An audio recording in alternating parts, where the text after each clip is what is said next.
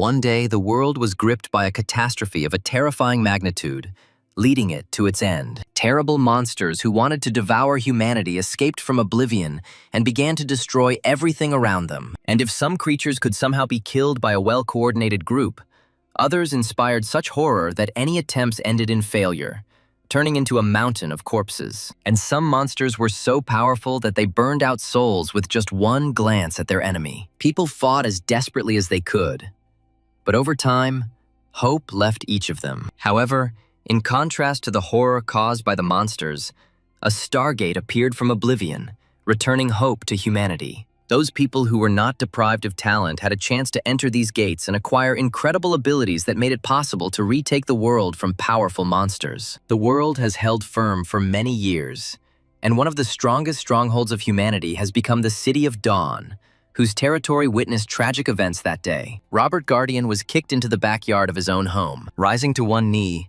Robert swore at his adopted brother, reproaching him for his betrayal. Darren stood in the doorway with the Guardian family's personal lawyer, grinning at Robert, who sat in the dust. A man dressed in a classic suit stepped forward, giving Robert a haughty look and explaining that, due to the fact that Robert had not awakened his abilities by the age of 18, by law, he loses his right to reside in the territory of the awakened community. Robert was shocked to hear that Darren, as a child adopted by the Guardian family, had the right to take over Robert's home for his full use. And although Robert tried to prove that he was right by mentioning those who, despite being of age, did not have abilities, he was again hit for his insolence. Robert fell backwards to the ground, barely able to hear himself being condemned for not believing in the city's laws. Having collected his papers, the lawyer prepared to leave, leaving the right to deal with Robert to Darren. Raising his head, Robert noticed the man's sly gaze directed at Darren, and barely heard him mention a certain promise from Darren. Smiling warmly at the lawyer,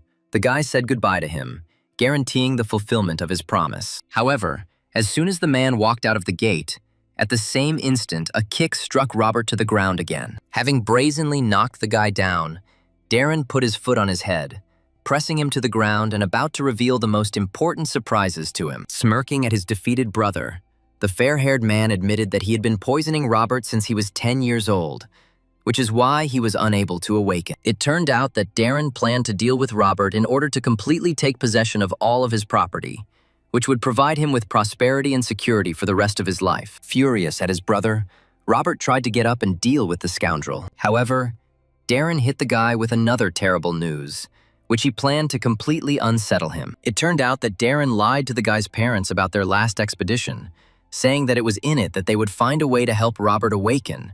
However, desperately wanting to complete it, the parents died. Realizing that it was his brother who was responsible for the death of his parents, Robert fell into despair, kneeling right in front of Darren, grinning maliciously. Deciding to finally put an end to this matter, the fair-haired one again sent the guy to the ground with a kick and ordered him to get out. Without looking up from sadness, Robert stood up and walked out the gate. When the guy took a few steps from the house, he turned around and looked at Darren with a withering look, threatening in a broken voice that he would return and would definitely take revenge for himself and his family. However, as soon as he turned away, his brother created a poisonous dart in his hands and quietly threw it at Robert's neck. Looking at the latter with contempt, Darren was sure that he would never see his loser brother again. After leaving home, Robert wandered around the city for several hours, without any plans, but with every step the strength left his body. The poison spread throughout the guy's body,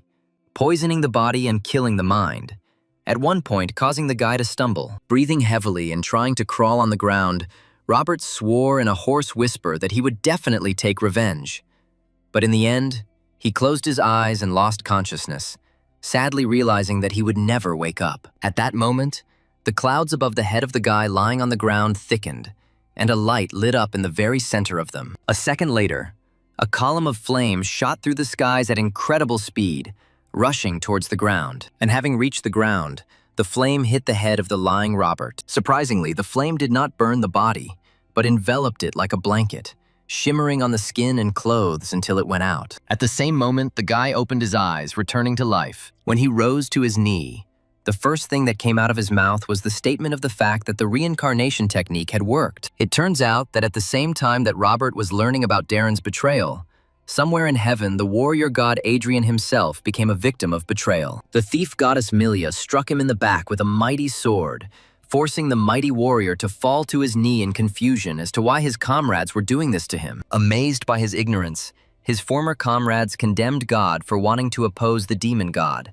considering the latter to be so powerful that it was impossible to imagine. In anger at the disbelief of his comrades, shouting that they had forgotten their own oath to protect humanity, Hadrian grabbed the blade sticking out of his chest with his hand. The power of his anger was so great that with one sharp movement, Adrian broke the blade into pieces amid his own cries about the greed and selfishness of the other gods. In shock, they all froze, looking at the unshakable will of the one who had just been accused of ignorance. Turning around, Adrian scorched his former friends with a burning gaze, full of rage and condemnation. If they had not been stunned, they might have been able to finish off the god warrior. But Adrian, taking advantage of their confusion, created a rune circle on the ground beneath him, embodying the legendary reincarnation technique. Adrian's soul, having left the body of the great god, turned out to be that same pillar of flame that pierced the heavens and struck the body of poor Robert. Standing on both legs, Adrian analyzed the situation and realized one very unpleasant fact about the new body. Taking advantage of the god warrior's experience, Adrian quickly realized that his new body was poisoned to the point that every organ was irreversibly damaged. Stunned that his mighty spirit had been transferred into such a weak body, Adrian began to study Robert's memories to understand what to do next. Images of all the tragic events that happened to Robert, and in particular, the fact of betrayal by his own brothers surfaced in his head. Adrian realized that his soul chose this particular body precisely because of the similarity of the tragic circumstances of death. Realizing that Robert's will before his death was incredibly strong, Adrian, feeling respect, vowed to fulfill this will at all costs. And as soon as he said this, Robert's soul appeared before his eyes in a golden flame, which, having learned that his last wish was in good hands, melted into thin air. And although Adrian made such a strong promise, he understood that due to the poison, Robert's body was too weak. But the great Adrian would not have been a great god warrior in his past life if he had been afraid to take risks when there were almost no chances. Having climbed into his own memories, Adrian began to look for what could help him cleanse his body and restore its former divine power. The answer was found almost instantly in the form of a secret technique that continues the path of the reincarnation technique. The 6 paths of reincarnation. Adrian understood that this technique would allow him to regain all the power he needed for his purposes.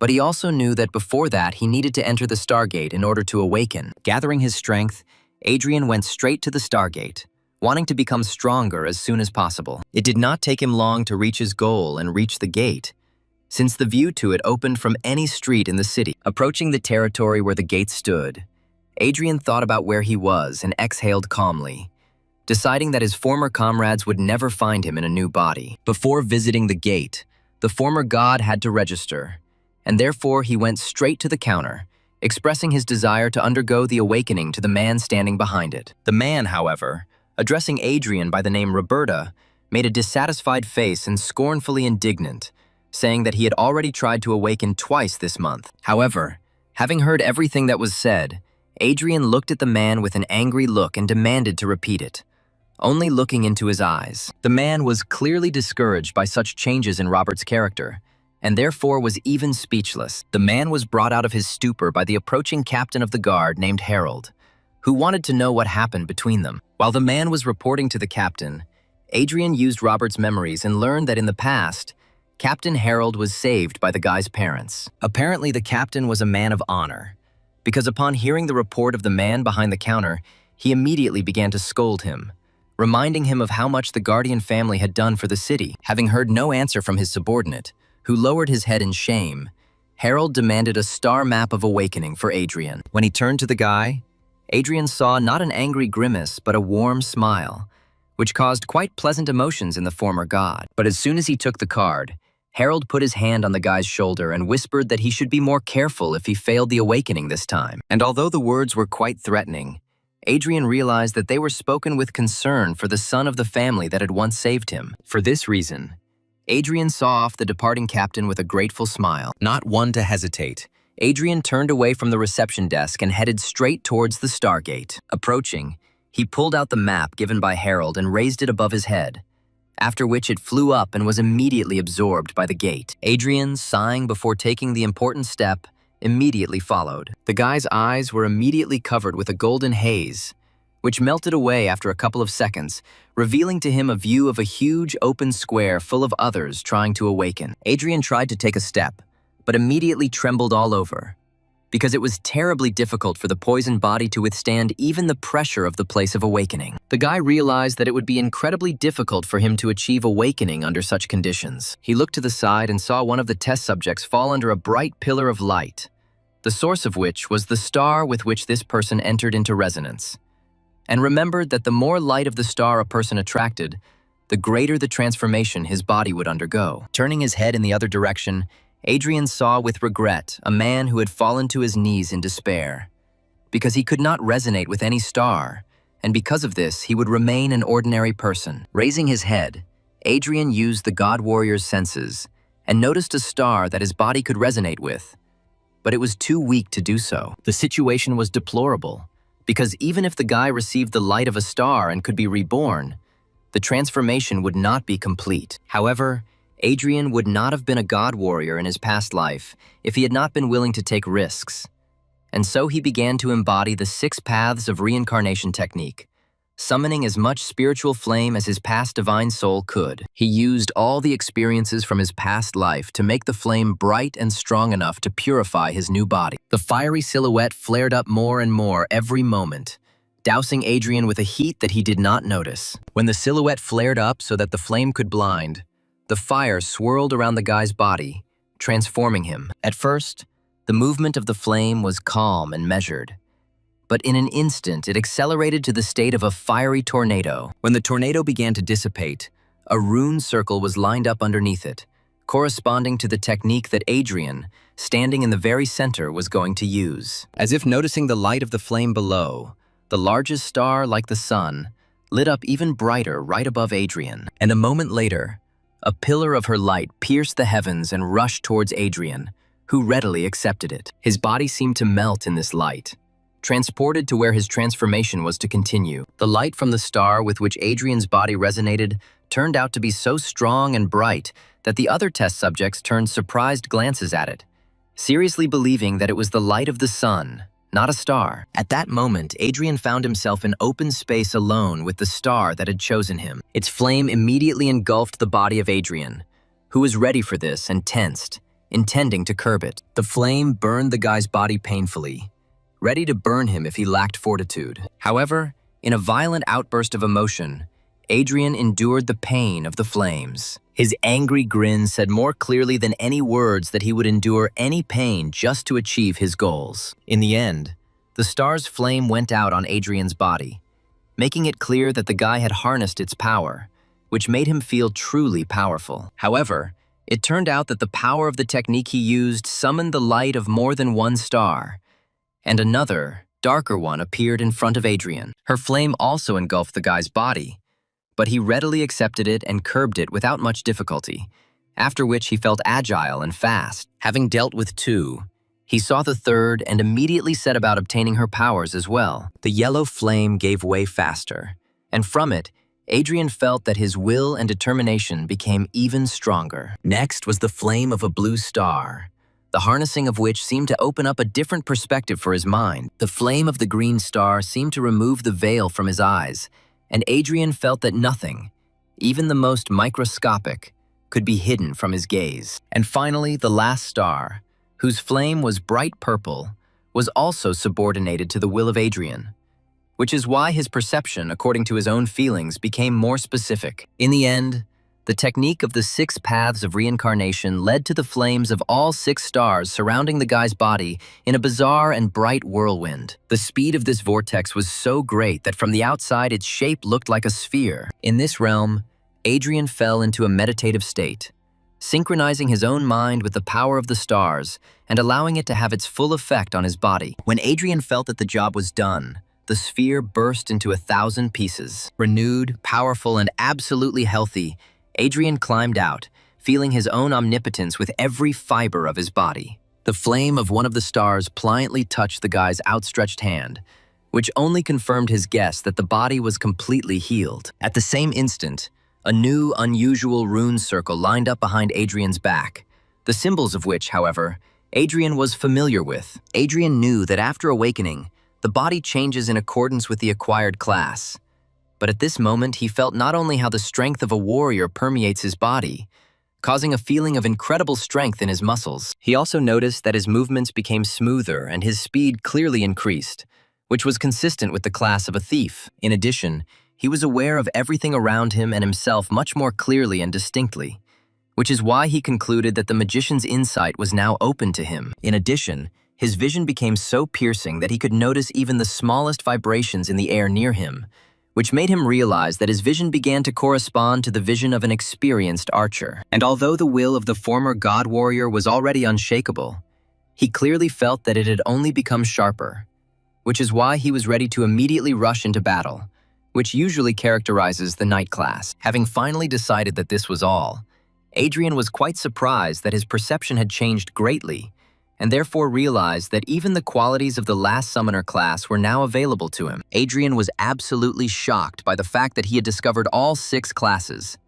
because even in his previous life, he had only heard of a couple of cases where someone managed to discover a predisposition for several classes, and even then, no more than 2. Clenching his fists proudly, the guy grinned, realizing that in this case, he would easily surpass even his previous self. Looking up, he saw that the space around him began to crumble, which meant that the awakening process would soon end. At the same moment, Adrian, closing his eyes and opening them again, walked out of the Stargate back to the place from which he entered. And on the way out, he met with the very thing that he clearly did not want to see at all. Because Darren stood there, instantly attacking Adrian with contemptuous comments towards his, as it seemed to the fair-haired, absolutely useless attempts to awaken. Having angrily looked at the scoundrel, Adrian, not wanting to stand on ceremony, boldly sent the guy. Darren was taken aback by this attitude from the one whom he had kicked with his own feet a few hours ago, and who now moved away from him, as if the blonde man was not worth the dirt under his nails. Fury immediately boiled in the blood of Darren, who did not understand how Robert, who had been poisoned by him, could walk like this now, as if nothing had happened. Outraged by this outcome, the fair-haired man pulled out his daggers and shouted at his brother, intending to finish off the insolent man that very second. Captain Harold's cry was heard from the direction of the gate, warning Darren not to do anything rash, and Adrian, hearing this, turned towards the attacker just in time. Using his thief-class skills, Darren quickly found himself right in front of Adrian,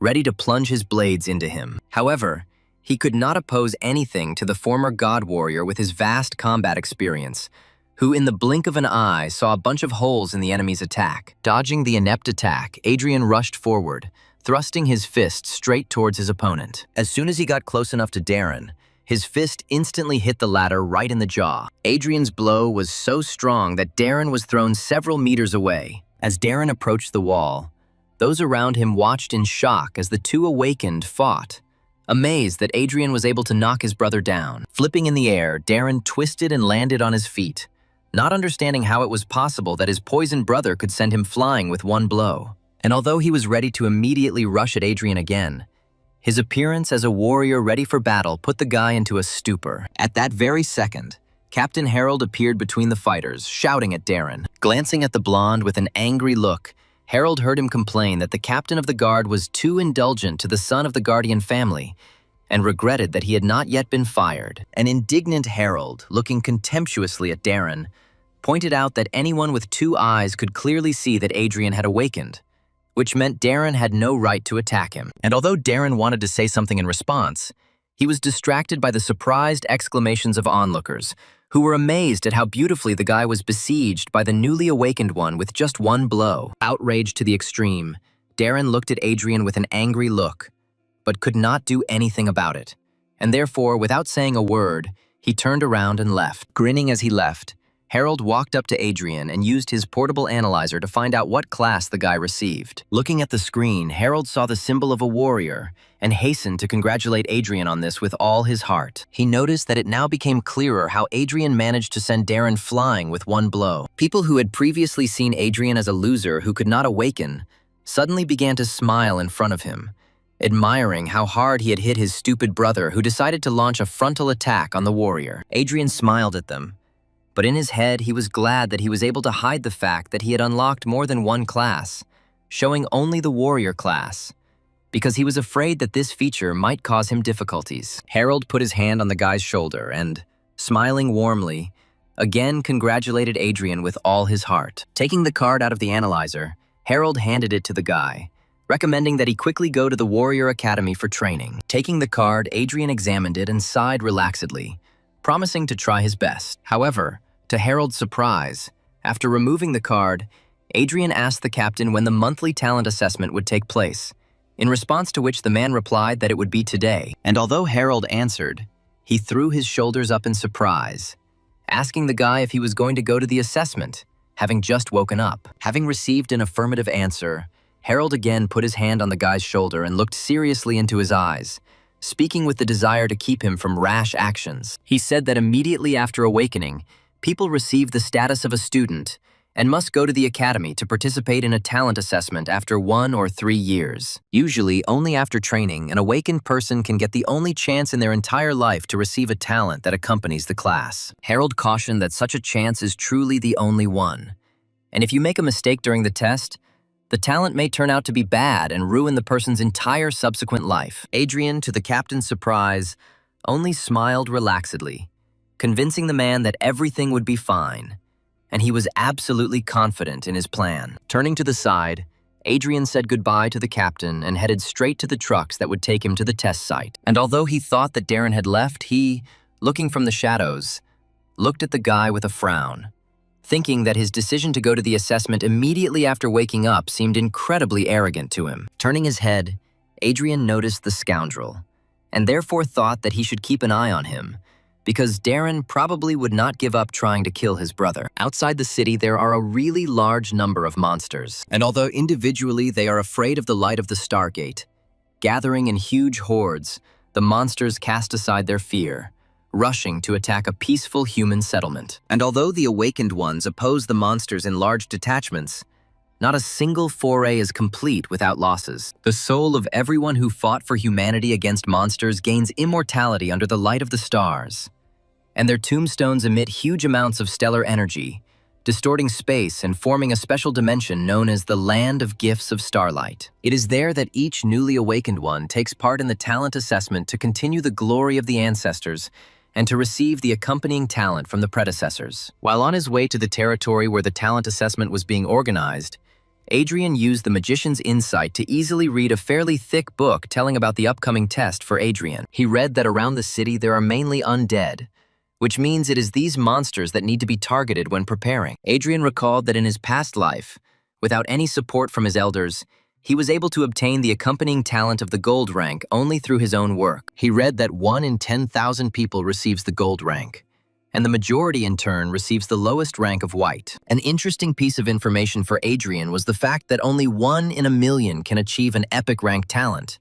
which is what he was aiming for. Adrian had to look away from the book when the trucks finally reached their destination, and the guy was able to go straight to the hero's cemetery. Opening the book again, Adrian walked to his seat, trying not to be distracted by the whispers of the young men around him, surprised at his presence. Throwing a not cheerful glance at the pile of graves, Adrian was surprised that the guys who studied at the academy were so ignorant of the test. The guy's attention was suddenly attracted by a girl armed with a bow, about whom everyone around him instantly began to whisper. Hearing that her name was Rebecca and that she awakened at only 11 years old, Adrian looked at her appraisingly and was not at all surprised to see that her aura was no stronger than usual, although the concentration of her soul was quite dense. At this time, a group of 6 tomb guardians of the Lands of Gifts of Starlight lined up in front of the crowd of awakened disciples. Especially notable among them were the stocky warrior and the long-haired archer. The warrior called his comrade and whispered congratulations to him that his guild of archers would soon be replenished in the form of such a gifted warrior as Rebecca. And although the archer waved away these congratulations,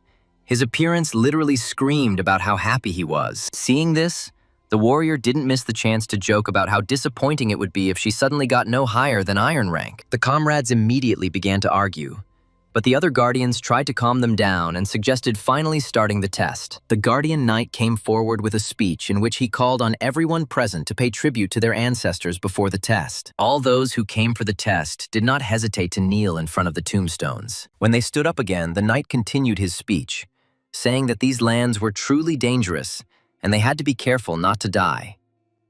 In turn, each of the guardians expressed parting words to the subjects. The largest tombstone suddenly lit up, and the streams of energy escaping from it formed a portal to the earth, where the test was to take place. Having parted, the guardians opened the passage to the portal for the students, where they all, including Adrian, moved. Adrian had a clear plan, and therefore he consulted the book in order to implement it as successfully as possible. Although those around him clearly saw in his reading more stupidity than ingenuity. At one point, a fat guy blocked Adrian's path and directly called him an idiot, with a malicious grin recommending that he return to where the guy came from. Adrian did not respond to the attacks, only throwing a contemptuous look at the scoundrel, which caused even more aggression on the part of the fat man. Finally, taking a step to the side, Adrian walked around the guy, advising him to take better care of himself. At the same instant, the silhouette of the ancestor's spirit shone above the fat man's head, forcing him to turn around. It turned out that the guy accidentally stepped right into the territory of one of the evaluator spirits, beginning his test of the spirit. A whole horde of spiders with malicious, ghostly faces suddenly appeared in front of the guy, the very sight of which made the fat man scream in fear. The guy began to wave his arms chaotically, trying to protect himself from the terrible monsters. However, a moment later he was already lying on the floor, defeated. A white ring sparkled above his head, symbolizing that the arrogant guy had received a lower-ranking talent. Adrian slowly moved along the lands of testing, passing by each of the spirits of his ancestors, knowing that the most difficult and therefore valuable tests were in the very depths. The guy was not distracted by the students screaming with joy, whose fortitude allowed them to receive bronze and iron talents. Around him there were sounds of battles and tests of fortitude, where someone achieved success, and someone tragically lost, thereby ruining their entire lives. Adrian, in turn, did not pay any attention to the events around him, consulting the book and building his route to the most distant lands. On the way, he was called out by the same girl who caused a big commotion when she arrived for the test. She tried to warn Adrian that further down the road the tests would be much worse, and therefore more dangerous, for which Adrian thanked her and himself warned that external forces would not help her pass the assessment. Not understanding what the guy was talking about, Rebecca looked back at the mechanical guards walking next to her, surprised that some student could so easily recognize that they were not real. And when she turned back to the guy, he had already left. Looking at the book again, Adrian began to think out loud, wondering why he had not yet met the silver-ranked warrior who should have been here, judging by the map. At the same instant, a beam of spiritual flame rushed towards Adrian, forcing the latter to dodge. In front of the guy stood the spirit of a warrior, looking puzzled, because he probably did not expect to see here just a student who, judging by his first impression, had not even been to the academy. Noticing that the spirit was confused, Adrian released his own spiritual energy, which took the form of a mighty warrior several times higher than the spirit of the appraiser, which greatly surprised the latter. Seeing this, the spirit instantly disappeared, not wanting to get involved with such power, which is why Adrian concluded that the energy of his soul would attract a lot of attention from the spirits of fallen heroes. And although, in addition to the faint glow of the stars, there was a smoking darkness swirling around, Adrian knew his surroundings perfectly, thanks to the book, which indicated in the form of coordinates how to get to the desired ancestor spirit. After checking it, the guy turned his head and, using the grave of the disappeared spirit as a guide, moved to the right in search of more powerful spirits. As soon as he was again in the vicinity of the star tombstones, the two spirits instantly incarnated, and their spiritual light rushed towards Adrian. The guy dodged and turned to face two puzzled spirits, who, seeing how bright the energy of his spirit was, turned to each other. To Adrian's surprise, the spirits began to fight with each other, from which the guy concluded that his soul was so attractive to them that they were ready to fight each other for it. Smiling awkwardly, the guy ran away, finally apologizing for not being able to choose them for his test. Adrian moved deeper and deeper, meeting more and more spirits who wanted to test the guy and give him their talent. Passing by the mighty warrior, Adrian met the spirit of a dexterous and nimble girl who tried to stay in his field of vision as long as possible, but he rejected her too. Seeing the golden spirit of the curvy sorceress, Adrian even became embarrassed and for a long second could not take his eyes off her attractive forms. But turning away, he moved towards the designated goal. For long hours, the guy traveled through the lands of talent assessment in search of epic rank spirits, but he did not come across them. Although the fact was that even the golden spirits turned their attention to him. Passing by one of the trees, Adrian heard the sound of battle, and deciding to briefly take a break from the monotonous search, went towards the sound to see what was making it. Coming out into an open clearing in the middle of the forest, the guy saw the golden light of the test in which Rebecca, whom he knew, fought, trying to find her talent. And although Adrian warned her, the picture that opened to him made it clear to him that the girl did not listen to the warnings, because even she did not understand why the spirit of her ancestor was attacking her so fiercely. In anger, the golden archer attacked the girl with a hail of arrows, not wanting to give her his talent. Landing into the ground, the golden arrows were engulfed in turquoise flames from tip to fletching until they finally changed. The arrows turned into monsters, which immediately rushed at the girl, covered by doll guards. The girl decided that the ancestor was seriously going to kill her descendant, although she really could not understand how she had angered the golden spirit. Expecting that she would have to fight only with spirit, Rebecca was taken aback when she saw monsters that were strong enough that a simple student could not cope with. Not wanting to give up, the girl, with well-aimed shots, destroyed every monster that rushed forward to bite her to death. Even if she couldn't defend herself from blows from behind, the puppet guards boldly covered her, throwing themselves under the jaws of the creatures so that the mistress would remain unharmed. Looking up from the corpse of one of the monsters, the girl saw the furious grin of her ancestor, already pointing a new arrow in her direction and shouting that Rebecca was not worthy. Another arrow flew out at incredible speed towards the girl, ready to pierce her body. But Rebecca was not going to, and therefore jumped away from the trajectory of the shot. In turn, the arrow right in flight turned into another monster, whose jaws were ready to immediately gnaw its throat. With a well-aimed shot that was so fast that it was difficult for the eye to notice, the girl dealt with the creature and, exhaling heavily, began talking about how her grandfather had always called her the most talented in their family. Looking up in despair, she saw that one of her mechanical guards had been almost completely destroyed. Tears began to well up in her eyes from misunderstanding why her ancestor considered her unworthy and wanted to finish off his descendant. The spirit, however, did not pay attention to the girl's tears and aimed a new arrow at her, shouting in a voice full of rage that she was unworthy of his power. Proudly straightening up right in front of her ancestor, the girl boldly looked into the spirit's eyes burning with anger and cried out with the question of what she had done to deserve his rage. Peering out from behind the tree, Adrian calmly asked the girl if she really didn't understand what exactly she had done wrong. Distracted from his original goal, the golden spirit looked at Adrian and was immediately dumbfounded by how strong the aura was in this guy. Seeing her ancestor's surprise, the girl instantly felt angry and again threw a defiant glance at him, crying out about how hard she had honed her skills and strengthened her soul. Using all her will, Rebecca firmly looked at the spirit, constantly reassuring herself that she would never be left without the talent inherent in each member of her family. Pulling back the string of her bow, the girl cried out that she would release her arrow even if she had to die. At the same instant, her body was engulfed in harmless golden flames inherent to the spirit with which she fought, which is why Rebecca realized that she was able to resonate with her ancestor. Adrian smiled and noted that the talent assessment test is primarily about will, courage, and fortitude, and not physical strength.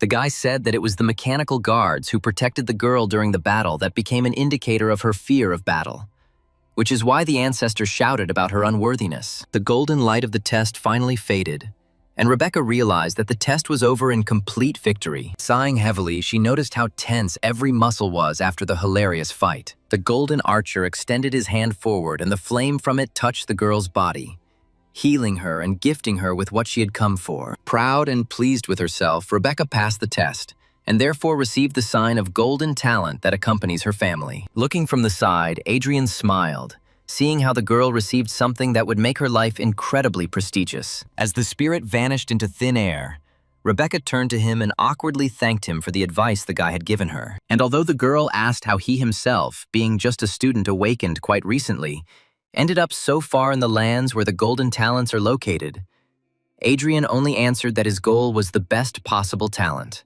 and, turning away, moved away. Noting that his soul seemed weak, the girl heard the guy boldly say that it was none of her business and asked to keep his presence here a secret. Seeing that the guy walked away from the lands of the gold ranks further into the depths, the girl was quite taken aback, realizing that his goal was even higher. In the end, Adrian reached his goal in the form of a huge tombstone connected by a monstrous golden chain. Smiling contentedly, the guy noticed that he was on the right track, since he saw something so colossal in front of him. The moment Adrian took another step, his body tensed from the terrifying force of pressure, indicating how difficult the test awaited the guy, since it was difficult for him to even be here. The huge, monstrous dog looked to be of advanced rank, and therefore, according to Adrian, he was an incredible number of times stronger than the guy himself. However, the guy was not at all afraid, but on the contrary, he was delighted, realizing that it was here that the concentration of spiritual energy was so great that he could absorb as much of it as he wanted, gaining strength. Crouching in the lotus position, the guy began to free his spirit to interact with the infinite and powerful energy surrounding him. Clasping his hands, he concentrated all his strength in them, which is why the energy that permeated the air began to be embodied and formed into a sphere in smooth threads. At the same time, behind Adrian's back, a runic circle of bright blue color appeared right out of nowhere, which helped the guy absorb the flows surrounding him. In the end, he stood up and straightened up, and the flows of energy dissipated, because Adrian had already absorbed the maximum amount for the status of a student. As a result of these manipulations, the guy could feel that his strength increased 6 times, which means he could safely withstand the pressure of the place surrounding him. Raising his gaze, he boldly looked at the monstrous dog protecting the tombstone. As soon as he stepped closer, Adrian came into the field of view of the hellhound, which is why it, which had previously been lying peacefully, rose to all fours and growled menacingly. A huge beast, whose jaws could tear apart an entire crowd with one bite, stood in front of Adrian, ready to destroy anyone who dared to appear for a test of epic rank. However, Adrian, who was a former god warrior, was not at all afraid of the terrifying sight and boldly stepped forward. In an instant, the monster pushed off with all 4 paws and rushed at the guy, intending to tear him apart.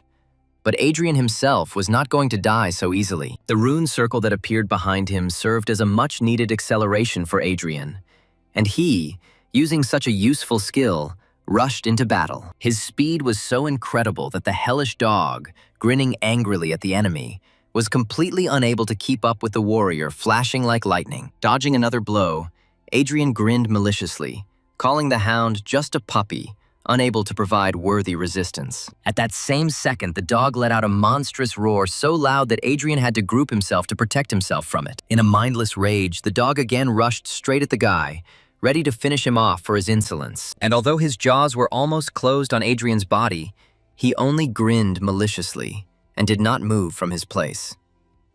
And as soon as they closed, Adrian penetrated through the upper jaw of the dog's mouth, as if passing through a dense wall of fog that did not cause any harm. Adrian stood over the hound's jaw, contentedly noting that a real hound was undead and would not react in any way to provocation, unlike this dog, who flew into a rage. With one flick of his finger, the confident Adrian destroyed the dog's form, breaking it into hundreds of pieces. Having landed, the guy proudly straightened his clothes and looked at the stairs, which the mighty beast so zealously defended. Adrian had a view of the incredibly majestic-looking gate through which he had to pass. As soon as he came closer, the gate swung open with a loud buzz in front of the brave warrior who had come to show what he was capable of. And although confidence flashed in his eyes, Adrian was a little worried about what was happening now, and what was about to happen any minute. Looking straight ahead, the guy took a deep breath and proudly stepped forward, like a worthy warrior who had earned the right to gain strength. Although these gates were called hellish,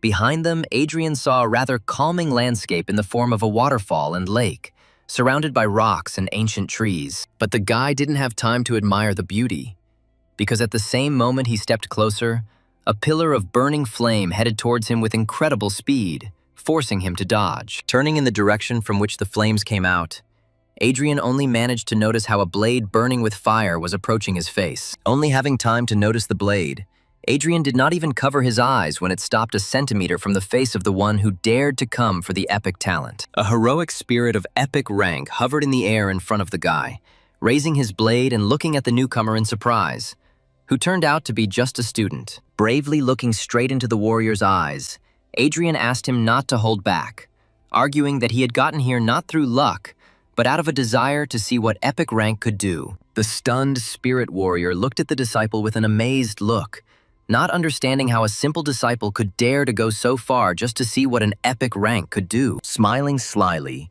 Adrian chose his words and asked the warrior to finally conduct a test, because he was going to show the spirit all the power he possessed. Having softened, the warrior sighed and corrected the guy, noting that the fact that he had reached this place does not mean that he could defeat a representative of epic rank. But he smiled and agreed to show his power. At the same instant, with one click of the warrior's fingers, the guy found himself in the arena, looking around in surprise. After analyzing the situation, he realized that his spiritual energy had quadrupled, surpassing the limitations imposed on being a disciple. It turned out that the warrior transferred not his body, but Adrian's mind and his own straight into the arena, and their bodies remained where they stood. At this time, the bodies of Adrian and the warrior's spirit were observed by 5 more spirits, whose energy shone with a bright light of epic rank. They were clearly pleased when they saw how, for the first time in a long time, someone came to their lands for a talent of epic rank. Although they were surprised that the person who came turned out to be a completely undistinguished student. One of the spirits was clearly angry that the warrior spirit was the first to get to Adrian, because after defeating the Hellhound, he himself was going to test the student. At this time, Adrian, already armed with a sword, was warming up, wondering out loud that the epic rank turned out to be so strong that, just by desire, he transported the guy straight to the world of dreams. The warrior standing in front of Adrian swung his blade and threw it to the side so that it got stuck in the stone. Straightening his arms, he invited Adrian to attack, ready to fight on equal terms, because the spirit itself compared its strength with the strength of the guy. Smirking, Adrian noted that his opponent was acting somewhat arrogantly, thinking that he could defeat a guy without a sword on equal terms. A moment later, the guy rushed into battle, using all his fighting skills and past life experience to leave his opponent no chance. And although the spirit fought desperately, he understood that even with a sword in his hands, it would be incredibly difficult for him to defend himself, let alone unarmed resistance. The man tried his best, but Adrian was incredibly fast and attacked as actively as he could. In the end, the spirit warrior was unable to dodge the final attack, and the guy put the blade to his neck. The warrior was sincerely amazed at how strong this disciple turned out to be, so boldly performing in front of a spirit of epic rank, despite the fact that he had become awakened only recently. Smiling kindly at the amazed spirit, the guy invited him to give it his all and show him what the epic rank is really capable of. Concentrating on the upcoming fair fight, the man extended his hand and pulled his blade into it, which burst out of the stone. Smiling at the upcoming battle, both warriors rushed at each other, wanting to cross swords and find out which of the two was stronger. The swords of both warriors clashed, striking sparks in a stunning dance of battle. And although the spirit warrior fought desperately, one mistake was enough for the former god warrior to make one precise attack with his blade. And this one blow was enough to knock out the blade and hands of the stunned enemy. The warrior spirit was absolutely at a loss, because he sincerely could not understand how only a student could defeat him. In his eyes, you could see the incomprehension with which he looked at his hands, as if doubting his own abilities. Satisfied with himself, Adrian thought that now the result of his test was quite satisfactory in order to finally receive the epic rank talent he deserved. And although he was ready to receive his reward, the spirit warrior suddenly disappeared into the air, causing confusion in Adrian. Returning to his body, the warrior curiously examined his opponent, whose mind was still in the world of dreams. Other epic spirits, seeing how their comrade returned to his body, were surprised, deciding that the test was over so quickly. And besides, there was no ritual for transferring talent, and they concluded that the guy had lost. However, they were puzzled when they saw that Adrian himself had not yet returned from the dream world, and therefore they asked their comrade what happened to them there. Raising his head proudly and not looking away, the warrior honestly admitted that he had lost the battle. The rest of the spirits were shocked when they heard that their comrade, whose strength reached an epic level, lost to an ordinary student, even though they were equal in the dream world. They assumed that the warrior had simply given in, but he shook his head and replied that the fight was fair and he was rightfully defeated, and for this reason, he had an idea. After listening to their comrade, The epic spirits were divided, trying to decide whether to follow his plan or not. However, after consulting, they decided to agree, and at the same moment, all 6 were transported to the world of dreams and appeared before Adrian's eyes. Adrian, who had already thought that his rival had abandoned him in this world, relaxed when he discovered that he had returned with reinforcements in the form of 5 spirits of epic heroes. As soon as they appeared in this world, each of the 6 spirits first looked at the one they were about to test with an appraising glance. Smiling kindly, the spirit mage noticed that the guy did not blink an eye when he saw as many as 6 epic spirits in front of him. Scratching his beard, the elder opened his eyes and spoke with the hoarseness in his voice characteristic of his appearance. Removing one hand behind his back and nodding proudly towards his comrades, the magician invited Adrian to fight all 6 epic spirits at the same time. Looking at those who came with confusion, Adrian heard that if he wins, he will receive 1 epic talent from each of them, which is why his eyes sparkled with awareness of the situation. Behind the spirits of men stood the archer and the summoner, who, having sarcastically examined the guy, suggested that he leave with the talent of a warrior, because judging by his appearance, he would not have enough strength. In response, the former god warrior laughed like a madman, receiving sincere pleasure from the whole situation. Proudly looking up and raising his sword, the guy expressed his desire to accept the challenge and his unwavering readiness to fight. The magician frowned, calling the guy self-confident, and the knight called him arrogant, although he seemed to only like it more. Taking a stance, Adrian did not take his eyes off his opponents, ready for any attack from them. The spirits had already pulled out their weapons and also prepared for battle, warning the guy that the following events could be damn dangerous for him. At the same moment, as the magician finished speaking, the thief spirit disappeared from sight, rushing into an attack with amazing speed. In a second, the thief was right behind Adrian, ready to inflict a mortal wound on him with a blade in the back. However, he did not expect that, using the archer's reflexes, he instantly turned around and swung his sword towards his opponent. One strong blow to the defending enemy was enough to send the thief spirit flying. And although he defended himself, the force of the blow was so great that, having crashed into the wall, the spirit immediately lost consciousness, leaving the battle. Realizing that they could not win alone, the epic heroes rushed into battle all together in order to remove the smug smile from the opponent's face. The mage's fireballs were clearly of extraordinary power, but, using the thief's speed and the archer's reaction, the guy easily dodged each of them. Thanks to the magician's insight, he could calculate every swing of the blade in order to protect himself from the archer's shots. The spirit mage tried to use a paralyzing discharge to stop the guy and allow his fellow knight to strike, but Adrian, for some reason, ignored the effect of the spell, rushing straight to the old man. Finding himself close to the spirit mage,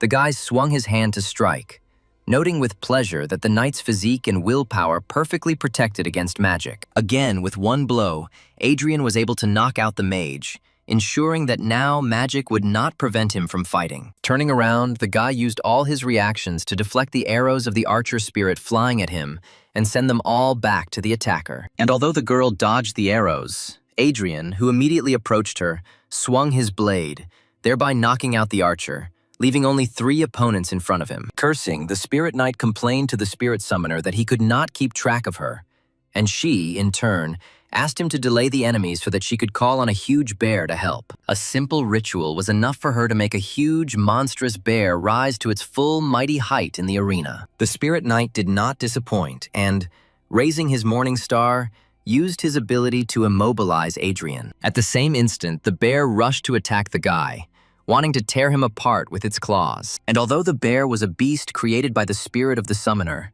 Adrian's summoning abilities were stronger, and he seized control of the bear, forcing it to attack the knight, knocking him out of the fight with one blow. Adrian, who instantly found himself next to the girl, smiled slyly at the girl before striking. Like the others, Adrian dealt with the girl with one blow, knocking her out. Turning to the last epic rank spirit, Adrian asked if he would fight, but the warrior smiled, answering that he had already lost before, and therefore there was no point in fighting. Turning around, Adrian saw that all the epic rank spirits had already stood up and cheered for his victory. Having congratulated him, they returned to the real world and stood over the guy's body in a circle, intending to perform a ritual after which Adrian would receive his talent. As promised, the spirits gave him not 1 talent, but 1 talent from each, although no one knew whether they could exist in one body. The energy released by each of the spirits flowed into Adrian's body and began to mix with the 5 others. The aura emanating from the mixing of talents turned out to be so bright that even the mighty epic spirits were amazed at the power of its light. The amazed spirit mage whispered tremulously that the resulting rank would be much higher than epic. Concentrating the energy of the spirits within himself, Adrian strained greatly, trying to keep it inside himself, and realizing that the last stage of merging was much more difficult. Unleashing the full power of his fighting spirit, Adrian used it to cope with such a difficult task. The guy's spirit was eventually able to contain all this powerful energy that permeated the body, and it transformed into a crystal heart in the guy's hands. In receiving this new power, Adrian sensibly assessed it, thinking about the scale of talent levels so well known to everyone. Knowing that getting a gold rank was incredibly difficult and an epic rank was almost impossible, no one would have thought that there could be a talent level higher than epic. The heart transformed back into streams of energy of incredible power, which were instantly absorbed into the body of Adrian, who instantly realized that his new talent turned out to be mythical. In the guy's mind, an understanding of the new talent arose and, in particular, why the energy of the spirits took on the shape of a heart, because this new talent was called the Heart of the Brave and could increase the hero's power 10 times. Opening his eyes, Adrian saw that the epic spirits were enveloped in a warm light, and their faces expressed satisfaction and pride, because they not only saw a talent whose power is higher than the epic, but they themselves endowed them with a worthy warrior. Smiling at the heroes disappearing in this light, Adrian relaxed peacefully, proud that he was able not only to fulfill his goal, but to achieve something even better. Turning to the exit from the lands of epic rank, the guy stopped for the last time to leave an offering to the disappeared spirits, in the form of the book that helped him get here, as well as a bottle of delicious sake stored in advance, promising them that he would definitely protect the City of Dawn from any misfortunes. At this time, a proud Rebecca returned from the lands of testing, illuminated by the symbol and light of the gold rank, which greatly pleased the guardian archer, who instantly called her a true genius. Turning her head away, the girl embarrassedly babbled that she received her talent only thanks to the help of her dear mentor, and she was not a genius at all. The archer guardian, proud of the girl, did not agree with her, saying that the gold rank appears once every 10 years, and at the same time looking sarcastically at the warrior guardian, none of whose students received a rank higher than silver. Outraged by this gesture, the guardian warrior protested that the guardian archer's students could only rely on luck, without deserving the high talents they received. And although the guardian warrior claimed that among the warriors there would be such a strong awakened one that he could receive a gold rank, he only met a malicious grin from his comrade. Distracted from the squabble between the two guardians, Rebecca looked around, trying to spot Adrian and finally find out what rank the one who so calmly walked past the lands of the gold rank received. Realizing that there was no guy in the area, the girl looked at the portal, anxiously waiting for him to come out of it. When the guardian archer decided to announce the end of the test, Rebecca asked him to stop and wait, because one test subject never left the test grounds. At the same moment, Adrian, stretching his neck, climbed out of the portal, meeting there not with a storm of applause, but only with such familiar disdain, because the guardian archer was sure that the guy had failed his test. Rebecca, blushing at the sight of the guy, did not hear her mentor's sarcastic comments, remembering only, not without a shadow of embarrassment, that the name of her new acquaintance was Adrian. Glancing to the side, the guy immediately saw the fat man who had crossed his path at the very beginning of the test, and who was right now mocking Adrian, thinking that he was hiding from the test, afraid of failing it. Not paying attention to the sarcastic comments, the guardian warrior took a step towards the guy, asking with a smile what rank one of his ward warriors received. Smiling, Adrian relaxed for a second, which is why the aura of his talent shone faintly, covering the entire body of the awakened one. And although the hero received a mythical rank, everyone around saw what he wanted to show them, namely the aura and symbol of the gold rank shining on the guy's body. Everyone around seemed to have broken loose, heatedly discussing and amazed at the fact that this time, 2 participants received the gold rank, although even one was an incredible rarity. Smiling contentedly, Adrian noted, not without pleasure, that he was incredibly lucky that his new talent allowed him to flaunt the rank that the hero himself wanted. Quietly resting his hands on his hips, the guy, not deigning even a glance to the arrogant scoundrels mocking him, told them out loud that they should not mock others, but try to become stronger themselves, which greatly embarrassed the dumbfounded fat man. And only Rebecca, whose confused look Adrian caught, could not understand why the guy received only a gold rank, because he went much further than the place where the golden spirits were. As if he had read the girl's thoughts, Adrian put his index finger to his lips, reminding her that he had asked her to remain silent about where he was going in the testing lands. Once again embarrassed by the attention of her new acquaintance, Rebecca only thought about how many secrets Adrian had from everyone around him. And while she was reasoning, the guardian warrior rushed to Adrian, whose smile made it clear that he was incredibly happy that one of his charges was finally able to receive a gold rank.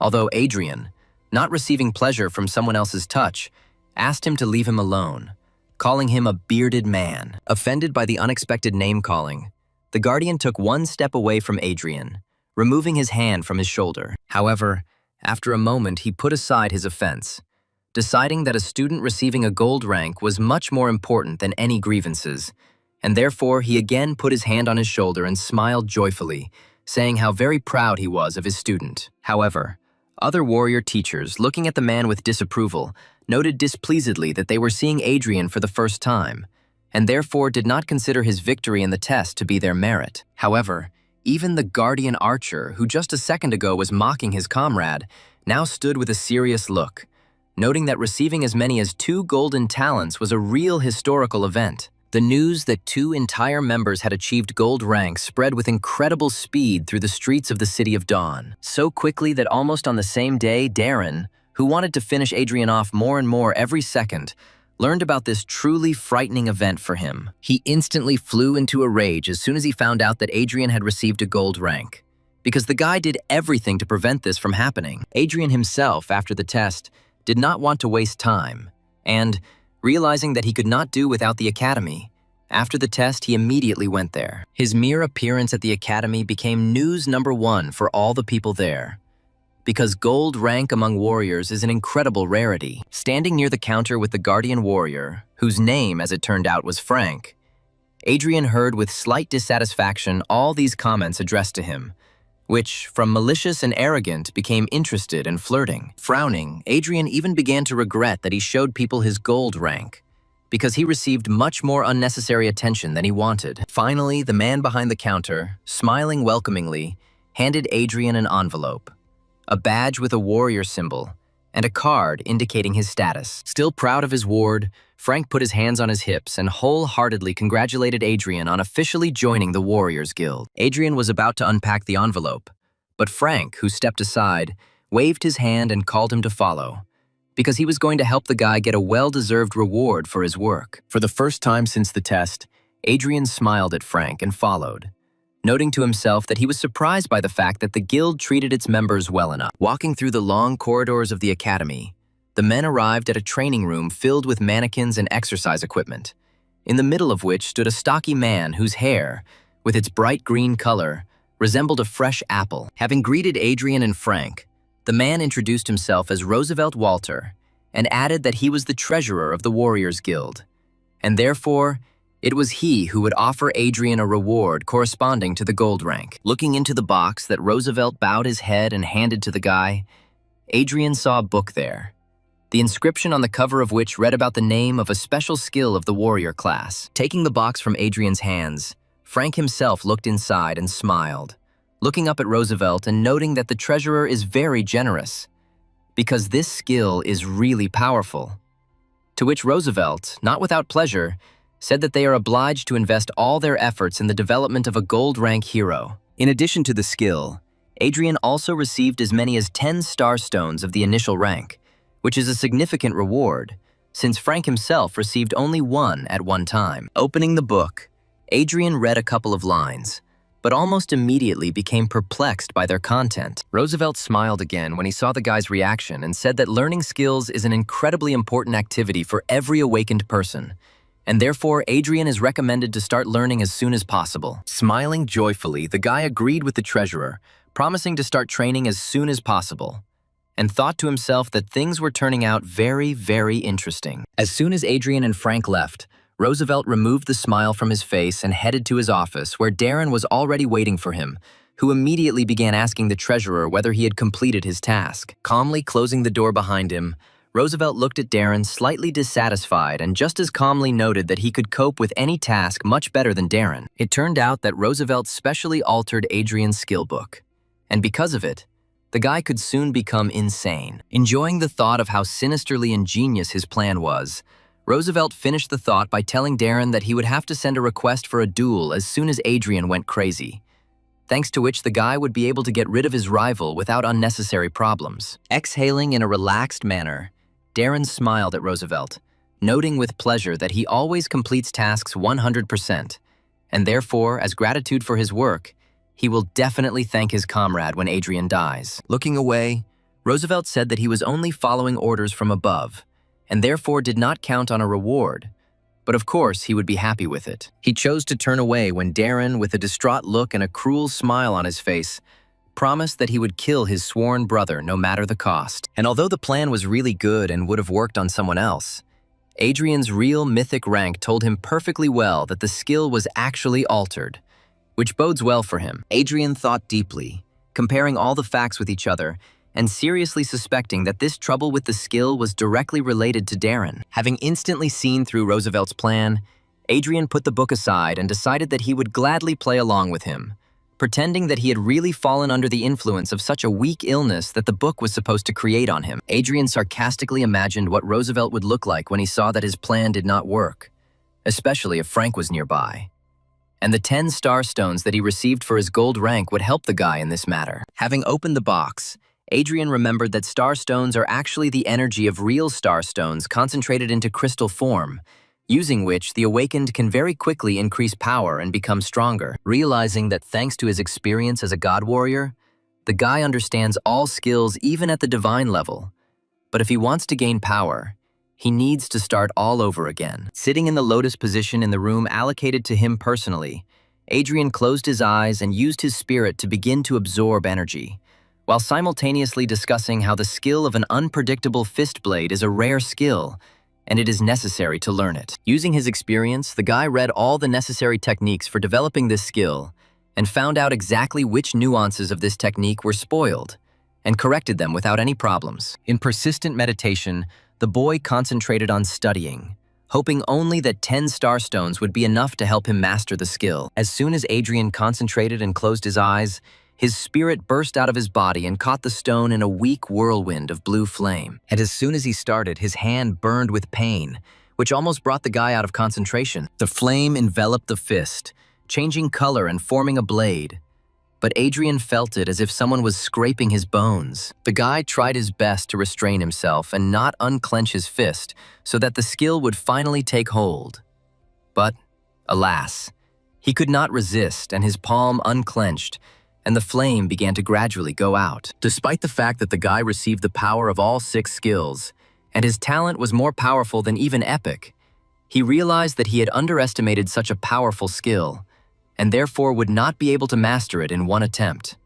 Because during this one time, the skin of his hand turned red and shriveled from fire. Realizing that it would take at least 1 year for an ordinary person, Adrian grinned, knowing that with his strength there was no way he would allow himself to hesitate, and therefore would definitely master the skill as soon as possible. Concentrating again, Adrian used the power of his spirit to once again cause his hand to become covered in bright pink flames, which now took on a much more distinct blade shape. Exhaling in satisfaction with his own work, the guy stood up and with one movement made the sword fly from the wall straight into his own hand. Forcing his energy to again form the shape of a blade around his hand, the guy hit the wall with such force with one swing of his sword that a rather wide crack appeared along it. Looking at this crack and easily moving the blade, the guy noted, not without pleasure, that the skill was indeed very strong, and therefore the time and stones spent on studying it were clearly worth it. Relaxing his hand, the guy withdrew the energy and remembered that even when he moves to the next rank,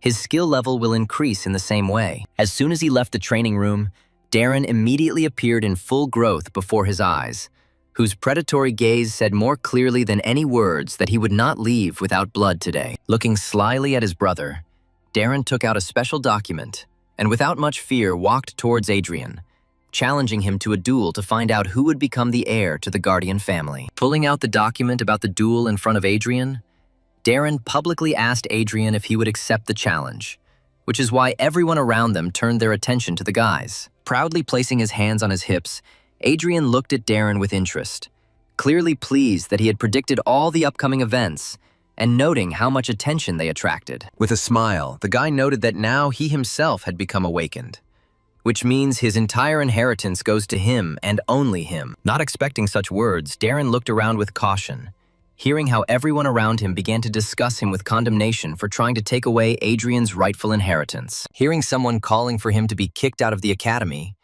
Darren raised a paper in front of him in a panic, indicating that this duel was agreed upon by the awakened community. The warriors around looked at the paper in bewilderment, not understanding how the community could even allow such a conflict to happen. Realizing that no one would touch him now, Darren believed in himself and again turned to Adrian, indicating that refusal would mean that he was renouncing any claims to the Guardian family inheritance. And although Adrian himself felt angry, he understood that this anger was caused by the memories of the guy in whose body he was reborn.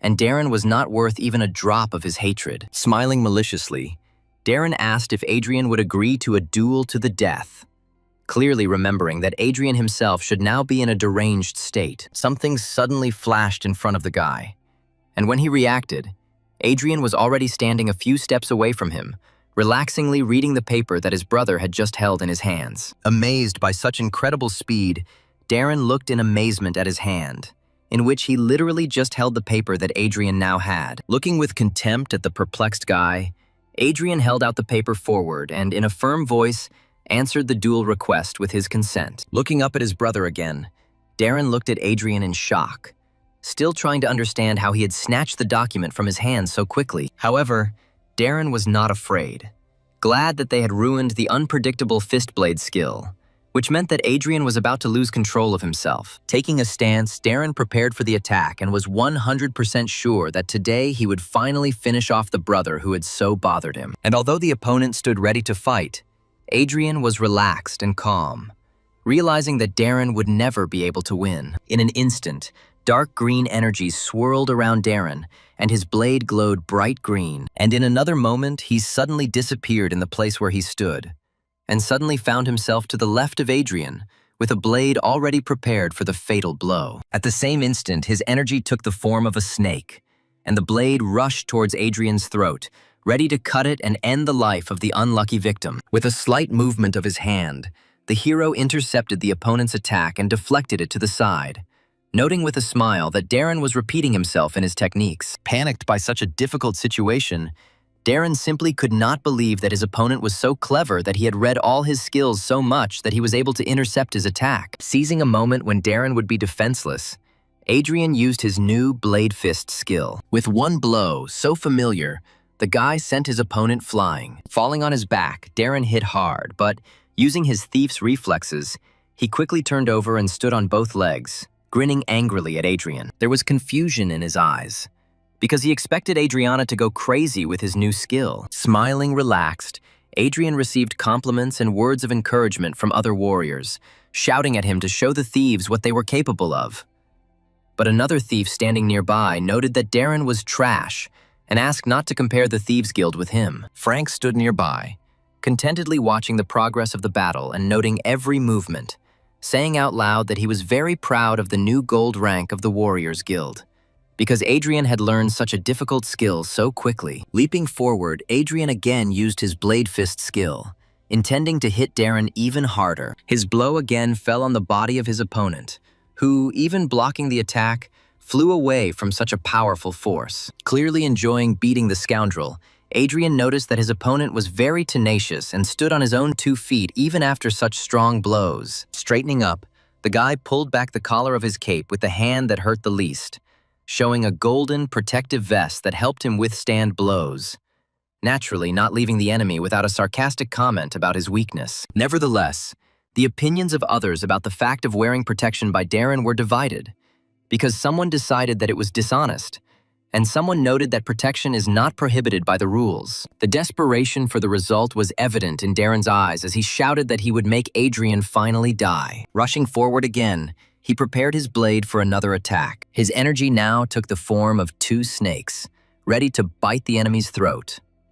And Darren himself, using his skills to the fullest, was approaching the enemy. This time, without even a hint of a smile, Adrian called Darren a narrow-minded idiot, facing the oncoming attack without fear. Again, with a single effortless movement, Adrian used his blade fist to block such a powerful attack without any effort. Darren's eyes showed fear, because he clearly did not expect his opponent to block his most powerful skills so easily. Looking at the enemy with contempt, the guy noted with pleasure that he was only playing along with Darren, who thought that his armor would provide him with good protection. With these words, Adrian used the blade fist on his other hand, which he directed directly towards the enemy's face. Darren, who did not have time to block the attack, was forced to feel the full power of such a powerful skill. In turn, Adrian, realizing that the enemy had lost the opportunity to defend himself, attacked him with several blows from the blade fist. In the end, with another powerful blow, the guy sent Darren flying again. The guy tried to group himself,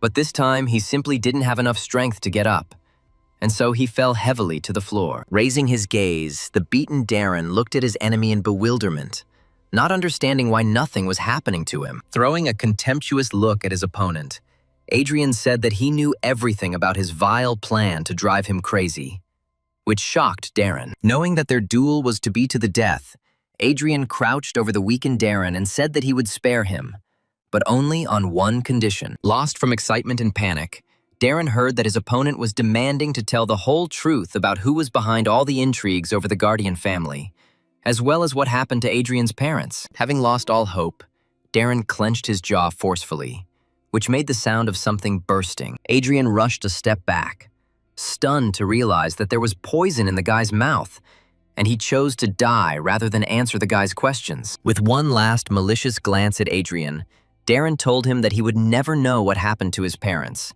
and also that he was unable to cope with those who intended to end the life of the Guardian clan. Stunned, Adrian silently listened as Darren said his last words, saturated with malice and contempt. Having said his last word, Darren suddenly rolled his eyes and leaned back, and his chest stopped rising in time with his breathing, making it clear that from now on, Adrian's sworn brother was dead. Adrian felt incredible contempt for his opponent, but also a certain amount of respect, because he was ready to die for his goals. Turning away from the deceased with regret, the guy thought that those who were behind all this apparently had great power in this city. And although he understood that Darren's death would bring even more troubles upon him, excitement and a desire to find out just how strong his enemies flared up in him. Realizing that he still only occupied a weak F rank in the guild, Adrian headed out of the hall, deciding to quickly return to training, but not noticing how someone was hiding around the corner who was watching the progress of the battle with great curiosity. Sometime later,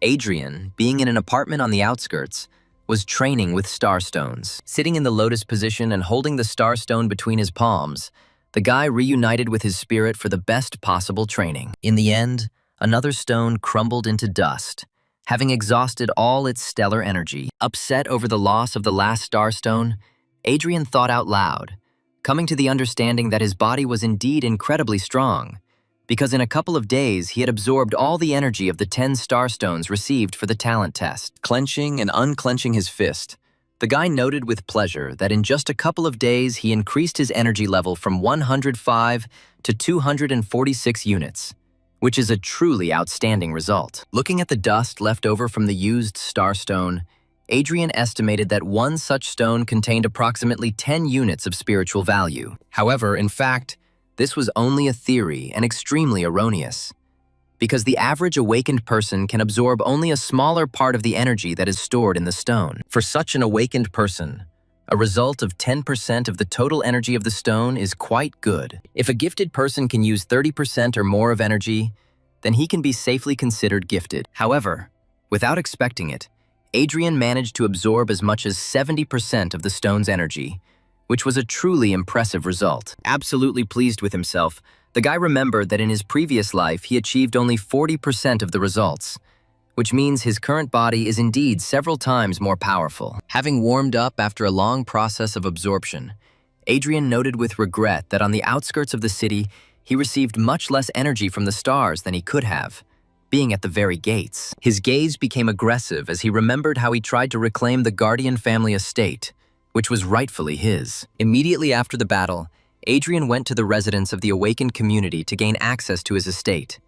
But, as it turned out, after passing into Darren's possession, the estate no longer belonged to the Guardian family. Smiling boldly and intertwining his fingers in a businesslike manner, the man noted that after Darren's death, the estate passed into the possession of the Awakened Society, and Adrian was given only a small apartment on the outskirts. Adrian had to admit that it would be very difficult to return his property because, apparently, this estate was of great value to the one who was plotting against the guy. Hanging his head sadly, Adrian also admitted that, unfortunately, he could not in any way resist someone significant, because his rank in the guild was only initial. And another sad thought visited the guy's mind when he realized that he had miscalculated again. He learned that, although he does not have the right to the estate, he will still get the inheritance, although it turned out to be much less than what the guy expected, and it will only be enough for 20 stones of stellar energy. Pressing his fingers to his head, Adrian winced at the headache, noting that he never thought that one day he would stress so much over money problems. After searching his pockets thoroughly, the guy pulled out a warrior token given to him by the guild. With one swipe of his finger across the surface of the token, Adrian caused a reaction that resulted in a holographic light projecting an image into the air. Without a trace of a smile, the guy looked at the numbers indicating his level and amount of energy, and not cheerfully noted that he needed a lot more star stones. With a slight movement of his finger on the token, the guy changed the picture and saw in front of him several tasks that the guild had provided him, and gloomily noted that the rewards for them were not bad, but there were very few merits, and he needed as many of them as possible, because 100 merits are exchanged for 1 star stone. Looking at the result of his research, Adrian doubted whether he should try tasks that were more difficult for his rank. And although he himself understood that he could easily cope with a task at a higher level, he doubted it only because its successful completion immediately after waking up would attract too much unnecessary attention. While he was under the wing of the Warriors Guild, no one could even lay a finger on him. But if he went too far, ill wishers would come from everywhere and still be able to get him. While flipping through various tasks, Adrian suddenly came across something that caught his attention. Touching the hologram, the guy read about a task that was 2 whole ranks more difficult, but it only required exploring the surroundings of the forest nearby, and the reward promised as many as 20 merits. Taking a closer look at the picture that came with the task, Adrian noticed something interesting, deciding that the task seemed very interesting to him. After some time, Adrian arrived in the suburbs where some of the awakened ones lived and worked. After wandering around the territory for a long time, the guy finally noticed a fork and realized in which direction the moss forest was located, which became his new goal. At that moment, when he was about to leave, the guy heard a clear voice from behind, calling him by name. Turning around, he saw Rebecca in full battle dress, who, clearly delighted to meet a new acquaintance, asked him if he had accepted the same task with the moss forest as she had. At first, Adrian didn't even immediately remember the girl, but remembering how he helped her during the test, he awkwardly confirmed her guess. Rebecca, clearly overjoyed even more, immediately approached the guy almost closely, asking if he would then like to join her squad, since they had come on the same mission, quite embarrassing Adrian himself. A silhouette of a man suddenly appeared behind her, immediately bringing the girl down to earth with the assertion that she should have first asked the squad leader before calling anyone into the squad. Coming out into the light, the stocky man noted that for a squad of rank E, a hero of rank EF would be a burden. But, despite the unflattering comment, he still introduced himself as Mark Hoffman. Turning around, Rebecca immediately began to protest, insisting that she did not consider Adrian a burden. The man who came up, hearing Adrian's name, called Mark a real ignorant, because Adrian was the one who, along with Rebecca, received a gold-rank talent in the recent test. Stretching out his hand for a handshake, the man introduced himself as Howard, and noted that he was the squad's archer. Pleased by the polite attitude, Adrian shook Howard's hand with a smile and heard from him an invitation to join the squad. Dissatisfied with such a positive attitude of the commander towards the guy, Mark said that he did not see anything outstanding in the gold rank, and only looked at the level. And for their squad, Adrian's level made him a burden. With one sharp shout, Howard silenced Mark, pointing out that the knight was talking complete nonsense. Embarrassed by such a pleasant attitude, Adrian accepted the invitation to join the squad and, trying not to pay attention to Mark, followed Howard, who led the squad straight to the moss forest. When the team finally entered the forest, the sky was covered with the crowns of mighty trees, whose trunks were intricately intertwined. As soon as they climbed deep enough, tree creatures began to emerge from the bushes at them, forcing the heroes to fight. Wanting to cover the combatants, Rebecca pulled the bowstring and aimed a burning arrow towards the snarling monsters. With one well-aimed shot, she hit one of the monsters, causing the flames to immediately flare up, engulfing its woody body. And although the shot was accurate, and the flame clearly wounded the monster, it suddenly extinguished it with a growl, turning to the one that had so suddenly carried out such a strong attack. The monster was about to rush straight at Rebecca,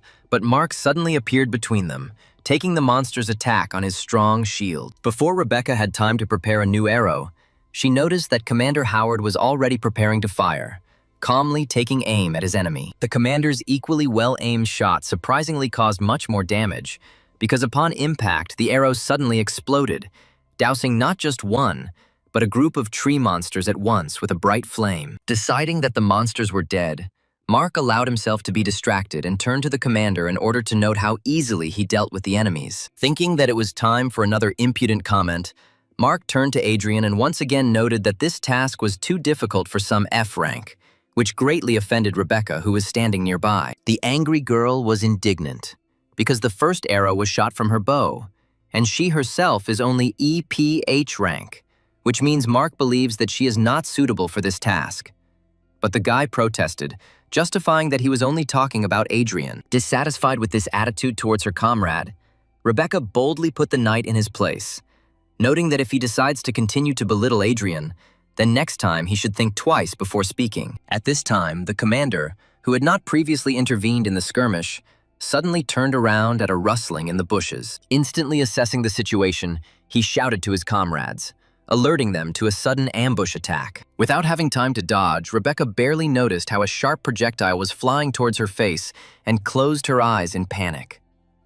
Without straining at all, Adrian intercepted the arrow in one deft movement and, clenching his fist, broke it into pieces, which made Rebecca quite surprised. Throwing away the fragments of the arrow, the guy pointed towards the bushes from which the projectile flew out and shouted that that was where the attacker was. The team thief, named Gerald, instantly jumped onto the tree and rushed in the indicated direction straight along the branches, promising to deal with the monster. In a couple of jumps, he caught up with the already fleeing tree monster with a bow in his hands and raised his blades to attack.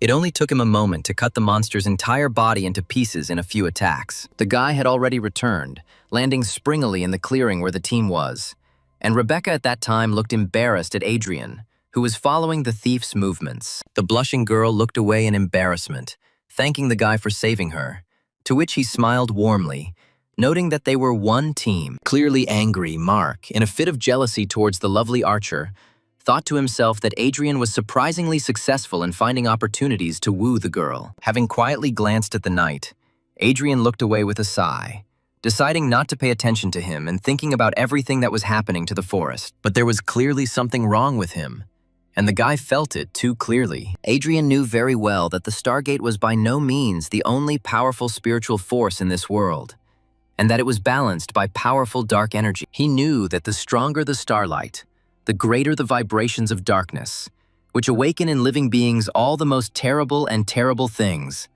turning them into monsters. And although the guy understood that because of this there were more and more monsters in this forest, he was not interested in this at all, but in the fact that for this reason, among other things, more treasures were appearing in the forest. Distracted from his reasoning, the guy turned his head and saw the commander take out a certain device with an antenna, clearly checking something. After checking all the data, the man took out another device and installed it at the root of one of the trees, proudly telling the team that the last beacon had been installed, which means their task of exploring the forest had been completed perfectly. Realizing that they would now go back to the camp, Adrian even smiled, deciding to secretly return here later alone in order to fulfill his goals. However, Mark spoke up, surprising the others by noting that he considered it inappropriate to return to camp now. The guy reasonably noted that for a regular E-rank task, they would receive too little to divide the reward among everyone, and therefore he suggested moving a little deeper into the forest to find something more worthwhile. And although the commander was clearly not too pleased with such an initiative on the part of the daring knight,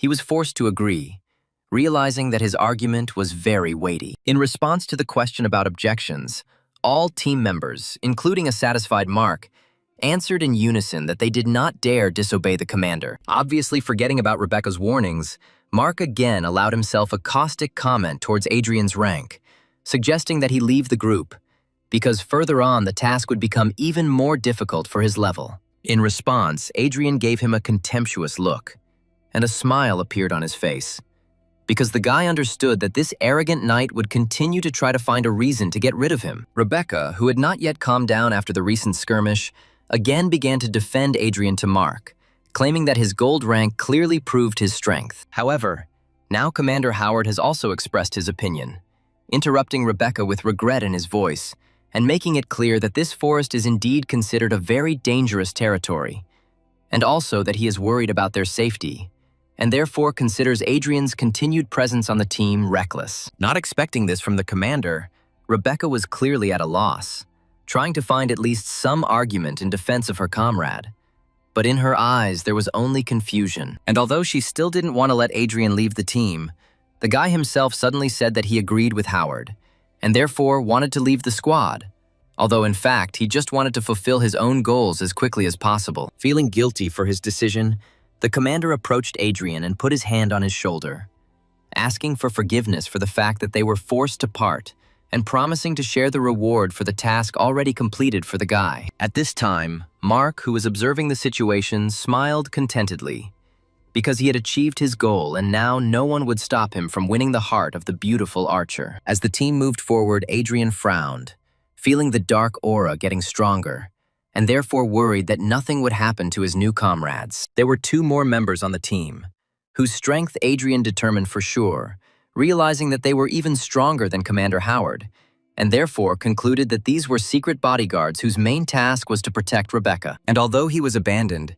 Adrian smiled contentedly, glad that he was finally left alone, which meant he could finally begin to complete his own tasks. With one deft leap, the guy jumped over the tree root that was blocking his path further into the forest. Having landed and looked around, he noticed that he felt a strong concentration of a dark aura, which was felt much more clearly here than on the outskirts. Thinking to himself that monsters are drawn to an aura that echoes their nature, Adrian suddenly caught movement above his head and turned around to see how a huge tree monster was falling towards him in order to finish him off. Using the archer's reflexes, Adrian easily noticed the attack and therefore was ready to parry it. With a slight movement of his hand, he used his blade fist skill to block the monster's attack, and a moment later, rushing forward, he hit the monster, aiming for the body and wanting to cut it in 2. However, although the blow was strong, it only left a large wound on the living tree, which greatly surprised Adrian himself. The monster swung again, wanting to finish off the intruder, and Adrian sadly thought that, using as much as 70% of his strength, he could only wound the monster. With a quick jerk, the guy dodged a barrage of attacks intended to kill him, and agreed with the idea that this would also be enough if you knew well the one you were fighting. Standing firmly on both legs, Adrian snapped his fingers and used his magician abilities to immediately cause a small clot of flame to fall on them. In one smooth movement, the guy pierced a bunch of flame right through with his blade fist, causing it to engulf his entire hand. And although the monster, having caught its breath, immediately rushed at the guy, he was ready to accept the attack and show something interesting. Rushing towards him, the guy slipped under the enemy's blow and slashed him across the body with a blade, causing the monster to immediately burst into flames. Looking at the smoldering body of the already dead monster, Adrian allowed himself to relax a little and smiled at his own understanding that using his own ingenuity and knowing the weaknesses of the enemy, you can cope with any monster. And although he won this battle, the joy quickly faded, because Adrian realized that he had spent much more spiritual energy on this battle than he would have liked. Frowning, the guy sadly summarized that he should learn new skills as soon as possible. Otherwise, he won't go far. Suddenly, a sphere of his soul flew out of his smoldering body, full of energy, which Adrian immediately noticed. At the same instant, this sphere flew up to his mouth, and Adrian, opening it, swallowed it, feeling how his whole body was again saturated with energy from it. Adrian straightened up again and smiled, glad that he had acquired such a useful talent, which allowed him to absorb the souls of defeated enemies, not only restoring the strength spent in battle, but also becoming even stronger. Approaching the ashes of the defeated enemy, Adrian noticed something unusual and knelt down next to the curious object. Having picked up a stone full of dark energy from the ground, Adrian noted, not without interest, that the further he moves into the forest, the more often he finds similar stones in the corpses of defeated monsters. Having examined the next stone from all sides, the guy remembered that he had read that such stones contain the energy of stars, although 10 times less than in star stones.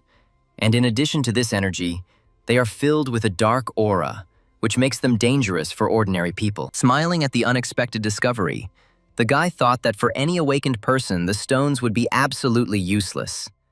But for him, this is far from the case. Sitting in the lotus position, Adrian concentrated on the stone, and it soared in the air right above his palm, sparkling with the energy that overwhelmed him. Just in time, Adrian knew a special technique that made it possible to get rid of the dark aura inside the stone and cleanse the energy of the stars, which the guy himself could absorb, and therefore he, clenching his fist, broke the stone into small fragments. While he was busy purifying and absorbing energy, several more tree monsters lurked in the bushes not far from him. Naturally, the archer's reflexes helped the guy spot them, and therefore, having quickly finished his ritual, he even smiled, realizing that he would now receive even more stones he needed. Straightening up to his full height, he once again combined the blade fist technique and the magic flame, preparing to take on even multiple enemies at once. If he had looked around, he would have seen that the monsters had truly surrounded him and were about to feast on his flesh.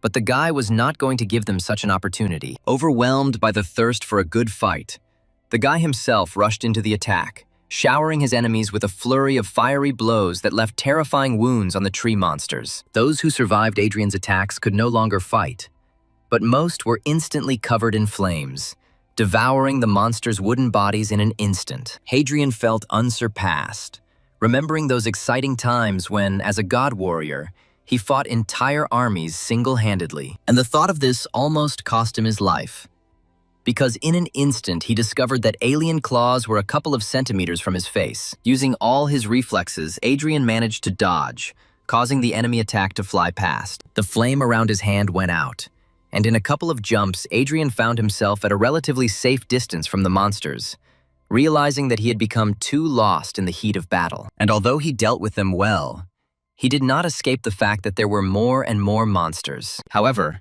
Adrian was not going to give up so easily to some tree monsters, and therefore he called upon the souls of the already fallen monsters in order to replenish his strength and rush into battle again. Having regained his energy, Adrian felt as if he had not been fighting for the last few minutes, but was relaxing and resting, and therefore was full of strength to continue the fight. Dodging the deadly attacks, the guy spun in a fiery whirlwind, burning more and more monsters rushing towards him for their own death. After several minutes of fierce battle, Adrian was finally able to breathe, looking with a smile at the smoldering corpses surrounding him, from which dark stones poured out, which the guy picked up and cleaned with pleasure, intending to absorb them. Suddenly, the archer's reflexes began to work again, drawing the guy's attention to the unnatural phenomenon. Turning around, he saw how the corpses of defeated enemies suddenly soared into the air and flew somewhere into the thicket of the forest. Frowning, Adrian voiced out loud the thought that everything that was happening in this forest seemed stranger and stranger to him. Looking around, the guy listened to the rustling of branches and leaves around, expecting that something was about to jump out at him again. However, without waiting for danger, the guy straightened up and looked at the tree closest to him, which seemed to be moving. At the same moment as he noticed it, the branches of this tree with incredible speed began to close around him, as if wanting to squeeze him between themselves. Not wanting such a death for himself, the guy again used the blade fist skill to protect himself from a sudden attack. The window created with the help of the skill was just enough to dodge the attack, and therefore the branches only grabbed the stone next to which the guy was standing, grinding it into small pebbles. Jumping out of the tenacious grip, the guy noticed that the power of even an ordinary tree in this forest was simply amazing. And although just a few minutes ago Adrian had dealt with a whole group of tree creatures, now, seeing the mighty living tree, he understood that he could not do anything to him, being just an F-rank warrior. Realizing the full extent of his own powerlessness in front of this terrifying creature, the guy admitted without a shadow of joy that he could only dodge so as not to be killed. Standing tall and ready to defend himself, Adrian used one of the techniques he had learned in his previous life to gain an advantage. The technology slowed down all the processes inside the guy's body, because of which the movements became almost indistinguishable to the eye, and therefore the guy now seemed like a statue, which could have been a great help if the tree was guided by movements. Deciding that due to the lack of eyes, trees record vibrations from movements when choosing the direction of attack, and therefore his plan worked perfectly. Being in a motionless state, Adrian only moved his eyes, trying to find a way out of the current difficult situation, and at the same time reasoning that the forest had mutated too much due to dark energy. Realizing that only destroying the source of this dark energy could save the forest, the guy estimated the size of its territory and sighed sadly, realizing that the search would take a lot of time. At one point, the archer's reflexes helped the guy notice another sharp movement of the branches, which suddenly rushed straight towards him, which Adrian had not expected. However, believing in his plan, the guy remained motionless, and the branches flew past him, clearly aiming at something else. A loud sound of whipping blows rang out across the forest as branches rushed towards something humanoid, quickly running away from danger. The small, arboreal humanoid ran away in panic from the branches of a mighty tree who wanted to tear him into pieces. Adrian looked in the direction where the sounds of destruction were coming from, and peered at the small silhouette, cowering from the fear of death. Clutching his head, the baby tried to hide from such frightening branches, emitting plaintive sounds reminiscent of the crackling of bushes. Apparently, these sounds and the baby's trembling were clearly felt by the tree, and therefore the branches again rushed straight at him, wanting to tear him into small planks. An eerie crashing sound was heard throughout the entire forest, with which the branches struck their target in a sweeping manner. However, there was no small tree creature at the point of impact, because Adrian, having taken off from his place,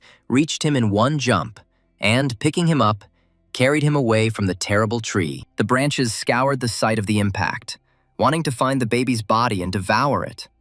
But there was nothing there except ruined soil and stones. Opening his eyes, the tree baby looked up pitifully and terribly at the one who saved him. Using the technique again, Adrian slowed down his movements so as not to suddenly find himself again under attack from the branches, and the baby in his arms again crackled something in his tree language. Slowly lowering his gaze and making sure that the branches did not react to this, Adrian spoke quietly, noting that a large amount of stellar energy was felt in the baby, untouched by the dark aura, and then asked if he understood his savior. Smiling rather sweetly, the baby rattled affirmatively and nodded his head, making it clear that he understood everything perfectly. Smiling, Adrian noticed that the rescued creature was quite smart, because it not only understood his speech, but even thanked him for saving him. Deciding to take a risk, the guy directly asked if the kid knew where the source of the dark aura was in this forest, to which the creature actively nodded. Turning around, the baby pointed somewhere further into the thicket of the forest,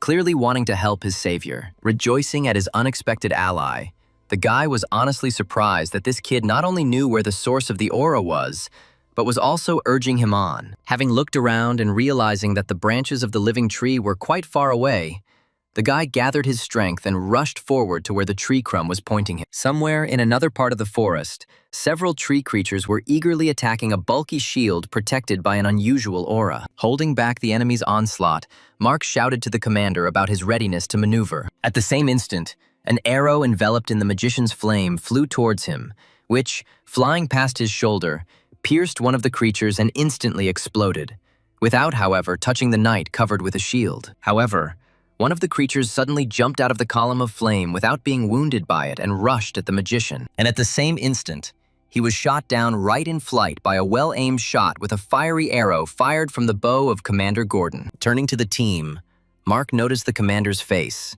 tense from the sudden danger, having just saved the life of an ally. Having relaxed, the knight approached Rebecca, who had been closely following the progress of the battle all this time, and told her to remember how to properly deal with such monsters, not forgetting to note that without the burden of Adrian, they were moving much faster. Frowning with displeasure and still angry that Adrian was kicked out on his initiative, Rebecca gave the guy a dissatisfied look, wondering how he could behave so arrogantly. And although she honestly tried to think about the enemies and the task, her thoughts returned to Adrian, and the girl confusedly thought that his powers were clearly much more powerful than he had shown in teamwork. Suddenly Gerald, looking somewhere towards the trees, called the commander, claiming that he felt that something was wrong. Turning to Howard, the thief pointed to the battlefield, where there were absolutely no bodies of killed monsters left. With a slight but obvious trembling in his voice, the guy, alert, pointed out this fact to the commander. Noticing some movement out of the corner of his eye,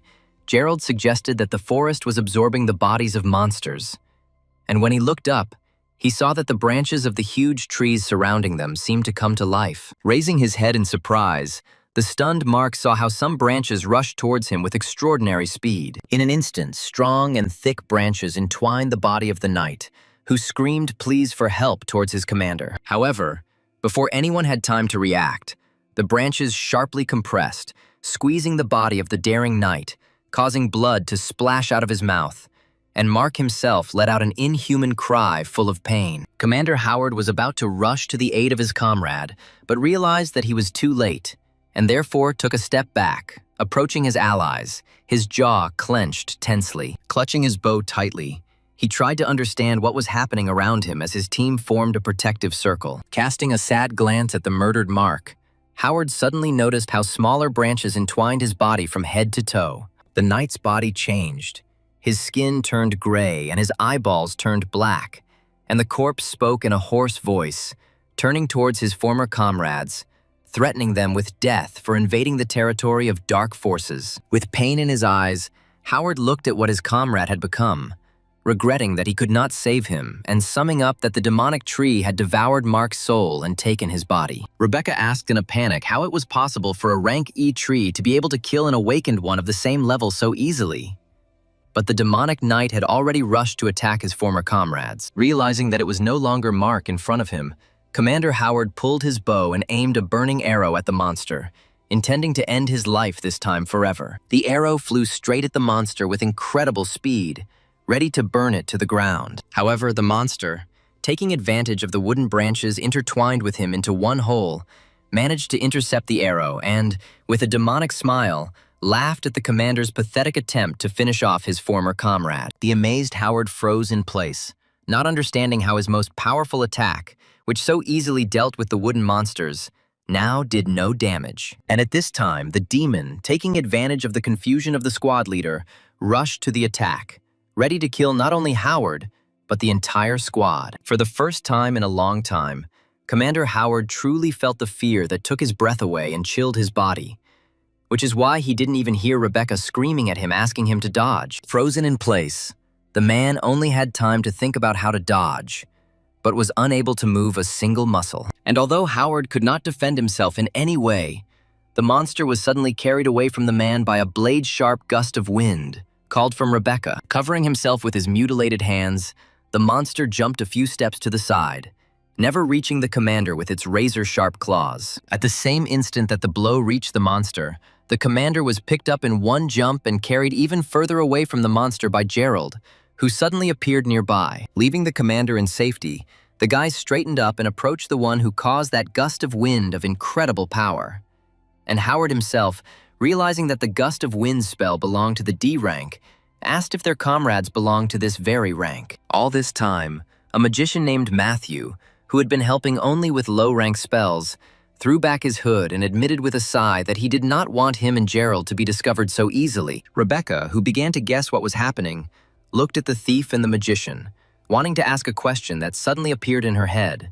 But Matthew interrupted her. Glancing briefly at the girl with his golden eyes, the man confirmed her unspoken guess, saying that they were sent by the Rebecca family to protect her. The archer's gaze clearly showed the pain that arose from the realization that even her own family did not believe in her strength. Realizing that now was not the time for conversation, Gerald rushed into battle, assuring his ward that everything would be fine, and entrusting cover to his faithful fellow magician, who was already casting a new spell. At the same instant as the thief's blades clashed with the monster's incredibly powerful hands, the magician finished casting the spell, and another windy attack hit the enemy, causing the sound of an explosion to be heard throughout the forest. Even despite the teamwork of the powerful tandem of a mage and a D-rank thief, who were covered by as many as 2 archers, the monsters skillfully fought 1 against 4, which caused great bewilderment for Gerald, who was beginning to run out of steam. The exhausted archers were breathing heavily.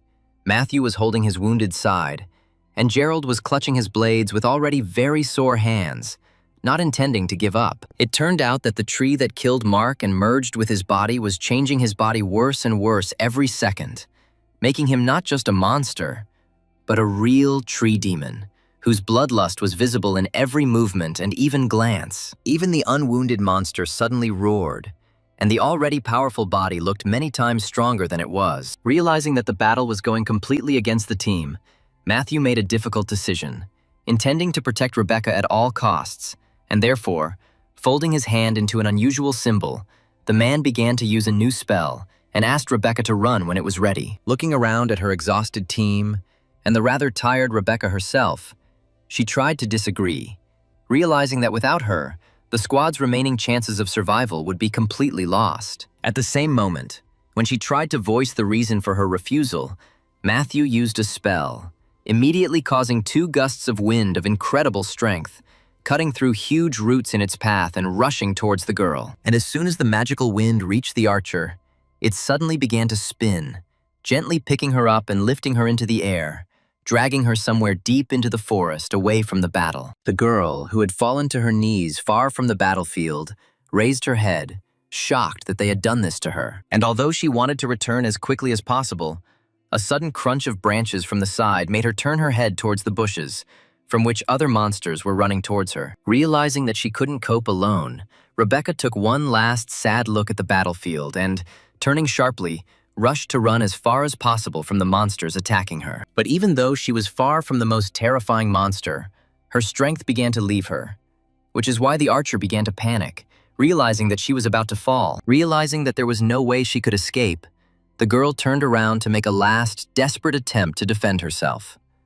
But before her eyes, another monster had already rushed at her, revealing sharp claws and about to tear the fragile archer apart. From the fear that gripped her mind, tears flowed down the girl's cheeks, and she herself muttered in a trembling voice, apologizing to those who gave their last strength to save her. Trying to shield herself from the attacking monster with her hands, the girl closed her eyes, realizing that she was about to die. But at the same moment, something suddenly attacked the monsters, dousing each of them with an uncontrollable flame, causing the creatures to scream loudly. Hearing the screams, the girl opened her eyes and looked at what had happened. But when she saw the one who protected her, she opened her eyes in shock. Adrian, standing at his full height, turned his head to Rebecca, wanting to assess whether she was injured, although the girl herself looked at him with much greater curiosity, because his hand was blazing with both flame and unusual pink energy. Turning his head back towards the enemies, Adrian, concentrating, asked the girl what happened to them since she found herself alone against 3 monsters. The girl, amazed by the spectacle, looked at Adrian without looking away, and instead of answering in a trembling voice, she only asked how he could so easily deal with 3 E-reg monsters alone. Sighing, the guy glanced at the new creatures that came closer, growling towards the couple and wanting to kill both. Realizing that it would be much more difficult for him to fight and protect Rebecca at the same time, Adrian decided that it would be much better to use a different strategy, and therefore, with a smooth movement, he put his hand on the archer's waist, pulling her towards him, which caused incredible embarrassment on the part of the girl. The girl tried to object to such an unexpected close contact,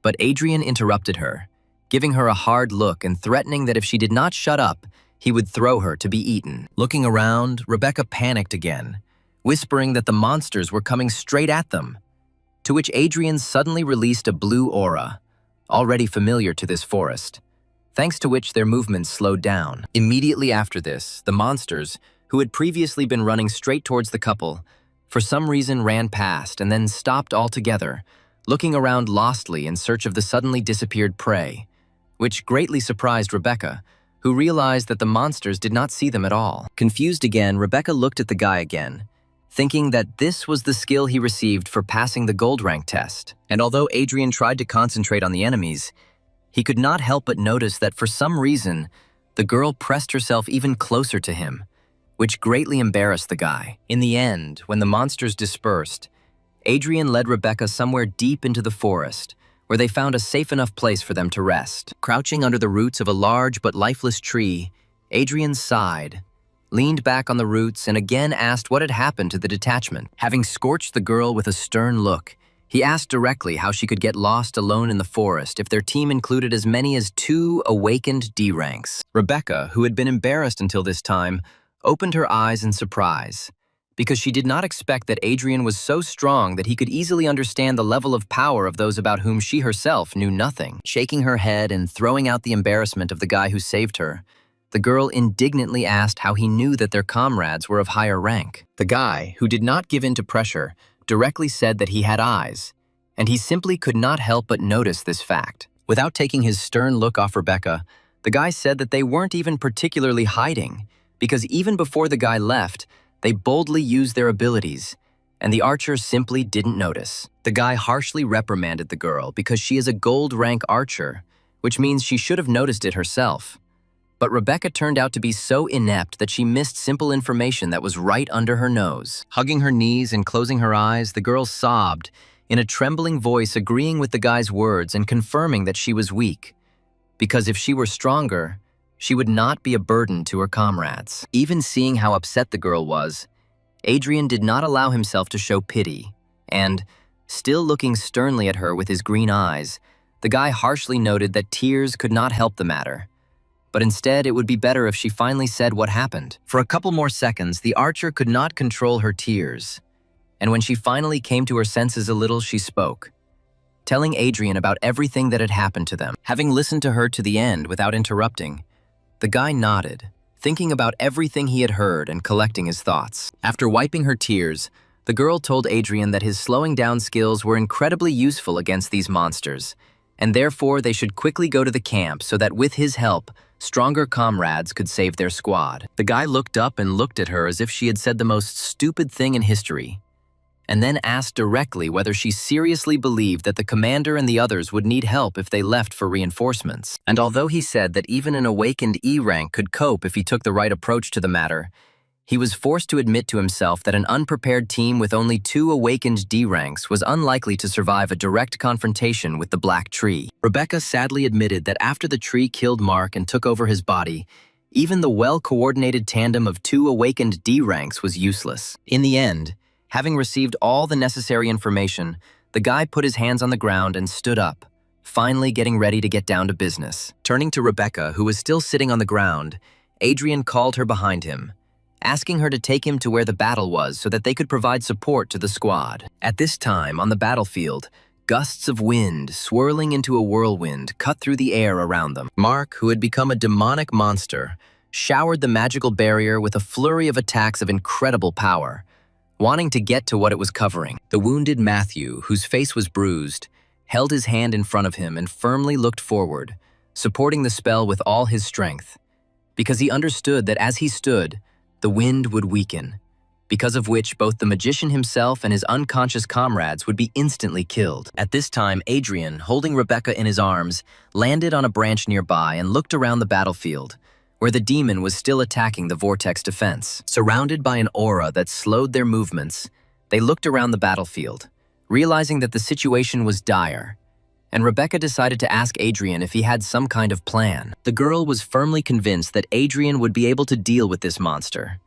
But the guy interrupted her and, throwing a sad look, confidently said that he couldn't handle it himself, but Rebecca could. Remembering how the last battle ended, the archer was surprised by Adrian's statement, because she even doubted that she could cope with simple tree monsters, let alone this demon. Looking sternly into her eyes again, the guy directly said that she should learn to use her gift received from the gold rank test as soon as possible. In a harsh voice, the guy mentioned that she had never used a single skill yet, which made him doubt whether she deserved her gold rank. Turning to the monster, the guy summarized that she needed to learn to use her skill now if she wanted to save the commander and those who were ready to give their own lives for her. And although the girl received her skill on the same day as Adrian, she guiltily looked away, and then looked at him again and asked him to teach her. Sighing, the guy softened his voice and said that she should use her heart, and that it was there that she would find the answer to this question. Closing her eyes, the girl tried to concentrate, and after a couple of seconds, her eyes, from which a golden glow emanated, opened,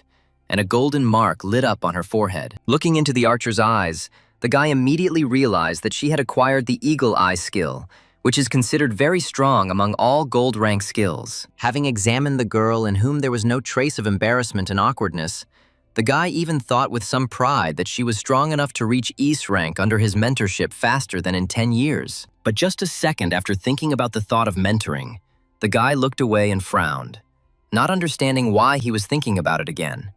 Because the student from his past life had betrayed him. Rebecca at this time, not noticing the expression on the guy's face and not hearing a word from him in response to the awakening of her skill, turned her gaze to the monster below and said with enthusiasm that she had finally seen what she wanted. Her eagle eye skill allowed her to clearly see the monstrous aura of as many as 10 black trees that had swallowed Mark's body. Adrian gently guided and pointed, telling her that she had to give it her all and see much more than she was seeing at the moment. The girl tensed, and her eyes shone even brighter when she said that she would definitely try, for the sake of the commander and comrades. The mark also shone brighter, and the girl was able to catch all the streams of aura, not only emanating from the monster's body, but also flowing directly into it. She was able to clearly see not only the terrifying red aura around the monster, but even a dark aura of incredible volume concentrated at one point. Having heard enough, Adrian noted that it was this dark aura that was the cause of everything terrible that was happening to the forest. The guy himself examined the monster,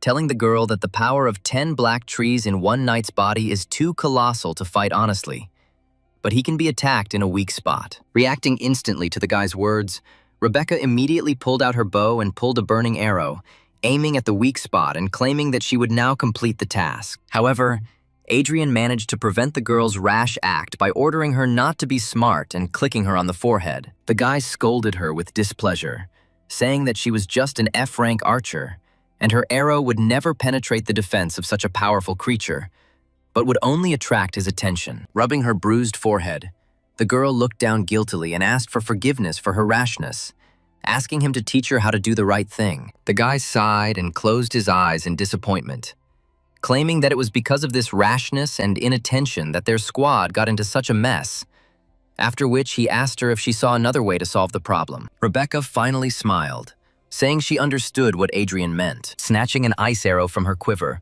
the girl again activated her skill to aim more accurately and aimed the tip at the monster. A moment later, realizing that Adrian was not stopping her, she relaxed her fingers on the bowstring, and at the same instant the arrow broke off, flying at great speed straight into the monster. Before the monster had time to react, he let out a loud cry of pain when the ice arrow hit his weak spot, where the ice immediately covered his body, making the woody shell fragile. Following one arrow, a second one flew in, causing even more damage and not allowing the monster to recover. Finally, the last third arrow hit the target, causing almost the entire body of the demon to be covered with an ice crust, and incredible pain was clearly visible in his eyes. As soon as the last arrow hit the target, Adrian immediately tensed up and covered the hand holding the blade with flames, not forgetting to use the blade fist skill. The joyful girl exclaimed in admiration that she was able to carry out a successful attack on the demon, and Adrian smiled proudly, supporting her enthusiasm. Turning to the guy and seeing his smile,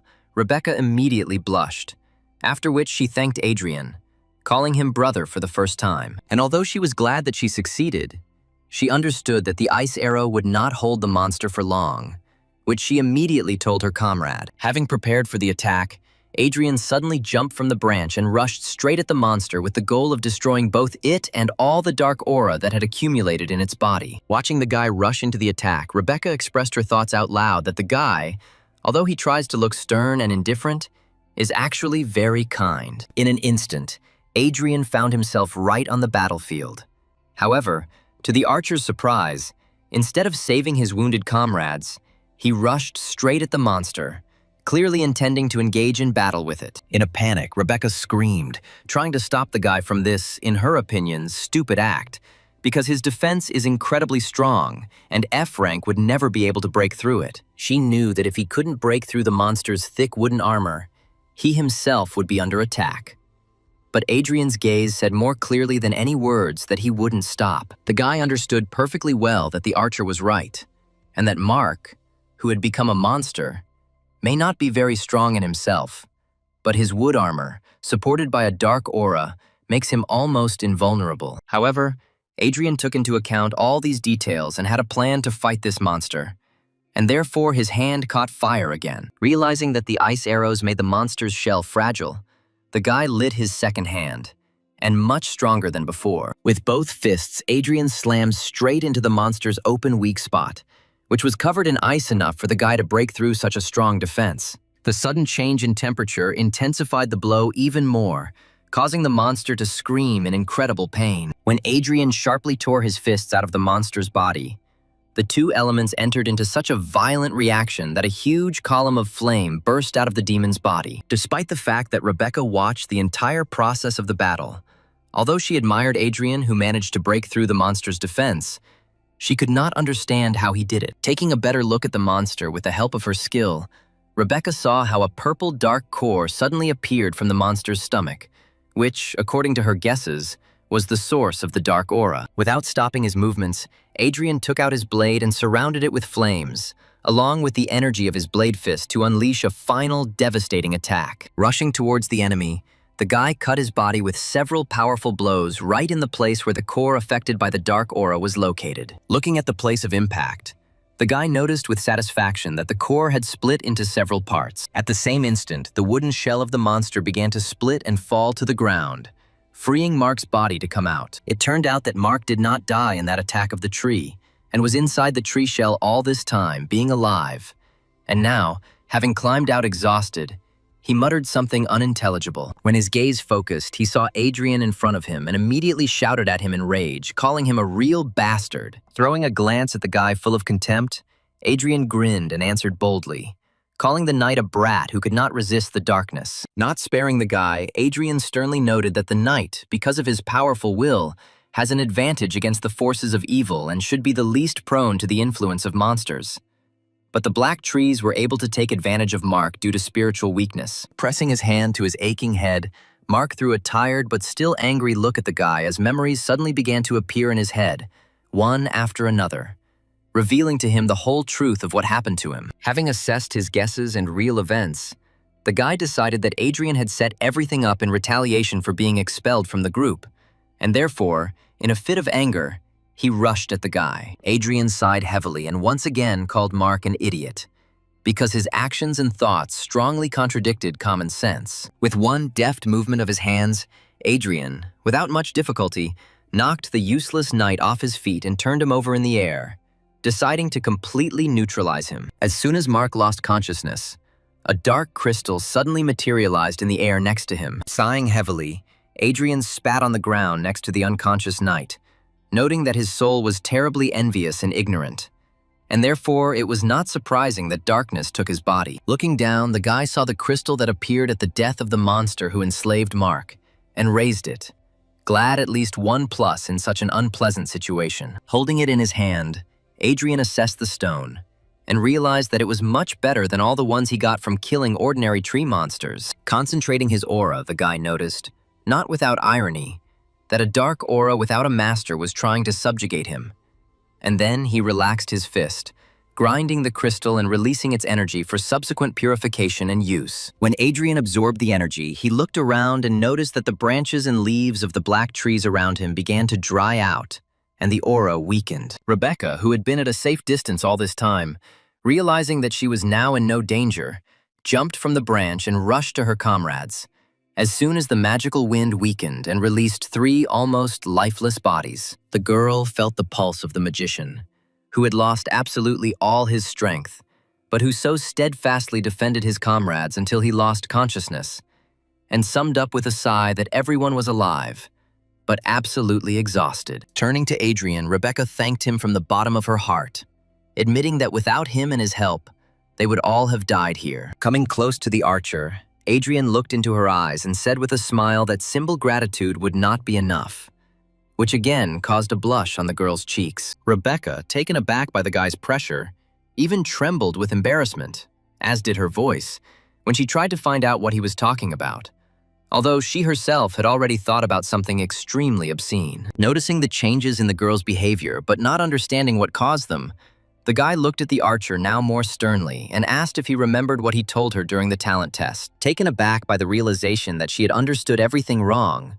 Rebecca, upset, remembered that then Adrian asked her to keep everything a secret, and this time, it turned out, he asked for the same thing. Having praised her for her quick wit, the guy put his hands in his pockets and casually walked away from the clearing, telling the girl that it was now safe here, and she better not go anywhere while he was doing business. The archer asked what kind of business he might have now, to which the guy relaxed and calmly said that he was going further into the forest to completely destroy the dark scourge. The amazed Rebecca, who thought that the core in Mark's body was the source of the dark aura around her, wanted to ask again, but Adrian had already left. Just in case, again using the technique of slowing down movements, Adrian moved through the forest, focusing on his own sensations. Peering at the trees around, the guy noticed that all the trees affected by darkness began to dry out, which only confirmed his guess that with the destruction of that core, the darkness in the forest became much less. Suddenly, from under Adrian's suit, the same baby he had recently saved from the black trees appeared. Before this, Adrian walked straight to where this same little guy was pointing until he heard the sounds of carnage, which is why he had to turn around. But now, after stroking the little one on the top of his head, the guy asked him to show him again where to go. Satisfied that he was safe and being given affection, the baby gladly helped the guy again, pointing him to where the main source of the dark aura was. Having covered a long distance in the direction where the tree baby was pointing, the guy finally reached a truly colossal tree, whose top was without a single leaf, and whose branches were blacker than night. Looking around, Adrian noticed out loud that the environment smelled terribly of rot, and the dark aura was felt much stronger. But the guy also felt something unusual. Stretching his paw towards the tree, the baby summoned a stream of green energy, which was immediately picked up by several leaves from the ground. Smoothly, as if along waves, the energy flowed to the tree and touched it, and was absorbed into the mighty trunk, and all the leaves weakly fell to the ground. As if alive, the roots of the tree suddenly began to move, but without a threat, like other trees, opening a passage to the heart of the tree for the awakened one who came. Delighted that he had such a useful kid as an ally, Adrian smiled and moved inside the tree, noting that without him, he would never have been able to get here. When the guy went inside, the roots began to move again, now blocking the passage.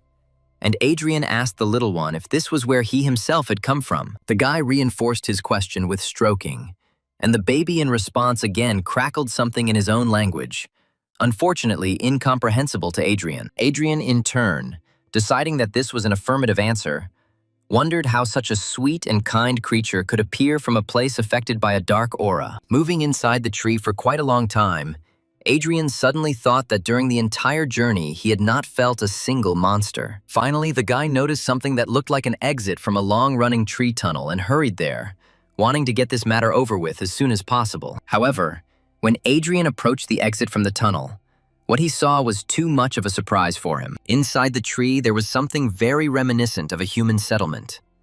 But this village turned out to be abandoned, and there were no signs of life around. And although the creation was clearly man-made, Adrian noticed that for a human village, this village looked quite unusual. And besides, he doubted that it was the source of erosion, because he did not feel the dark energy around the settlement at all. However, having walked deeper into the settlement, the guy suddenly noticed an unusual aura, which alone evoked a feeling of danger. Having decided to investigate the discovered phenomenon, the guy used one of his techniques to properly examine the surrounding space in the manner of anomalies. Waves of energy spread out from him along the walls and the ground, and then returned, revealing to the guy more and more clear information about the energy surrounding this place. At one moment, Adrian turned sharply in the direction from which one of the waves brought a feeling of strong, dark energy that would have caused great fear in any other person. Frowningly looking into the bushes from where shining red eyes full of rage were looking at him, the guy admitted that this aura was too powerful, and he would not be able to cope with it if he was only EF ranked. The guy sadly thought that he was literally just a little bit short of raising his rank.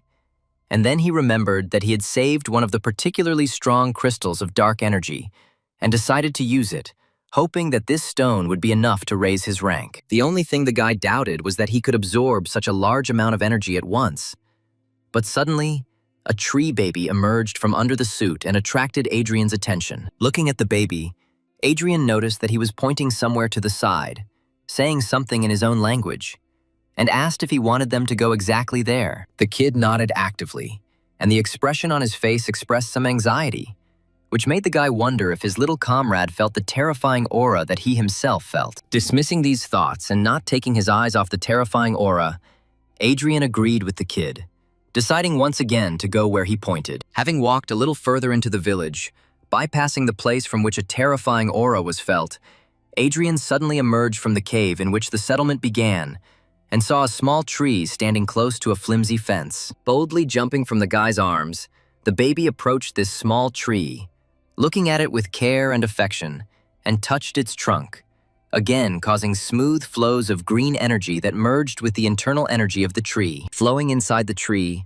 the energy reached the branches and divided into several streams which, released outward, were transformed into spheres floating in the air with images that turned out to be the memories of the Ents. Peering into the spheres, the guy saw in them how in the past life in this village was in full swing. Adrian saw a peaceful colony of Ents, whose faces were framed by smiles, and realized that it was they who built this small settlement. The guy saw how these creatures cared about nature and coexisted with it in peace and order, and therefore did not understand what could happen. That now this forest is in such decline. Shifting his gaze from one sphere to another, the guy looked for an answer, but did not find it. And at one moment, they completely began to tear apart, which is why Adrian lost the opportunity to understand what had happened. Hearing the baby calling him, the guy was distracted from his thoughts and knelt down to understand what the baby was telling him. And he, in turn, actively moved his hands, which made it clear that he wanted Adrian to find out what happened to village residents. When the baby noticed that his big comrade understood the request, he folded his hands and made a pitiful expression on his face, showing with all his appearance how much he needed Adrian's help. Naturally, after such invaluable help from the little one himself, Adrian could not but agree, but immediately added that there had been no living people here for a long time, and therefore there was nothing special to count on. The baby looked very upset and desperate, and Adrian, picking up the baby, pressed him to his shoulder, hugging him tightly to calm him down. Making sure that the baby was holding tight, Adrian jumped over the fence, expressing out loud the hope that the villagers were still alive. However, what he saw left him speechless, because any hopes for an optimal outcome instantly evaporated. The bodies of murdered Ents lay all around, each of them killed with varying degrees of cruelty, but most were connected by the fact that they were torn into pieces, which is why there were a lot of splinters on the ground here in the ladies. As soon as the baby saw such a horrific picture, tears and hysterics immediately burst out, because the baby had lost all his relatives on this land that smelled of death. Adrian covered the baby's eyes to block his view of the corpses of his relatives, regretfully asking him not to look. Realizing that it was impossible to leave members of the little Ents family like that, Adrian spent a lot of time burying each of them, after which he patiently and compassionately waited for the baby to say goodbye. Looking sadly at the baby, the guy thought that he would not calm down soon, because he was still just a child, and such an injury was too much for him now. Finally, the guy sighed and turned to the side, deciding that it was better to leave the baby alone now, while he himself went to destroy what had caused such tragic events. However, as soon as he turned around, the baby jumped onto his shoulder with a furious expression on his face, which greatly surprised the guy. Looking at the baby, Adrian saw in his eyes military determination and a strong thirst for revenge for his relatives. And although Adrian understood that this lesson was too harsh for the kid, the guy stroked him on the top of the head, noting out loud that now he understands that good must be repaid with good, and evil with evil. Returning, Adrian stopped when he again felt the dark aura of death, and invited the kid to look around in the manner of something unusual. Looking in the direction where he saw a terrifying, cruel look, the guy did not find anyone there and moved on, reaching the place where the dark aura was felt so clearly that it could be felt powerfully on the skin. Concentrating around himself an aura of slowing down the flow of energy for less noticeability, the guy rushed forward, and the dark fog instantly surrounded him, but did not cause any harm. Satisfied that the disguise was working, since they had not yet been attacked, the guy looked around with special attention. Feeling such a dense fog around him, consisting of a dark aura, the guy thought that this fog could be the very reason why the forest suddenly began to mutate. After looking around but not feeling anything higher than E or D rank, the guy decided to move deeper into the dark territory. Walking further, Adrian saw wandering monsters behind one of the trees and carefully moved around so as not to attract their attention. And having moved even deeper, Adrian understood why the monsters were here. Because before his eyes there was something unusual. It turned out that the trunks of several black trees were intertwined together, forming something very similar to a dark altar. Peering inside, Hadrian saw the body of a huge black tree at the core of the altar and branches emanating from its body, turning into the trunk and, apparently, transmitting dark energy throughout the forest. Next to the huge black tree, a smaller monster was actively moving, dressed in unusual robes and covered with ritual tattoos, which, according to the guy, was a priest. Hiding behind cover so as not to be noticed, the guy carefully watched what was happening as best he could, wondering what was happening, but guessing that the priest wanted to absorb the dark energy of a huge black tree. Standing proudly next to the huge ent, the priest cried out that he needed a sacrifice in order to absorb his power and finally become the king of the moss forest. Staring in amazement at what was happening, the baby quietly cracked something in his own language and did not notice how his body suddenly lit up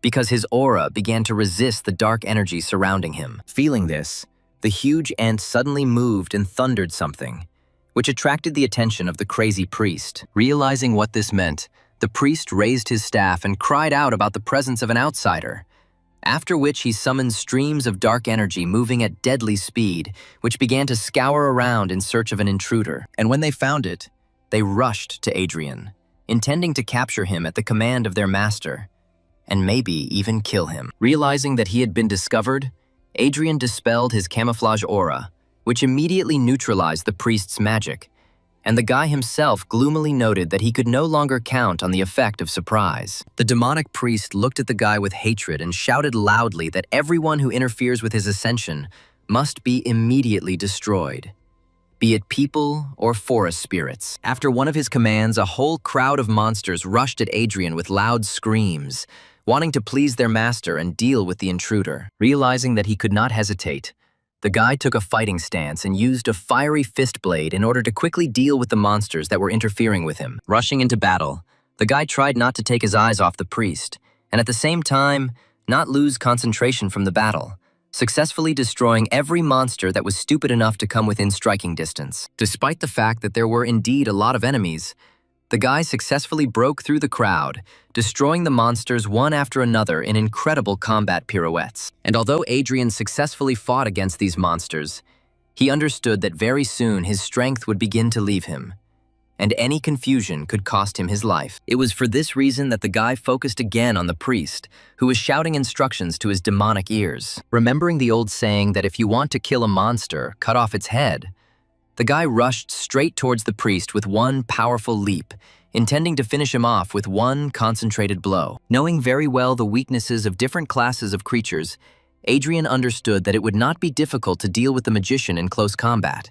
and therefore rushed towards the monster even faster. Trying to get even closer, the guy suddenly noticed that the priest was not casting spells, trying to defend himself, but was doing something that was not usually typical for magicians. Instead of using spells, the sorcerer swung his staff as if he was going to hit the guy on the head, which even confused him. Hadrian was already so close that he didn't want to dodge and waste time just to reach it. But the magician's blow touched the ground and, in a powerful stream of energy, crushed the stone exactly in the place where Hadrian had just been. Having landed irritably, the guy angrily noticed that the strength of this magician was equal to the strength of a mid-ranking warrior, and therefore Hadrian was forced to dodge to save his own life from the blow. Straightening up and taking a fighting stance, Hadrian watched as the monster with a gesture attracted some plates that looked very similar to metal. Frowning, the guy realized that the battle would be much more difficult than he had expected. Having fused together with metal plates that took the form of armor, the monster, who turned out to be both a magician and a warrior, cried out, ready to take the fight. Hearing the priest call himself the king of the moss forest, the guy grinned, out loud calling his enemy's words real nonsense. Angry at such a dismissive attitude, the magician rushed at his enemy, wanting to finish him off for insulting him. And although the guy behaved confidently, he knew that he was unlikely to overcome this fight. And therefore he took out that very powerful crystal from his pocket, intending to use it now. Realizing that there was no choice left, Hadrian broke the crystal into small fragments in one movement, hoping only that he had not made a mistake in his calculations. Absorbing the released energy, Hadrian met a monster that had already rushed at him, whose staff was approaching the guy's head, ready to crush him forever. The guy's eyes lit up, and he himself felt his spiritual energy growing even more, until it finally crossed the threshold for increasing his rank. And at the same moment, as the guy felt his own strengthening, the sound of a powerful explosion was heard above the altar. The explosion was so powerful that the hard rock split and the fragments flew away from the source of destruction. The magician, confident that his blow had reached its target, felt the full power of this explosion, was stunned by it, and was thrown to the side. In turn, Adrian stood confidently on both legs, feeling how much stronger he had become, and how colossal the difference was between the E and E ranks. During his promotion, Adrian instantly summoned a fiery fist blade and counterattacked the enemy, which caused such a powerful explosion. But now, looking gloomily at his opponent, he realized that he had not killed him. Slightly hunched over and leaning on his staff, the monster coughed heavily, trying to withstand the pain from the blow.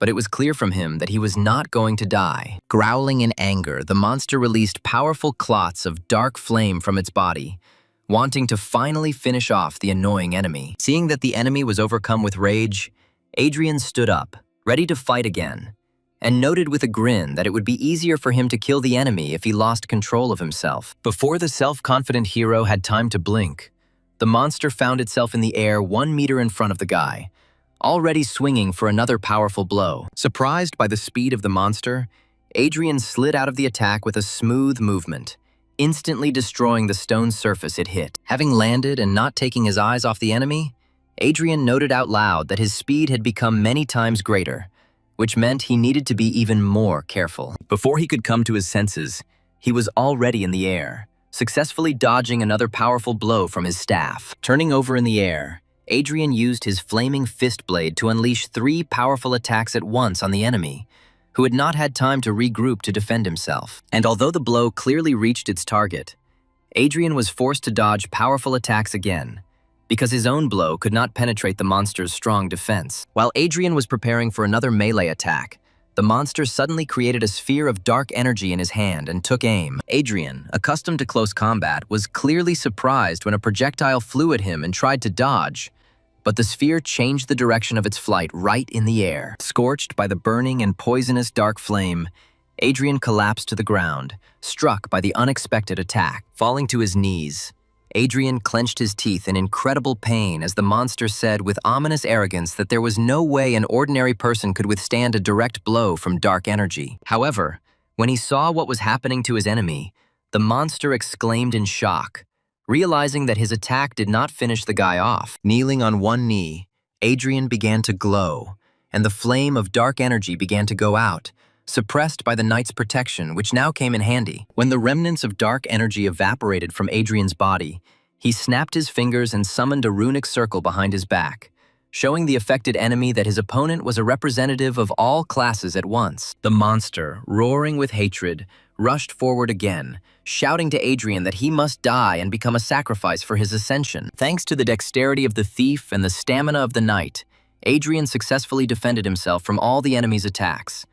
However, due to his too strong defense, the guy himself could not inflict any damage on his opponent. Adrian glanced at his blade, which was given to the previous soul of this body by his parents when he was 12 years old, and which was too weak to cause any significant damage. Landing after yet another dodge, Adrian thought of another idea in his head that could work. Using magic again, the guy used the freezing cold to make the blade stronger and stronger. Satisfied with the result in the form of a cold-strengthened ice blade, Adrian stood up again, ready to take on the fight again. Using his blade fist skill on both hands, Adrian ignited one fist and cooled the blade even more, intending to use his entire arsenal to deal with the monster. Continuing to advance, the monster swung his staff along a bizarre trajectory, becoming increasingly angry because of the vitality of his opponent. As the monster launched another powerful attack aimed at destroying its hated target, Adrian easily dodged and flew past, cutting the monster's neck with his improved blade. At the same instant,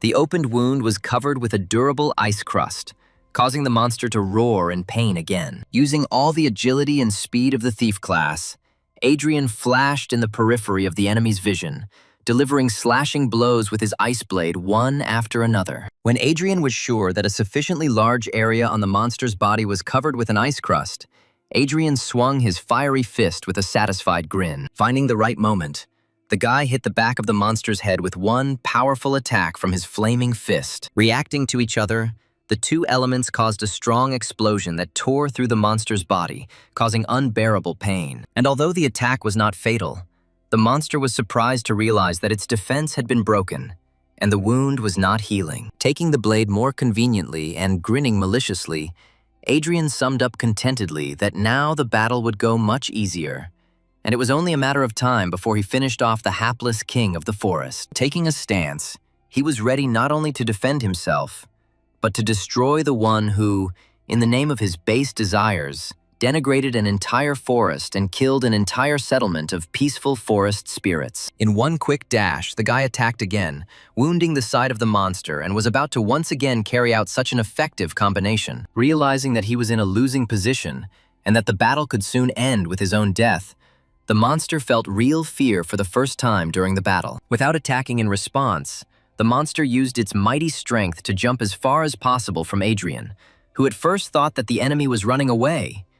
But it turned out that the jump had a specific purpose. The Dark Priest used his magic to cut through those branches that held the huge ent in place in an unconscious state, causing his eyes to suddenly light up. The awakened monster of colossal size roared, waking up from sleep and feeling an unbearable thirst for blood. Realizing that the guy would not leave his enemy alive, the priest grinned as the huge monster tensed, freeing itself from its shackles, and said confidently that if he was destined to die, they would die together. Adrian looked at the monster, not particularly surprised, but he realized that the situation was desperate, because the huge monster was clearly D rank, if not stronger. Concentrating, Adrian felt how the entire dark aura of the forest was concentrated in this one terrifying giant, which left no chance for a successful battle. The enemy, in a battle with which the guy had just had to sweat a lot, now stood at the feet of a real colossus, whose monstrous aura alone already inspired horror,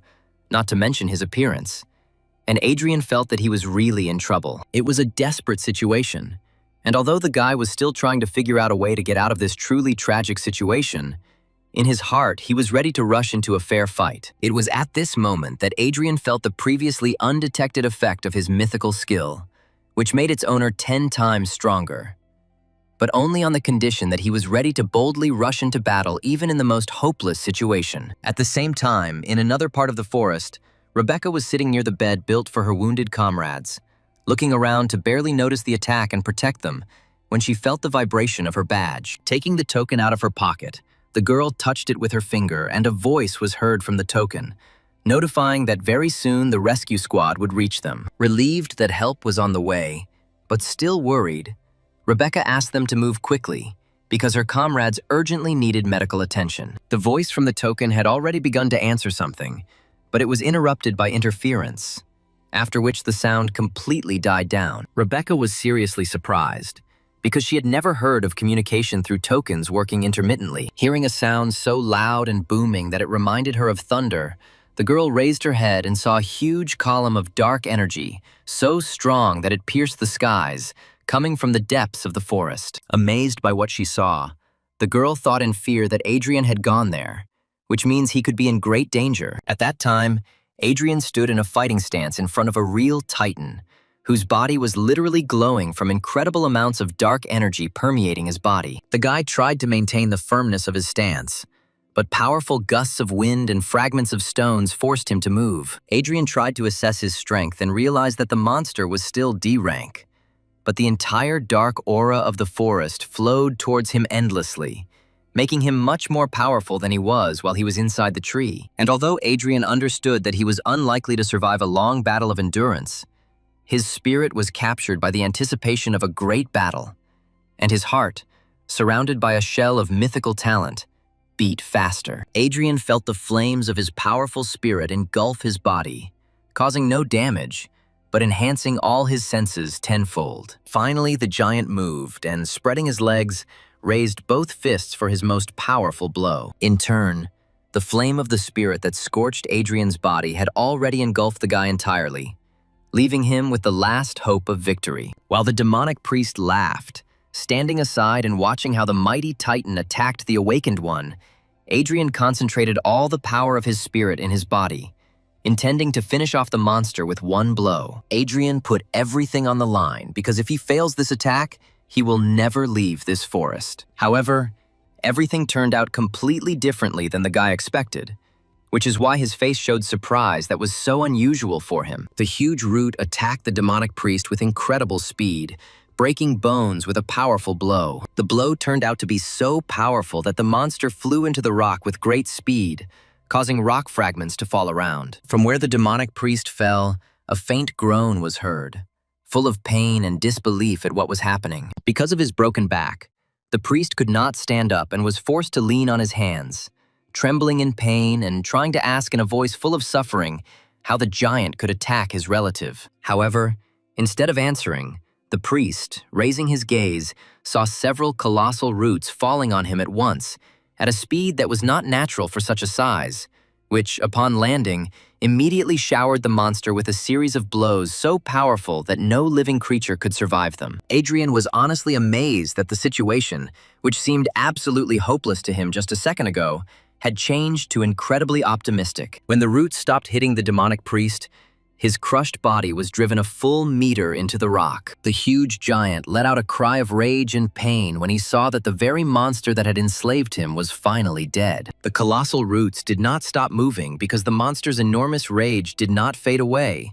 and, casting an angry glance at the crowd of black trees, the monster ordered the roots to destroy them. Until recently, Adrian himself had escaped from the living roots, and now he watched with interest as they destroyed the filth that had afflicted this great forest. Looking at the massacre inflicted on the monsters, the guy was amazed, realizing that he had seriously underestimated the one with whom he was going to fight to the death just a couple of minutes ago. Turning to the giant, Adrian saw the giant take a step towards him and tensed, again taking a fighting stance, ready for battle. The spirit flames, supported by the mythic rank skill, engulfed Adrian's body once again, ready to fight even after seeing the unstoppable power of this mighty forest spirit. Having prepared the blade, Adrian looked up and saw how the giant took another step forward, which means that the battle cannot be avoided, and it will not even be possible to escape, because the roots covered almost the entire clearing. At the same moment when Adrian was ready to fight, from under his suit a tree baby jumped right onto his head, who, looking sternly at the giant, aggressively crackled something in his tongue, spreading his paws as if protecting the guy with his body. The green energy of the forest spirit lit up in the baby's eyes, just like that time when he connected his soul with the energy flowing in the small tree near the fence. Stretching out his hand to two friends so different from each other, the giant again revived the roots which, like snakes, surrounded both him and Adrian and the baby. Seeing how the roots cut off any path to salvation, Adrian doubted whether a skill that increased his strength tenfold would help him cope with such a formidable enemy. However, the flame of the skill went out in an instant, as soon as Adrian saw something that he did not expect even more than an attack on the demonic priest. Stretching his arms out to the sides, the giant pierced his own body with huge living roots, which incredibly surprised the one who, just a few minutes ago, was ready to fight the Colossus to the death. As the roots crawled out of the titanic body, huge streams of dark energy began to leave his body, and small fragments of life-giving green force began to appear around him. Struck by his own attack, the giant still stood on his strong legs, but in the end, his strength left him in the same way as the dark aura, because of which the Colossus staggered and, rolling his eyes, fell on his back, causing a sound similar in volume to a thunderclap. Streams of green energy around the giant transformed into the very spheres of memories that the tree baby had recently evoked when touching his tree. Looking into these spheres, Adrian finally learned how corruption conquered this mighty forest, namely under the influence of that same demonic priest who brought the dark spirits, whose madness affected the nature around. Having appeared with them in the settlement of peaceful Ents, the priest demanded that they give him their shrine, around which the settlement was built. He invited the spirits to join him in exchange for life, but the proud tree spirits responded with a formidable refusal, ready to fight for their home, relatives, and shrine. And although they fought with all their might, the odds were clearly not on the side of the good spirits, and therefore one of them, having found a soul that was supposed to turn into a new tree spirit, infused it into a small tree in the hope that at least it would survive this attack. Having hidden the soul of the baby, the Ent desperately rushed into battle.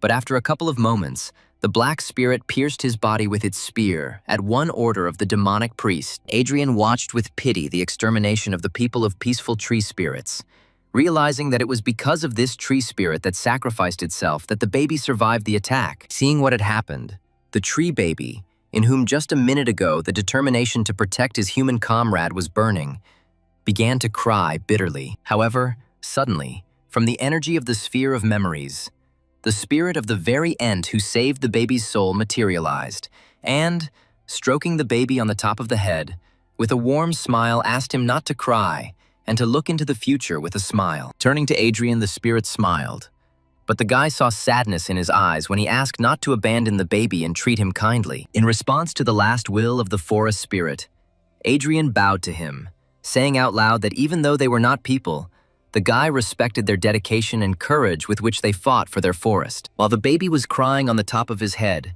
Adrian straightened up and with all his pride said that he would definitely take care of the tree baby. Having heard what he so wanted to hear before death, the spirit smiled joyfully, and within a moment, his soul melted into the air. Realizing that the dark aura no longer affected the forest, Adrian helped the tree baby bury the last and bravest forest spirit. From the moment the picture of the death of his relatives opened before their eyes, the forest baby did not stop crying. And now he stood in front of the grave, wiping tears from his cheeks. In turn, Adrian, trying to cope with regret, turned his gaze to the cleansed sanctuary, which now looked as if it was the center of all the life force of the forest of moss. Approaching the place where the demonic priest was driven into the ground by several powerful roots at once, Adrian noted out loud that he was not surprised by the fact that it was here that the dark energy was able to gain influence over the entire forest. Having pulled out the absolutely broken body of the demonic priest, Adrian noticed something very interesting with curiosity. Adrian managed to remove the surviving helmet, bracers, and armor of the demonic priest without a single scratch, which could still be used in the future. Looking at the staff that the magician wielded so skillfully, Adrian thought that he himself did not need this staff, but it could be safely sold on the black market. The only problem that the guy faces is the fact that he simply cannot carry it all in one hand. Having examined the priest again in case he had missed something, Adrian was surprised to note that he had completely lost sight of the last incredibly useful item. Noticing with satisfaction that this item would perfectly solve the problem that had arisen, Adrian picked up the priest's headband, which conveniently contained a spatial pocket. Smiling contentedly and remembering all the items that he had taken from the priest, Adrian placed them all inside the spatial pocket, thinking that the incredibly useful items he received were as many as 10 dark stones that would help him further increase his strength. However, the most useful, without a doubt, could be considered the spatial pocket itself, which you can keep for yourself and store a lot of useful items in it. The only thing that confused Adrian was that the spatial pocket was a rather rare artifact that even C-rank heroes could rarely afford, and therefore it was surprising that some demonic priest of only D rank had it. Throwing aside serious thoughts, the guy shook his head and allowed himself to relax, because just recently he thought that death awaited him, and therefore he could think about something less important, such as the fact that the bandage looked incredibly unreliable, and she will definitely have to do it later. Finally, a tree kid approached Adrian, sadly hanging his head, and the guy asked him if he had said goodbye to his relatives. Nodding affirmatively, the forest baby jumped onto Adrian's shoulder, who smiled at the baby's readiness to move on. Patting the baby on the head, Adrian told him with affection in his voice that he would definitely take care of him and teach him everything that he himself knew. At the same time, Rebecca established a connection, and a voice was heard from the token, indicating that D-rank energy had been detected somewhere in the forest, which could be very dangerous. Looking worriedly into the depths of the forest, the girl thought that Adrian had left for quite a long time and still had not returned, which made the archer very worried. However, at the same instant, as if in response to her thoughts, something flashed between the trees, moving in her direction with incredible speed. Calling Adrian brother again, the girl was noticeably happy when she realized that her worries were in vain, and the guy returned without a single scratch. Blushing in front of the guy in whom the girl had a clear interest, the girl informed him that a rank D mutation had been noticed in the forest, to which Adrian only calmly smiled. Instead of thinking about mutations, Adrian became more interested in whether the evacuation team would arrive soon. Sitting down next to the sleeping squad, Adrian asked Rebecca not to forget the promise she made to him. After making sure that the girl nodded in agreement, the guy lay down next to the others, relaxed his body, and closed his eyes. Rebecca's gaze became a little worried again. And then, with a sigh, she finally realized that he was trying to pretend that he had lost consciousness. At the same moment, turning towards the forest, Rebecca noticed the approach of silhouettes that turned out to be familiar to her. In front of Rebecca, her mentor stood at his full height, accompanied by several other awakened ones. For some reason unknown to Rebecca, the mentor, even after seeing as many as 4 unconscious bodies, said that the most important thing was Rebecca's safety. Having ordered several people from the rescue squad to help the wounded and Rebecca get out of the forest, the guardian archer himself called those remaining behind him to find out the cause of the mutation. Rebecca managed to cast a worried glance at them when the squad moved in quick jerks between the trees and disappeared into the thicket. After some time, the rescue team and the victims reached the awakened camp on the outskirts of the city. As soon as the rescuers left the medical department, leaving the wounded alone with Rebecca, Adrian opened his eyes and stood up, stretching and preparing to leave. Rebecca tried to stop the guy and talk to him since they were alone, but came across an uninterested look. Turning gloomily, the guy interrupted her and told her commander to send the reward for exploring the forest to him personally. Before Rebecca had time to say a word in response, Adrian walked out, slamming the door behind him, causing the girl to grumble displeasedly, cross her arms over her chest offendedly. At this time, her tokens suddenly vibrated, and then the mentor's voice was heard from it, asking if the archer had met other awakened ones in the forest. Embarrassed by the realization that she needed to keep the guy's secret, the girl said bluntly that she had not seen anyone. In response, there was surprise in the man's voice, because the team reached the altar and saw that it had already been cleared, and only a squad of at least D rank could do this. Rebecca gloomily looked from the token to the door, and in her head there was only the question of how Adrian could cope alone because he had recently become awakened. Adrian himself finally reached his area, reasoning that although he has quite a lot of dark crystals, he is extremely lacking in other resources. Warming up along the way and looking around with a smile, Adrian noticed with satisfaction that he was able not only to successfully complete the assigned tasks, but also to better understand his abilities. Realizing how much he could now do and how powerful he had become, the guy firmly decided that he needed to learn new skills as soon as possible. Suddenly, from under the guy's suit, a tree baby emerged and rattled something in his own language. Although the guy began to understand him a little, and therefore clearly understood that the little one wanted to eat. Patting the baby on the head with his finger, Adrian thought about what he actually eats. However, at one moment, the guy saw something that could change his plans for the coming day. The familiar face of the same man who helped Darren throw the guy in whose body Adrian now lived from his own home. In the administration, Adrian learned that this scoundrel was not just a lawyer, but the manager of the Awakens Society. And also that it was he who took over the management of the guy's mansion after Darren's death. Noticing Adrian, the man, whose name turned out to be Michael, turned to him with a cheeky smile, saying that it was exactly him that the man had been waiting for. Michael sarcastically remarked that the Guardian family's house was truly wonderful, and how sorry he was that Adrian had lost it.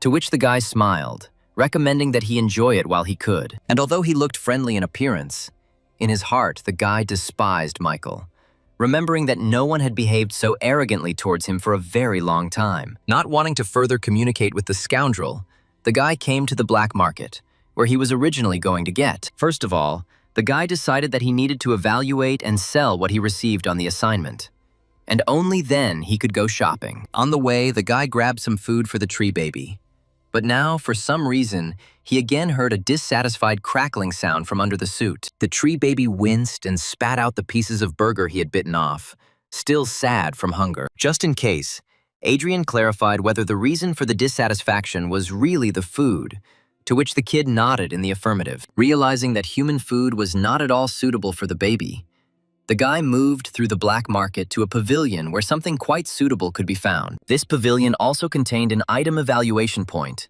which was exactly what the guy needed. Adrian sighed a little sadly when he saw several long lines that he really didn't want to stand in, but there was no one near one of the doors. Surprised by this phenomenon, the guy shrugged his shoulders and, deciding that the methods of evaluating objects were still the same, moved there, which greatly surprised everyone around him. People around whispered with laughter, noting that the guy was a real masochist if he was going to enter that point. Having already grabbed the handle, Adrian noticed a sign on the door, which said that he would have to unravel the spiritual scheme, otherwise he would receive 3 blows from the guard. Not the least bit frightened, the guy calmly opened the door and went inside, where a strong-looking man with a comfortable-looking wide cape stood at full height. Adrian realized at first glance that the man was a true professional, no lower than rank C, and this fact surprised the guy very much. The man grinned confidently, noticing that another guy had come for the triple strike, and asked Adrian if he had read the rules before entering. Stretching his hand to the side, the man pointed to the wall, where the guy could see the star diagram itself, after which he invited Adrian to solve the diagram in order to receive the services of an appraiser for free, noting that if the guy takes on the solution, it's better to finish the job, otherwise the guard will beat him.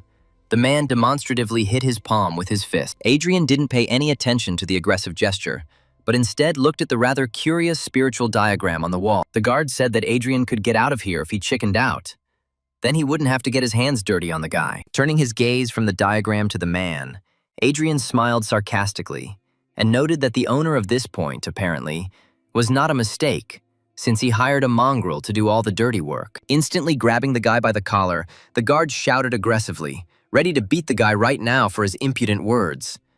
But Adrian looked calm. At this time, the fair-haired girl, who was behind the wall and was previously bored without work, listened in great surprise to the men's conversation, noticing curious details with interest. Adrian calmly said that this scheme is quite rare, and with its help, gifted awakened ones can increase their rank much more easily.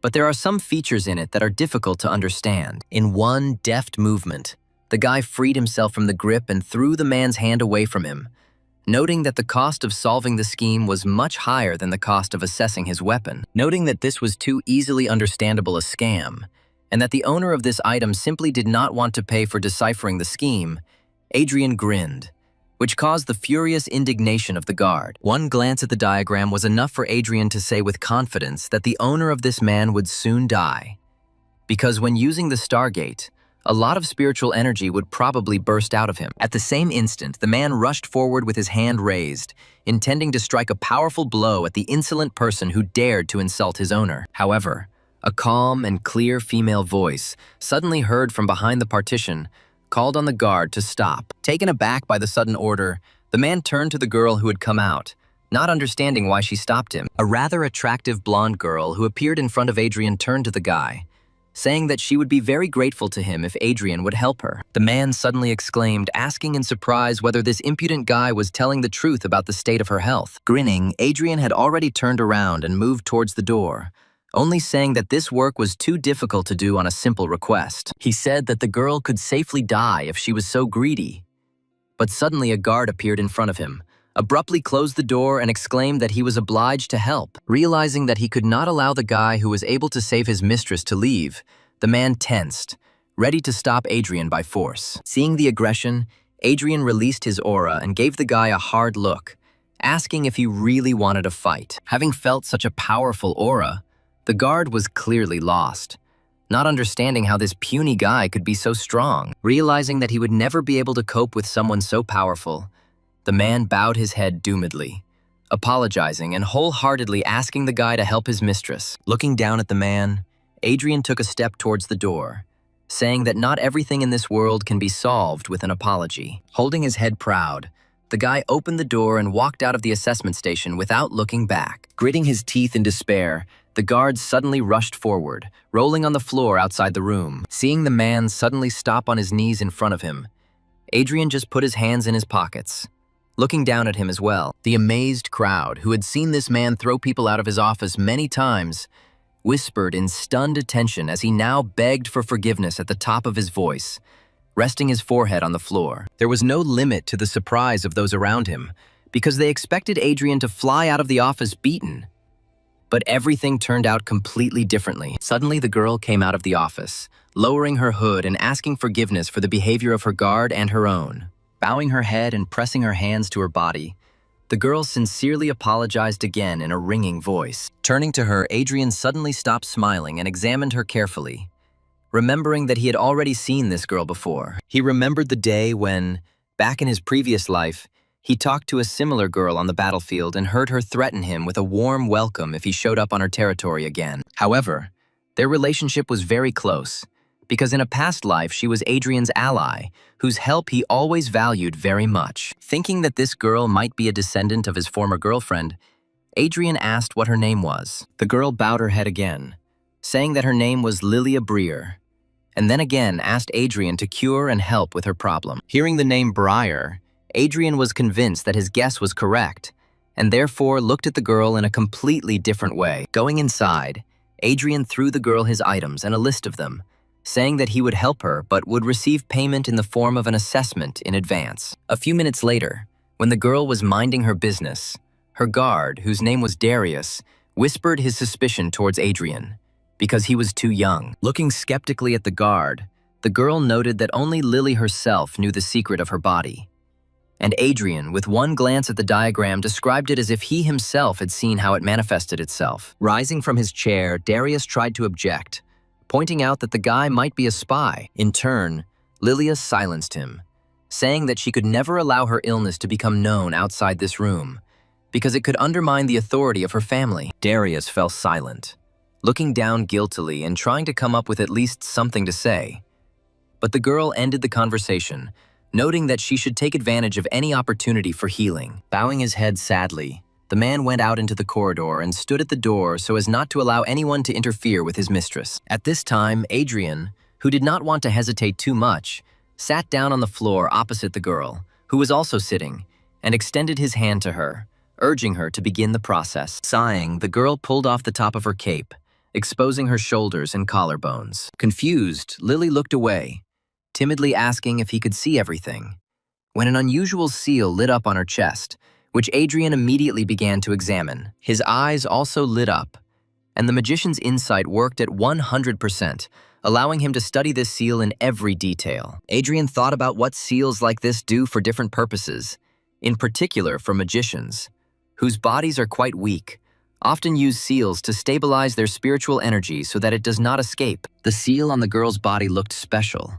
and the guy, looking gloomily at Lilia for a long time, suddenly spoke. He asked if it seemed to him that the girl possessed a spiritual pattern inscription body, which greatly puzzled Lilia. Worried, the girl incomprehensibly asked the guy if this was something dangerous. The guy said that spiritual pattern inscription body is a gold-ranked talent, which, unlike many others, has a small chance of appearing in magicians upon reaching D rank. The amazed girl even put her hand to her mouth, realizing that her illness was not caused by illness or poison, but by a very powerful talent. Adrian noticed that this talent is quite rare and is most often inherited from ancestors, and therefore among her relatives there must be a very powerful magician. Narrowing his eyes with dissatisfaction, the guy wondered how the girl could not have heard about this skill, because although it is rare, it is really powerful. Lilia said that her grandmother and aunt were truly powerful magicians, but they died in battle with monsters, and much was not made public. Hearing the girl's words, the guy suddenly became noticeably upset and looked away,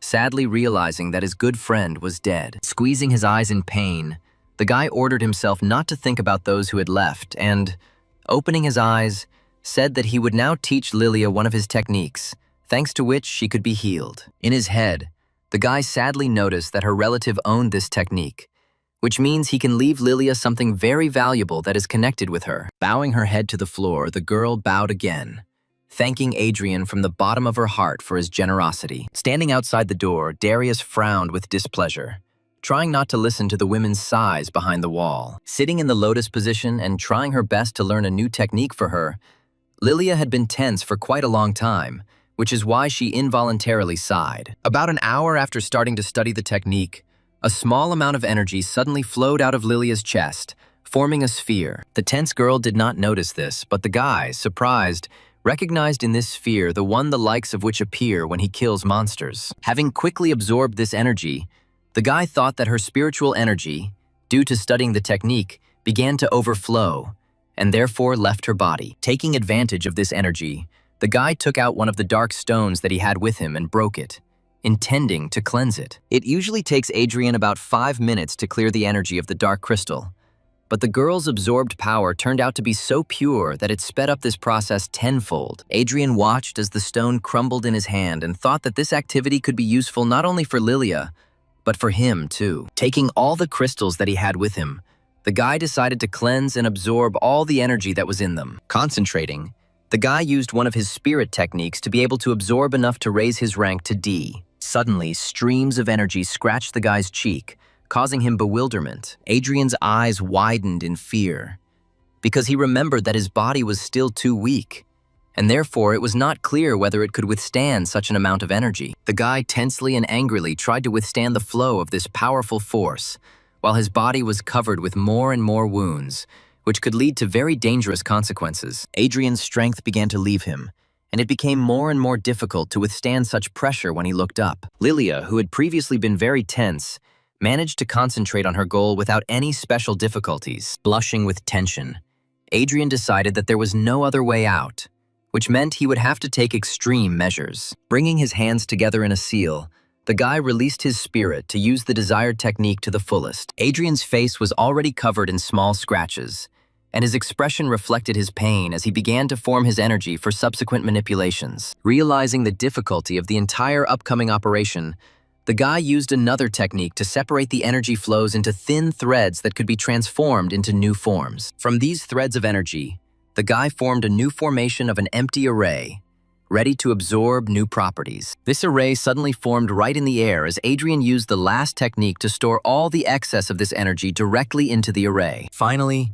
Adrian was able to breathe calmly as the array was absorbed into his body again, and the wounds began to heal, because all the excess energy was ultimately stored in the array. Sighing, the guy sadly closed his eyes, reproaching himself for his indiscretion, and realizing that in battle he would not be able to help himself like that. In the end, Lily opened her eyes and exhaled, releasing all the tension from her body. Looking at her hands, the girl concentrated on her feelings and realized that she no longer felt the illness in him, which is why a joyful smile appeared on her face. Unable to contain her emotions, the girl rushed to Adrian and even accidentally knocked him down, squeezing him in a tight hug and shouting gratitude in a joyful, ringing voice. Darius, who ran in to hear the exclamations, first cried out, calling on the girl to get dressed. After some time, having heard from Lilia about everything that happened in the office, Darius threw himself on his knees in front of Adrian. In a fit of emotion, the man rested his forehead on the floor,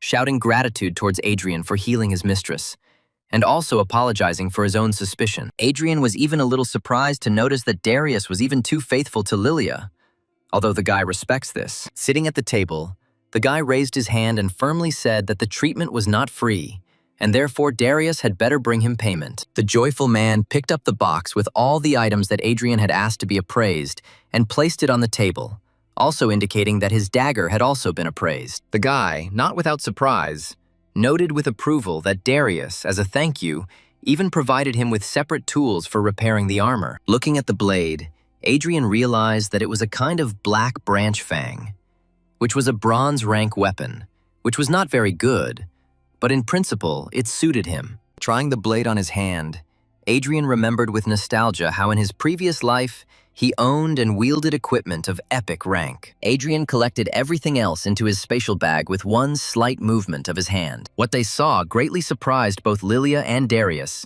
who was stunned to think that even the awakened ones of rank B did not have such treasures. Not seeing anything unusual in his actions, Adrian asked what exactly surprised them so much. Darius immediately threw up his hands, convincing the guy that they hadn't seen anything like that. But he thought to himself that Adrian was truly a great man. When the guy left his new acquaintances, both Lilia and Darius bowed to him gratefully, which greatly surprised the other visitors to the appraisal office. As soon as Adrian left the building, everyone around him began to whisper loudly, noting with envy that the guy was being escorted by an incredible beauty. Walking through the black market, the guy smiled contentedly, realizing that he received even more for the service provided than he had planned. However, Adrian was haunted by the thought that he had forgotten something very important. And then he remembered that he wanted to look for food for the tree baby. At the same instant, he felt something moving in his spatial pocket. Looking inside, Adrian saw the tree baby and asked with confusion why he climbed inside. When the kid turned to the guy, Adrian saw that the very hungry kid had drunk all the spiritual energy potions that the guy had just acquired. If Adrian could fall into the ground from disappointment, he would definitely do it. Although he understood that he himself forgot to feed the baby. Arriving at the Warriors Guild, Adrian, with a gloomy face, reasoned that potions of spiritual power were too expensive to buy constantly, and the baby still needed to be fed. And although the realization that the baby would ruin him in this way did not make the guy too happy, he was inspired to find a positive in the situation, thinking that the baby would certainly grow up to be very strong. The guy was going to look for more tasks, but a joyful Frank suddenly appeared in front of him, saying that he had signed Adrian up for a meeting between the guilds of warriors and knights. And although Frank was clearly very glad that he gave such a gift to the guy, Adrian turned away and said that he was not interested in this initiative. He simply understood that this event of exchange of experience between newcomers, warriors, and knights would bring him absolutely no benefit. The guy thought that the reward for this would be meager, but Frank silently handed him a piece of paper on which was written about a reward of 1,000,000, as well as 10 boxes of potions of spiritual power. Adrian paused for a couple of seconds, just wondering what a great reward this was. And when he finally realized the essence of this award, he tore the piece of paper from Frank's hands and proudly said that he would definitely live up to his mentor's expectations and take first place. And although Adrian insisted that he would easily get first place, Frank laughed good-naturedly, saying that the guy had only recently become awakened, and therefore there was no point in counting on anything. Frank noted that there would be a lot of elite there, and he invited Adrian to gain experience, although the guy himself had no doubt that he would win. As Adrian moved towards the exit, Michael and Roosevelt watched him, telling the hooded man that it was Adrian who caused his brother Mark to die before being rescued from the forest. They insisted to the man armed with the sword that the fatal wound was inflicted by the weapon and not by the monster. And Adrian, who was in conflict with the knight, was under the main suspicion. Sighing sadly, the man stated that if Adrian really killed Mark, then he himself was destined to die, which brought smiles on the faces of the two scoundrels. Having spent very little time walking around the City of Dawn, Adrian reached the Arena of the Awakened, where the meeting between the warriors and knights was to take place. Adrian read that this event is organized specifically between gifted awakened ones, which means that all participants there will be at least silver rank. Coming out to the arena, the guy looked at it and admitted that this place, built for meetings between guilds of different classes, looked really majestic. Once again, Adrian attracted the attention of all the awakened ones who came to the event, who considered him a real arrogant for his presence in the arena. After talking with other organizers, the presenter announced the start of the event and said that the order of battles was determined by the numbers on the bracelets issued to the participants. To his own surprise, Adrian was among the first in line for the duel. And when he came out, stretching his arms, he found himself in the field of view of Rebecca and her mentor, who had come to watch the event. And although the archer's mentor said that Adrian was too arrogant for someone who had recently awakened, Rebecca did not dare comment on his words, awkwardly looking away. Adrian respectfully bowed to his opponent, who, having also bowed, sarcastically noted that the guy would be too easy a target. A slightly plump and rather young knight of rank E took a stance, ready to deal with the enemy in a few seconds. However, the knight did not even have time to take a step when Adrian's burning fist crashed into his jaw. Looking at his opponent with arrogance in his eyes, Adrian told him to shut up if he wanted to do anything in this fight. From such a powerful blow, the knight flew to the side, unable to stay on his feet. Having landed, the guy regrouped and cleared his throat, rubbing his bruised jaw and noting that the blow was quite strong. The people around, including Roosevelt, Michael, and their comrade who had recently arrived, were greatly amazed that the newly awakened one was able to send an E-rank knight flying with one blow. Baring his teeth with displeasure, the knight was indignant that Adrian attacked him suddenly, and that was the only reason he was able to hit. Adrian, clicking his tongue and not taking his eyes off his opponent, thought that all weaklings can do is make excuses. Turning his head, the guy noticed that a very cruel aura, full of anger, was felt from the audience. Having listened to his own feelings, the guy realized that one of those who radiates this aura is Michael.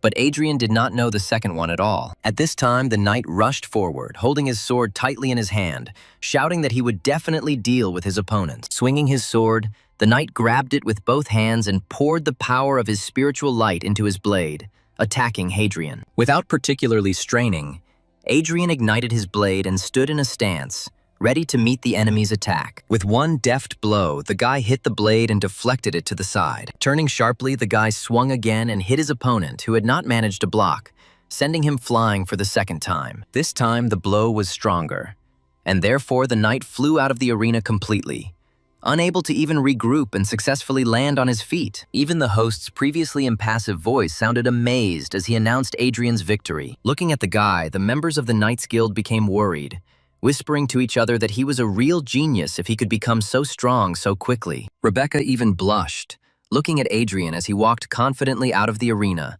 thinking that he was still as powerful as the day he saved her life.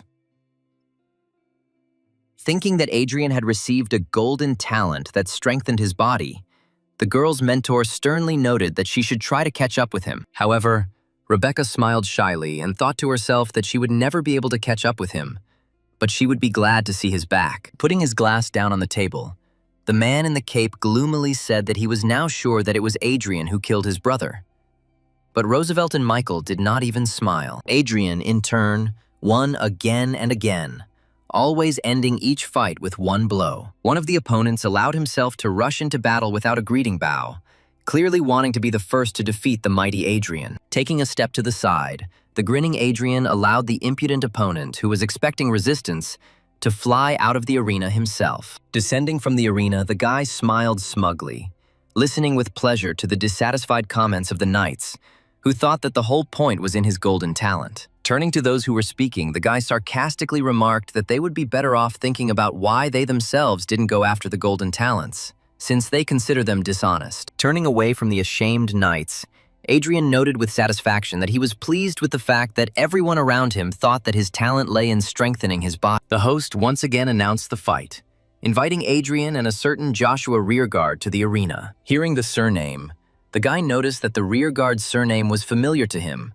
but could not remember where it came from. The inspired whispers of knights were heard all around, discussing the person of Joshua and calling him a real genius. Throwing off his cloak, Joshua looked at his opponent with a hard but restrained gaze, while those around him remembered his brother Mark. Everyone around was clearly happy about the upcoming battle, in which Adrian could finally be brought down from heaven to earth. Bowing grimly, Adrian heard someone shout a supportive comment in Joshua's direction, offering to count the warrior's teeth. Having heard who Adrian's opponent would be, Rebecca became worried, and her mentor not cheerfully noted that Adrian's streak of victories would end there. For the first time during the event, Adrian looked serious and focused, because he understood perfectly well that it was Joshua who was emanating from this murderous aura that he felt. Joshua calmly spoke to his opponent, asking if he happened to know his older brother Mark, with whom he had recently been in the same squad. For a second, Adrian pretended to have absolutely no idea who his opponent was talking about, and then, smiling joyfully, he exclaimed that he remembered the idiot who allowed the monster to devour him and kill him. The guy's words caused real hatred, physically felt by Adrian, and Joshua furiously said that he would destroy his opponent. The knight was so angry that he caused an incredibly bright nightly glow, which made everyone around him understand that Joshua did not intend to joke. And although Rebecca was clearly worried, her mentor noted with a smile that Joshua was already at the peak of E rank and would very soon move to D rank. He said that Adrian didn't have a chance, but Rebecca was 100% sure that her brother would never allow himself to be defeated. Watching the start of the fight, Michael adjusted his glasses contentedly, noting that he could be calm, and Joshua could easily deal with the hidden threat in the form of Adrian. Taking off from his place, the guy rushed into battle, furiously shouting that he would riddle his enemy like a sieve for the death of his brother. The attacker's eyes glowed with spiritual energy, and his hands moved with incredible speed, wielding his spear as the knight used one of his skills. Everyone around looked in amazement at this incredibly powerful attack, because Joshua attacked with his spear at such a speed that it was difficult to follow him. And although the attack was truly impressive, Adrian was ready to accept it and show that he himself could show class. Following the very first thrust of the spear, Adrian raised his sword and attacked himself, aiming straight for the tip. With equally impressive speed, Adrian began to wield his sword in response to Joshua's attack, connecting the tip of the sword with the tip of the spear with each thrust. Standing firmly on his strong legs, Joshua rained down his opponent with a hail of lunges, and Adrian deftly moved from side to side, catching every blow of the spear. Having abandoned his first strategy, Joshua moved himself, cutting the air with the tip of his spear and aiming at his opponent, while the audience noticed that Adrian was even stronger than they thought before. Blushing, Rebecca even covered her mouth as she realized how much she admired Adrian. All this time, Adrian was only blocking the attacks. But at one moment, noticing the window that had opened, the guy made a lunge, which Joshua had to block, interrupting the series of attacks. Joshua, who did not expect that he himself would have to defend himself from the force of the blow, even recoiled, gloomily noting that the guy's sword was really strong. Moving easily as if he were dancing, Adrian turned around after a powerful attack and thrust his blade forward, sarcastically asking if his opponent wanted a break. Twisting the spear in his hand, Joshua straightened up and asked directly how Adrian could become so strong if he had awakened only recently. However, Joshua was not going to lose, and therefore was ready to use any means to win. Having fished out something small from his pocket, the guy threw it into his mouth, intending to chew it. As soon as he did this, his eyes again lit up with spiritual energy that suddenly filled his body. At one point, his powerful spiritual aura burst out, being so strong that the air around Joshua's body became hot. Adrian calmly followed the actions of the enemy, who suddenly became much stronger than he was at the beginning of the battle. Rebecca's mentor suddenly jumped up from his seat, exclaiming indignantly that Joshua had swallowed a forbidden drug that increased his strength to D rank, which means Adrian must be saved. Rushing forward with incredible speed, Joshua exclaimed that he was going to kill his enemy, and his aura suddenly took the form of a dragon, whose jaws were ready to close on the guy's body. People around raised their hands, trying to protect themselves from the scorching aura of the night. And one of the spectators noticed that the guy's spear was incredibly powerful. Grinning contentedly, Adrian stood up and rushed forward, boldly asserting that Joshua would not give in to such strength. Even Rebecca, who knew how strong Adrian was, screamed in panic at him to dodge, otherwise he might get hurt. In turn, Michael grinned contentedly, rejoicing that his enemy was so boldly rushing forward to his own death. With his feet firmly planted in the arena, the surface of which began to crumble from the mighty force of the two combatants, Adrian boldly met the tip of Joshua's spear with his blade. Adrian put all the power of his body into the blow, but the sword, which had previously so steadfastly withstood the barrage of attacks from the night, suddenly cracked. The power of Joshua's attack was so great that the sword split into pieces, and the spear moved deeper, reaching Adrian's body. Joshua, whose blood was boiling with hatred and a thirst for revenge, excitedly exclaimed that he was able to kill his enemy with one blow of his mighty spear. However, Adrian remained firmly on his feet, and Joshua suddenly realized that he could not move his spear at all. Smiling, Adrian looked up at his opponent with satisfaction, expecting to see the shock in his eyes when the tip got stuck in the shield of spiritual energy on the warrior's chest. The guy's gaze became menacing when he calmly explained to Joshua that he knew very well about all the enemy's tricks and had seen his pill at the beginning of the fight. Shocked and more angry than before, Joshua tried to snatch the spear but was unable to do so.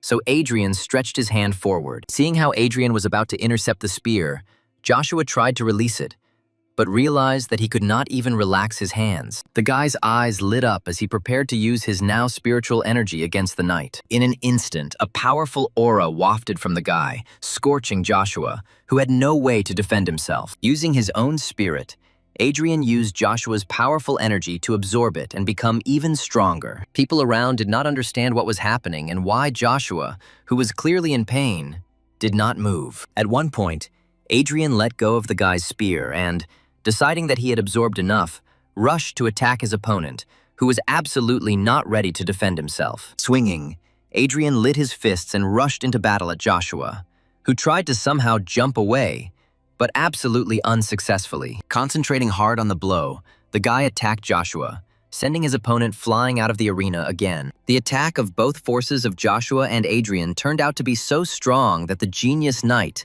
unable to regroup, flew backwards into the pedestal, splitting it into pieces. Joshua immediately went limp, unconscious, as everyone else, including the leader and the judge in one person, rushed to him to check if the knight was dead. Michael froze in place, unable to understand how Joshua, being such a strong knight, could lose to Adrian, who had only recently become awakened. Having relaxed and extinguished the fire of his own spirit, Adrian put his hands in his pockets and yawned boredly, saying that the judge should have made an announcement sooner. The judge harshly noted that Adrian had overdone it, to which the guy reasonably pointed out that his opponent was using a prohibited drug to increase strength, and Adrian himself accidentally made a breakthrough in strength. The judge was stunned speechless when he heard about the breakthrough, and was once again surprised by Adrian's strength, realizing that he had reached the peak of E rank. Joshua at the same time regained consciousness and, raising a furious glance at Adrian, was about to rush back into battle. However,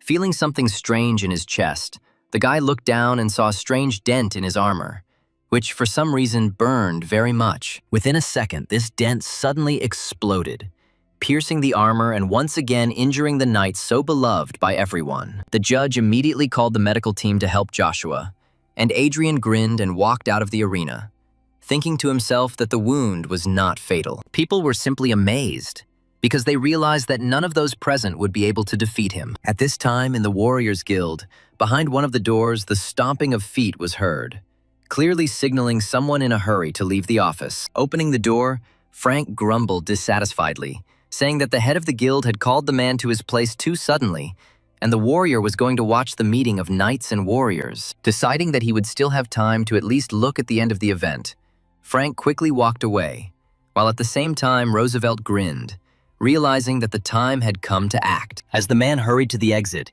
he was suddenly surrounded by several people in suits. Frank turned to Roosevelt as he approached and asked directly what he needed, because the man was in a hurry to watch Adrian's fights at a meeting with the Guild of Knights. Roosevelt yelled at Adrian's mentor, reproaching him for the fact that the man sent the weak Adrian into battles against experienced knights, and because of his stupidity, the genius of the Warriors Guild was now dead. Frank's eyes widened in horror when he heard that his pupil, about whom he had been worried all this time, died because of him. Pointing at Frank, Roosevelt straightened his tie and ordered the people surrounding the man to arrest him, saying that Frank could have sent Adrian to the event for personal reasons. At the same time, an absolutely healthy Adrian stood next to the judge, who happily informed everyone present that it was Adrian who became the winner of the experience exchange meeting. People were still reeling from the realization that Adrian was such a genius that he was able to win such an event just a month after waking up. Having received the award, the guy was quite upset,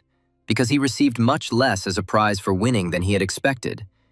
But he reassured himself that at least there was now food for the baby. Rebecca's mentor, who had previously been ready to rush to Adrian's aid, now calmed down and said that the guy was simply amazing, and Rebecca should follow his example. And Rebecca, without taking her eyes off the guy at all, could only agree with her mentor, although she did not listen to him at all, occupying all her thoughts with Adrian. Suddenly the mentor gasped, remembering the event called the Dawn Fortress, and thinking that the Warriors Guild could now, despite all the rules, appoint Adrian as a participant. And although the girl reasonably noted that he would not be allowed to do this because of his little experience, the mentor said that if the guy were in the Archer Guild, he would do anything to make Adrian a member. Having finished the matter, Adrian heads back to the guild to return to training as soon as possible. The guy pulled out a bottle of spiritual potion from his spatial pocket to feed the tree baby. Having accepted the treat, the baby sat down on the cork and began to drink greedily, smiling happily at the fact that he had finally eaten deliciously again. Glancing at his spatial pocket,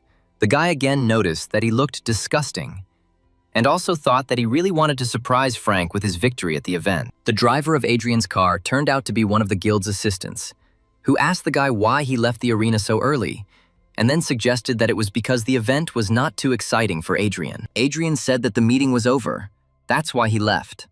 To which the assistant was extremely surprised, exclaiming that earlier the event lasted until late at night, and then asked who the winner was. Without much enthusiasm, Adrian, resting his cheek on his hand, said that he was the winner of the event this time. Obviously not really believing the guy, the driver decided to support the joke and congratulated Adrian, thinking to himself that he should ask him to double his training. Finally, they reached the guild, where there were surprisingly a lot of people near the entrance, which surprised Adrian a little. As Adrian got closer, he noticed that most of those present were from the Dawn City law enforcement team. Inside, Roosevelt shouted at the Warriors Guild students who were defending their mentor and preventing him from being taken into custody. One of the students shouted back indignantly, pointing out that mentor Frank had always treated geniuses with kindness, and they were simply trying to set him up. A representative of law enforcement named Hans came forward and calmly said that Frank was only pretending to be a good-natured person, but in fact, he was destroying young animals to please others. Giving the student a calm but menacing look, The man said that they had received notification of Adrian's death and had found irrefutable evidence of Frank's involvement. Frank looked stunned at the people surrounding him, trying to take him into custody, and tried to understand how his ordinary day turned into something so incomprehensible. Turning towards his students, he told them to leave, noting that his conscience was clear, and he was ready to surrender if he received a fair decision from law enforcement officials. The warrior's disciples clenched their teeth in anger, but were forced to allow their mentor to be detained, who, frowning ahead, folded his hands behind his back. Finally calming down, Roosevelt told Frank to his face that he had not set him up, and that indeed there was irrefutable evidence of the warrior's guilt. Roosevelt had already managed to relax and sigh with satisfaction, because his work for the day was done. But suddenly he felt warmth from the outside. A fiery fist suddenly crashed into Roosevelt's jaw, confusing his thoughts and knocking him off his feet. The mighty blow was so strong that Roosevelt went flying and crashed headfirst into a nearby wooden support. Falling and spitting blood, Roosevelt swore and, thinking that it was one of Frank's students, ordered Captain Hans to arrest them all. Seeing who hit Roosevelt, Frank, like his students, opened his eyes in shock, not understanding how this was possible. Captain Hans, although he remained calm, was clearly no less surprised by the blow than the others. A cheeky smile from Adrian, who mentioned that he had not yet gotten even with Roosevelt for the last time, asked directly why he would suddenly turn out to be a dead man. Frank exclaimed joyfully when he saw that his beloved student was alive, and asked if he had left the event early.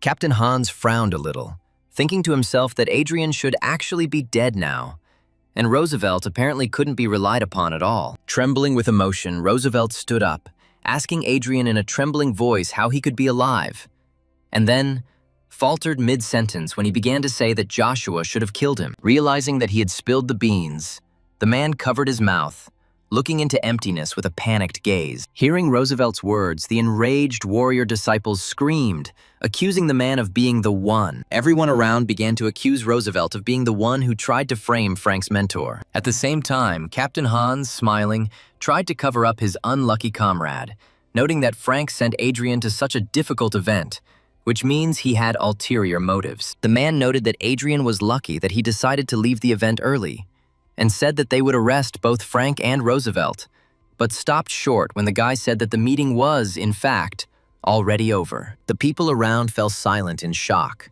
wondering how the meeting could end so early, because usually at such a time it was just really beginning. At this time, one of the warrior disciples who was present at the event entered the doors of the main entrance and joyfully exclaimed that Hadrian had won the event in just half a day. However, when he saw representatives of law enforcement agencies, the boy became worried and fell silent, trying to ask what was going on here. Everyone around them screamed in amazement at the realization that Adrian not only survived this dangerous event, but also took first place. Adrian said that he and his mentor had been following Roosevelt's actions, and therefore had a rough idea of what he was going to do, which meant now was the time to settle the score. Roosevelt trembled with the understanding that all his plans had collapsed, which just recently seemed simply impossible to him. Hammering his fist into his palm, Adrian said that Frank suspected the man long before he handed the guy the modified skill for the gold rank.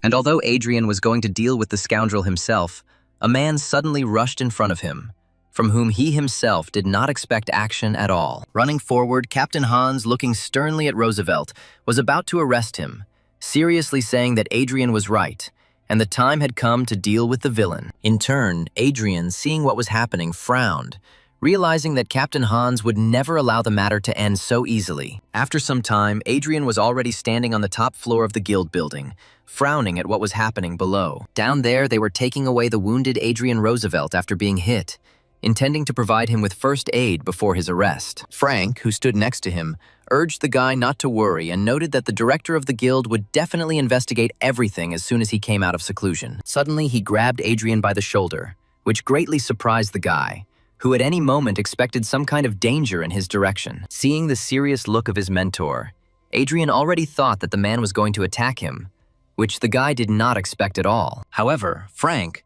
subverting the guy's expectations, laughed out loud, amazed that Adrian not only took first place at the experience exchange event, but also did it in just half a day. However, the man rejoiced so much that his back suddenly began to hurt, causing Frank to cry out in pain.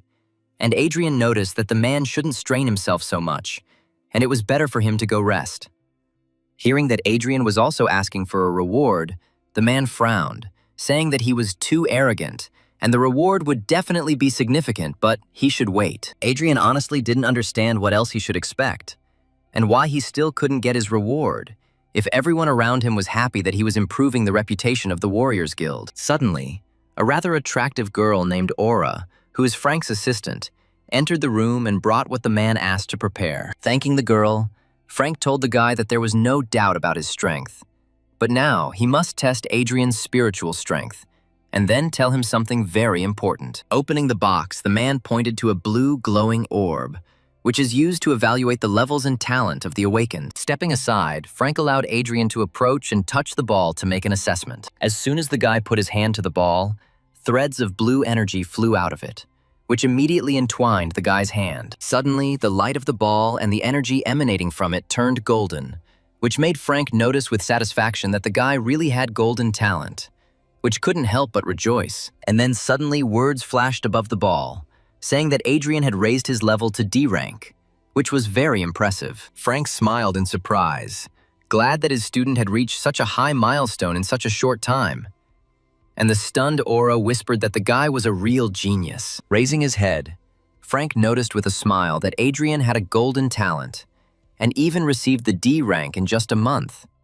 And there had not been such excellent representatives of the Warriors Guild for a very long time. Absolutely not surprised, Adrian turned his gaze to Frank and asked him in a calm voice what was so important about what he wanted to talk to his student about. Throwing a sly look at the guy, the man chuckled and spoke with a smile and enthusiasm in his voice, asking if he knew about the test of the Fortress of Dawn. Adrian heard from Frank that he was now 100% sure that the guy would be able to stand up for himself, and he himself recalled that the previous owner of this body dreamed of distinguishing himself in this test. The guy also remembered that the Dawn Fortress was a temporary gathering place created in the wasteland by the ancestors of humanity, who went through many murders to build a city. After the city was built, the fortress was abandoned and overrun by monsters. Adrian remembered that every 3 years, the managers of the City of Dawn organize an event there for those awakened under 30 years of age to honor the memory of their ancestors. The man pointed out that under the fortress there is a source of spiritual water, where you can practice and significantly improve your strength, but only if you win the test. Frank said that this test was very dangerous, and although Adrian fits all the conditions, he would take a lot of risks if he tried. But it was clear from the guy's eyes that he did not intend to retreat. Putting his hand on the guy's shoulder again, Frank noted that he would be glad if Adrian achieved victory, but survival is still the most important thing. In turn, the guy thought about how much he could get from the spiritual source if he won, because with its help, he could even raise his rank to C. Having agreed that Adrian, although he would try to win, would still concentrate on his own survival, Frank asked Aura to give the guy his reward for the event. It turned out that in addition to the agreed-upon money and spiritual potions, the guy was also entitled to an apartment for awakened rank C, and Frank joyfully handed Adrian the key to it. Adrian, delighted with such a gift, said that it was not far from returning the Guardian family mansion, to which Frank replied that only the head of the guild could help with this matter. Hearing that Frank knew about Michael's treachery and would do everything to help Adrian, the guy smiled and thanked his mentor for such a kind attitude. However, turning away and getting ready to leave, the guy hid his smile, thinking to himself that he had to cope with all his problems himself. After some time, the guy returned to his apartment to continue training and improving. Sweating after absorbing the energy from the last starstone, Adrian gloomily noted that after reaching D rank, the difficulty of cultivation had only increased. Having looked displeasedly at his hand, from which the sand remaining from the starstone was pouring out, Adrian stated that even several 100,000 stones were not enough for improvement. The guy's attention was suddenly attracted by Tree Tiny, who raised his glowing green index finger up and said something in his own language. The guy remembered how at the event, unnoticed by others, he asked the kid to carry out some manipulations on the defeated knight. Approaching the tree, little one, Adrian stroked him and praised him, once again surprised that the tree spirit had such a useful ability. Armed with a new blade, the guy changed into stylish black clothes and noted out loud that the skills of a thief and these new items could be very useful. Opening the window and concentrating on the thief's reflexes and dexterity, the guy jumped out of it, planning to get to his target as quickly as possible. Meanwhile, Joshua lay in a hospital bed, still unconscious after his crushing defeat in the battle with Adrian. Michael suddenly entered his room, accompanied by an unusually tall man and a surprisingly small guy. A man named Vincent was the deputy head of the law enforcement department, and, having seen Joshua's wounds, he easily understood what exactly caused his injury. Michael said that Adrian, although strong, is still too inexperienced, which means he needs to be destroyed as soon as possible. The man noted that very soon he would take part in testing the Fortress of Dawn, and Vincent, agreeing, turned his gaze to the small guy and said that this was the job just for him. The guy in the blue jacket even grinned, saying that killing some E-rank brat would not be difficult for him. Satisfied with the answer, Vincent went to the exit, followed by the others, and the man noted that Joshua knew too much, and he was also disabled, which meant they needed to get rid of him. The guy in the jacket agreed and then slammed the door behind him, leaving Joshua alone. Suddenly, something hit his head, causing the guy, even while unconscious, to wince a little. At the same moment, his body suddenly exploded with incredible pain. His eyes flew open and his veins bulged, causing the knight to cry out. Blood began to flow from his mouth as he begged for help through the pain and clenched teeth, raising his hand. Extending his trembling hand towards the window where the silhouette was visible, Joshua begged again, trying to cope with the pain. Adrian, sitting on the window, smiled, looking at the suffering of his past enemy, and asked him directly if he wanted to live. Thinking that the silhouette had only appeared to him, Joshua raised his gaze full of pain to the ceiling and thought with incomprehension how he, being a brilliant knight, could die like this. However, the readiness to fight for his life shone in his soul, and therefore he was going to endure as long as he could. Turning his head, he saw that Adrian was standing next to his bed, directly asking the knight if he wanted to live, which greatly surprised the latter. Smiling maliciously, Adrian invited Joshua to tell him everything he knew, and only in this case would the guy feel sorry for him, although the knight himself thought that this was just a hallucination. Joshua thought that even if this was the real Adrian, being a warrior, he would not be able to cope with the C-rank poison that was killing him, although Adrian himself noted that he could neutralize it without much effort. Turning his head to Tree Baby, who was greedily drinking another bottle of spiritual potion, Adrian brought a rag to him. The kid grumbled something when Adrian wiped his mouth with the rag, leaving a small stain on it. Turning his head back, the guy folded a rag on Joshua's forehead, which greatly surprised the latter, who fixed an incomprehensible look on Adrian. Adrian did not explain to him that the saliva of the tree spirits contains a large amount of life-giving energy that can neutralize poison, although Joshua did not believe in such a miracle. However, raising his hand and seeing that the trembling and pain in it had subsided slightly, the guy allowed the hope of his own salvation to flash in his mind. Adrian himself saw that the remedy worked even very quickly, which means that all those potions that he drank still paid off. Having more or less regained his strength, Joshua asked how Adrian knew how to get rid of such an effective poison. To be convincing, Adrian released his spirit, and then threateningly told the guy that he could only temporarily rid him of the poison, and therefore he should start talking if he wants to live. Joshua thought that Adrian's aura was even more frightening than Deputy Chief of Law Enforcement Vincent. Abandoning his pride, the guy promised to tell everything to Adrian, calling him Master, if only he would save the knight's life. Not particularly in a hurry to save the knight, Adrian calmly listened to everything that he told him, although Joshua was getting worse every second. After listening to all the details, Adrian chuckled and touched his chin with his fingers, taking in all the details of what happened and noting that it all sounded very interesting. Joshua told everything he knew, and therefore asked Adrian for salvation again, to which the warrior himself noted with a smile that he would definitely keep his promise. Touching his fingers to the sick knight's forehead, Adrian sarcastically noted that Joshua would have to die before he was saved. After some time, the knight, wrapped in a body bag,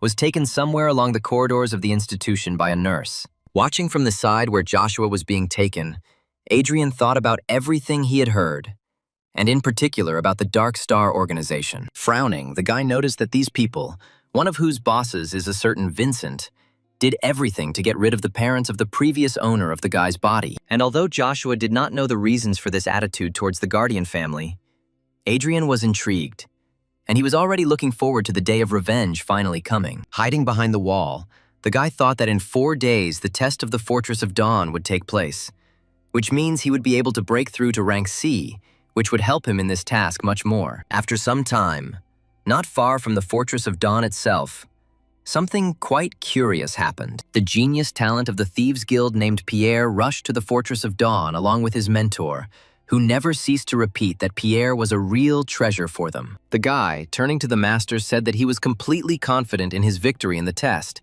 and also that he was keeping his promotion to rank C and acquiring a new skill a secret. For clarity, the guy created a figure of beautiful pink patterns on his hand, showing how hard he tried to mold his spiritual energy. The mentor, clearly flattering his student, noted that his formation of spiritual energy was truly rare, and with it, he could achieve incredibly much. The man also noted that the last person to do such a molding was the head of the Warriors Guild, to which Pierre replied that he would show how much stronger he was than the latter. Suddenly, in front of the two thieves, a little further into the forest, a powerful explosion was heard, the flash of which was so strong that it reached the sky. The mentor said that, most likely, someone is now fighting monsters there, and therefore Pierre should be more careful because the monsters here are at least C rank. When he invited the guy to go have a look and find out if the fighter needed help, Pierre had already rushed forward. When the thieves came closer, they saw a whole pack of dead red fiery wolves,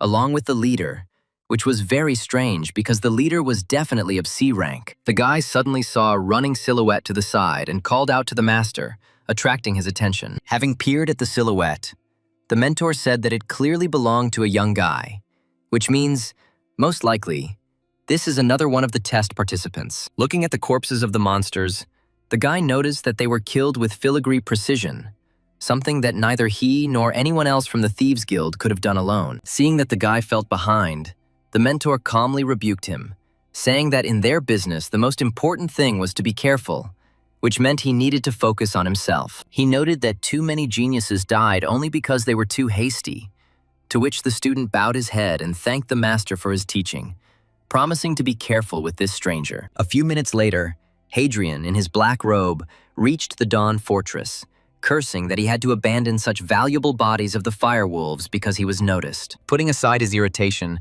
the guy took off his hood and looked at the huge, majestic building that stood in front of him, which turned out to be the Fortress of Dawn. His student was met by Frank, who came forward and asked if everything was okay, and also offered the guy to join their squad as an alternative to his solo adventures. It was clear that before the guy arrived, Frank was very worried.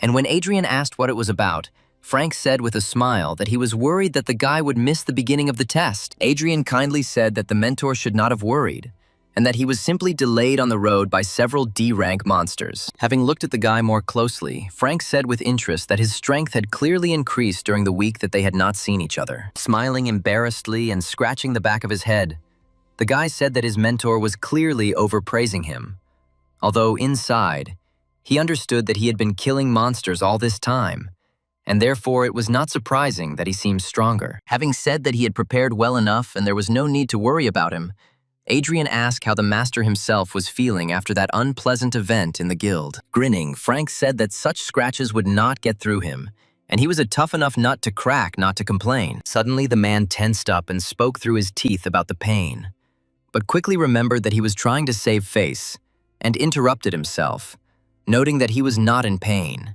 but just the wound was itching. Smiling at the man, Adrian noticed to himself that his mentor Frank was truly a stubborn warrior. Having coped with the pain, the man turned and walked towards the building, gesturing for the guy to follow. With surprise, the guy noticed that the entire Fortress of Dawn was surrounded by a protective star seal of incredible strength and such enormous size that it extended throughout the entire territory of the ruins. Adrian noticed that there were a surprising number of awakened people in the fortress, and then asked if they were all going to participate in the test, to which Frank shook his head. The man said that the trial of the Dawn Fortress was held every 3 years, and was therefore an important event that was broadcast on televisions for ordinary people to watch. The man tried to warn the guy one last time, and told him that the monsters appearing under the Fortress of Dawn were all at least C rank, and therefore he should be very careful. Smiling, the guy said that Frank had already told him about this 10 times, although inside, Adrian really liked that someone treated him so kindly. Adrian sarcastically noted that it was precisely because of his habit of talking a lot that mentor Frank never found a wife,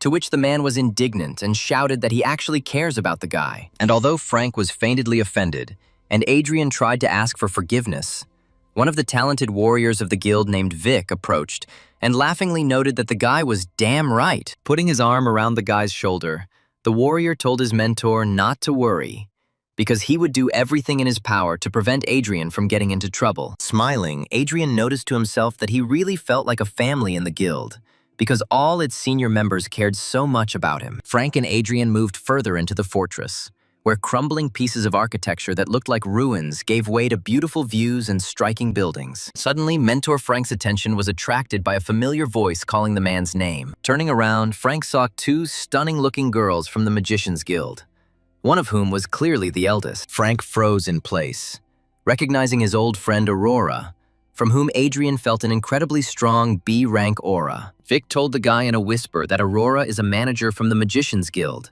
just like Frank is from the Warriors Guild, and that the girl is a B-rank mage, and they have known their mentor Frank since childhood. He said that the mentor was always competing with Aurora, but had long fallen behind her, and therefore was always lost in her presence.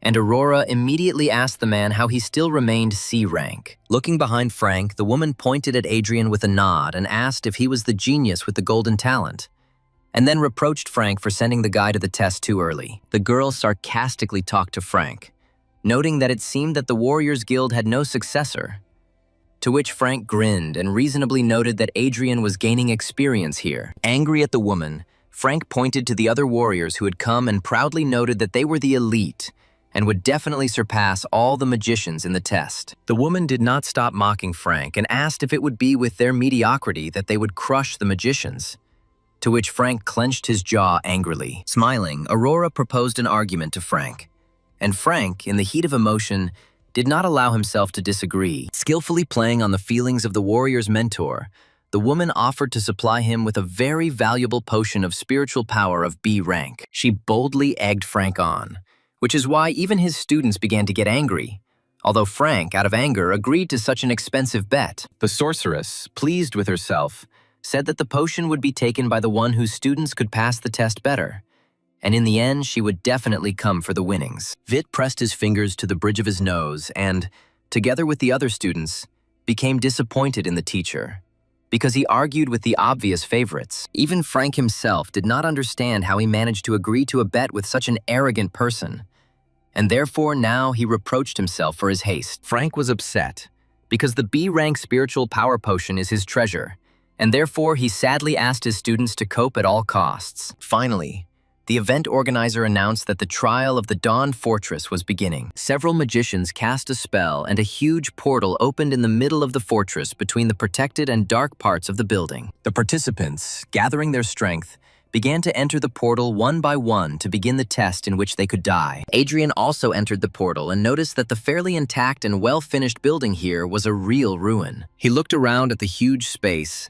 inside of which a powerful dark aura was felt, and realized that it was this anomalous place that his mentor was talking about. The awakened around moved towards the passages deeper into the fortress, and Vic also hastened to say that they too would move on. He noted that it is better for the guy not to go too deep and call for help in any unclear situation, to which Adrian agreed with a smile and asked the squad to try for their mentor. Finally, he was left alone and a bright, satisfied smile appeared on his face, because he could act alone. Having made sure that there was no one left, he himself moved deeper into the fortress, intending to win the test at all costs. With a serious look at the majestic halls surrounding him, Adrian stepped forward, intending to reach the very end. At one point, a rank E monster, similar to a fairly large hound, rushed at him. Reacting easily to the attack, Adrian extended his hand, intending to meet the monster and counterattack. Without straining too much, with a slight movement of his hand,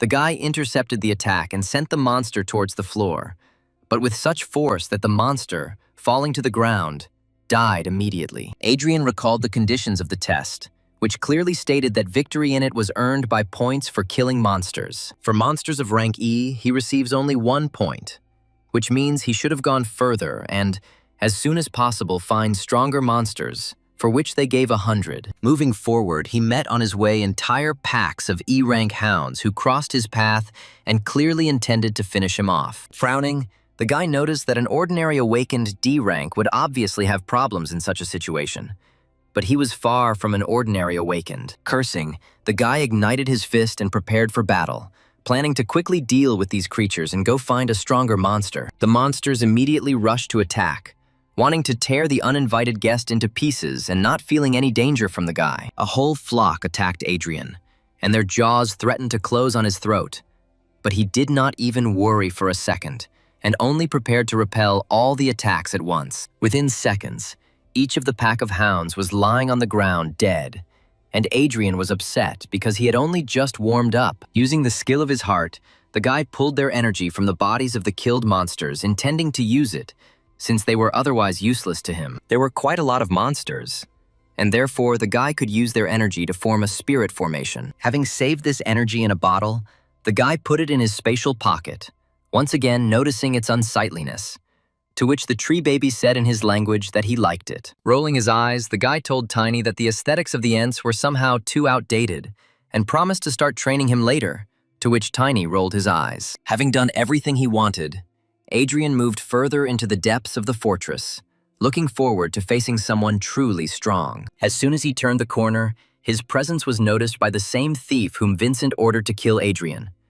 And with a smile, he rejoiced at his luck. The guy rushed after Adrian, silently warning the guy that he was to blame for his death because he had insulted the master. However, at the same moment, the thief stopped himself because he remembered that his master Vincent had given clear instructions to make Adrian's death look natural. With eyes hungry for blood, the guy remembered that on one of the paths of the fortress at the top, there was a whole horde of monsters, and therefore he could bring them on Adrian with the help of a special potion. Adrian opened the bottle and its contents immediately began to dissipate, which is why the aroma of the potion began to spread throughout the surrounding space at high speed. The guy cruelly stated that Adrian should be grateful that he would be killed using such an expensive means, although being a dead man, he would no longer thank anyone. Having risen to a higher floor, Adrian studied his surroundings without much effort, looking for those monsters for which he would get more points. Suddenly, before his completely calm gaze, several blades flashed at once, each of which was aiming at the guy. From the darkness native to monsters,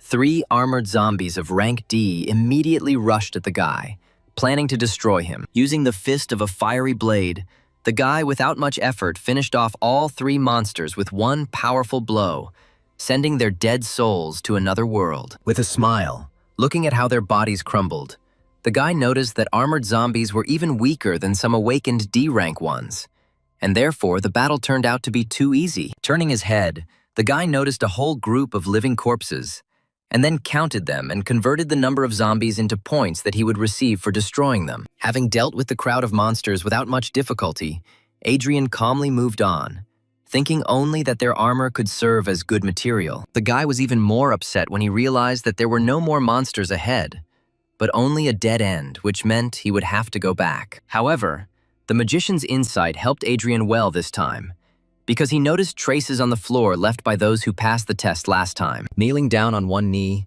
the guy studied them with interest and realized that the footprints looked quite strange. Taking a closer look, he noticed that right where the wall blocked his path, there was an incomplete footprint, from which only the heel was visible. Adrian thought that this wall must have moved somehow, since someone had passed here, and then smiled, realizing that this place had many secrets. For the first time in a long time, Adrian used his summoner's senses to feel all the details of the space around him. The guy looked around and saw details of a hidden mechanism in several torches on the wall. He realized that it was enough to light the 1st, 3rd, and 5th torches for the mechanism to work. With one deft movement, the guy created a flame from the air, which flowed to the desired torches and lit them. Approaching the torches, the guy saw other parts of the mechanism and turned the 2nd, 4th, and 6th of them. As soon as he finished his manipulations, the sound of gears and levers was heard in the walls, which influenced the mechanical door, opening it. Smiling at his own ingenuity, Adrian walked forward and found himself in a surprisingly brightly lit room, which stood out strongly from the dark atmosphere of the fortress. Right in front of Adrian in this hall, 3 unusual warriors in golden armor lined up. Walking closer without fear, Adrian examined his potential rivals with interest. After analyzing the spiritual power of these warriors, Adrian realized that these were rank C monsters, and anyone else in his place would have despaired by now. But Adrian, standing up and igniting his fist blade, prepared for battle, noting with a smile that for him this was just a light warm-up. Stretching out his free hand, the guy beckoned them with a gesture, urging them to attack and show everything they were capable of. Suddenly, for some reason, the monster's aura became much darker, and Adrian even became wary. And at this time, the weathered potion used by the thief-murderer had already risen to the floor above, and following his victim, he moved straight into the passage that Adrian himself had recently opened. Holding his stance, the guy prepared to meet the attack of one of the knights, who had already aimed the tip of his spear at Adrian, while the other two surrounded the enemy. Taking out his blade, the guy blocked 2 attacks with the blade, and dodged the third, without taking his eyes off his enemies, ready for battle. Carefully analyzing the battle, the guy ignited his fist blade and, choosing the right moment, rushed to the attack. With one powerful blow, Adrian broke through the defense of one of the warriors, sending the enemy flying, and then prepared for the next attack. However, his reaction was not enough for both warriors, and he found himself open to attacks from 2 spears at once. Having made one precise attack, the warriors were able to reach their target with their spears and pierce the guy's body, joyful at their own victory over the villain. However, it turned out that the warriors only penetrated a copy of Adrian, created by one of the skills that Lilia helped him acquire on the black market. Thanks to this skill, the guy was able to confuse the knights, which is why they both opened themselves up to attack again. Taking advantage of this, Adrian rushed forward and, igniting his fist blade, attacked one of the warriors, intending to finish him off as well, while the second tried to react.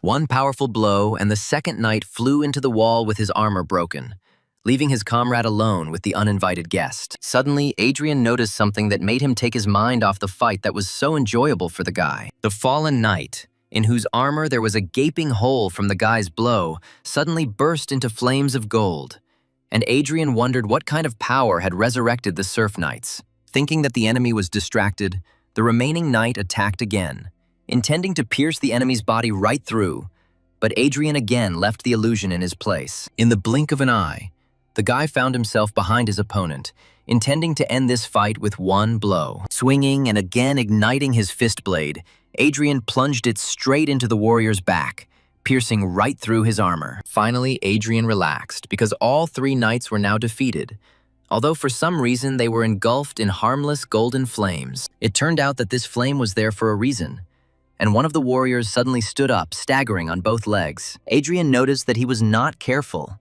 and the knight serfs did not really die, and he himself could not even restore his health. Using his special vision, the guy saw an unusual magical seal that was located on the floor of the room. Having looked at it more closely, Adrian realized that this seal is a magical puppet formation, and it is for this reason that the knight does not die from his attacks. Adrian realized that those who last entered this room died, and were turned into puppets that could be resurrected to control their bodies. The guy realized that this room used to be something like a secret treasury, which required a similar special security system, although all the treasures had long been taken out. Suddenly, the eyes of the statue of an old man standing in the middle of the hall lit up, and she spoke in a booming voice, demanding that the guy get out. Opening his eyes in surprise, the guy even smiled from the realization that a soul was born in this statue, and it became the spirit of a magical formation, which is why it itself became a treasure. He realized that this figurine had been functioning for thousands of years,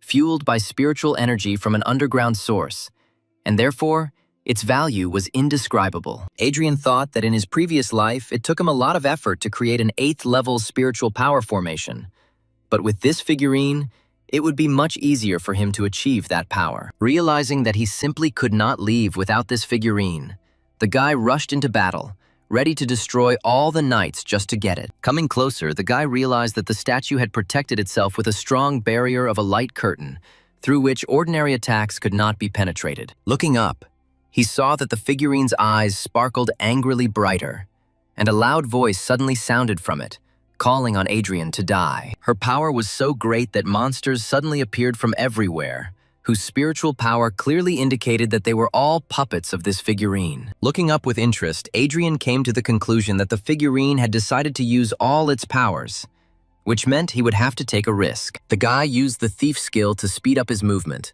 and then the magician skill to hold the puppets around at least for a moment. Having given himself exactly a second to act, The guy rushed forward to the figurine and, thanks to the dispersion of magic, was able to break through its protection and burst inside. As soon as he penetrated the protection, his hand immediately grabbed the figurine, snatching it from the pedestal. Raising his hand with the statue, the guy loudly exclaimed that he had grabbed it when his skills stopped working and a whole horde of monsters rushed towards him, ready to tear him apart. Fortunately, Adrian calculated everything well enough, and therefore the blades, fangs, and claws froze just a couple of centimeters from his face and throat. Sighing, the guy sat cross-legged directly on the stone floor, intending to use the soul from this figurine and the energy of the hound pack collected earlier to create a high-level molding. Having poured this energy into the figurine, the guy activated its magical puppet formation, intending to absorb all the power that it had absorbed over these millennia. The guy's eyes shone when he began to use one of the techniques that he knew in a past life,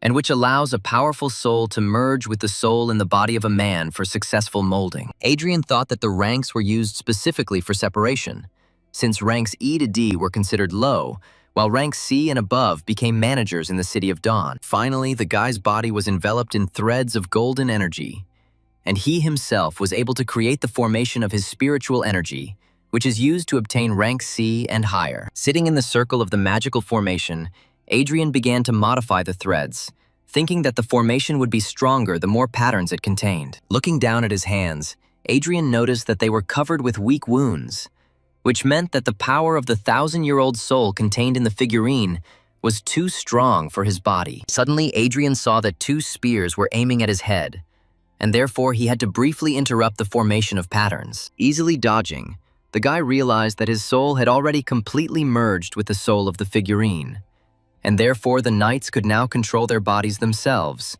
although they would not be resurrected again. Although the guy was even happy, because the knights could help him strengthen his body, which began to collapse from the power contained inside. Diving under the knight's blow, the guy turned sharply and hit his opponent in the stomach, but the force contained in his body was so great that Adrian easily sent his opponent flying. Adrian fought furiously, taking attacks from a whole horde of monsters, each of which began to move in accordance with its own desire to kill him. Smiling slyly, the guy was even glad that there were so many monsters of no longer than D, but even several of C rank. And at the same moment, as he prepared to attack this entire army of monsters alone, Adrian felt an explosion of all his strength, which he had never expected.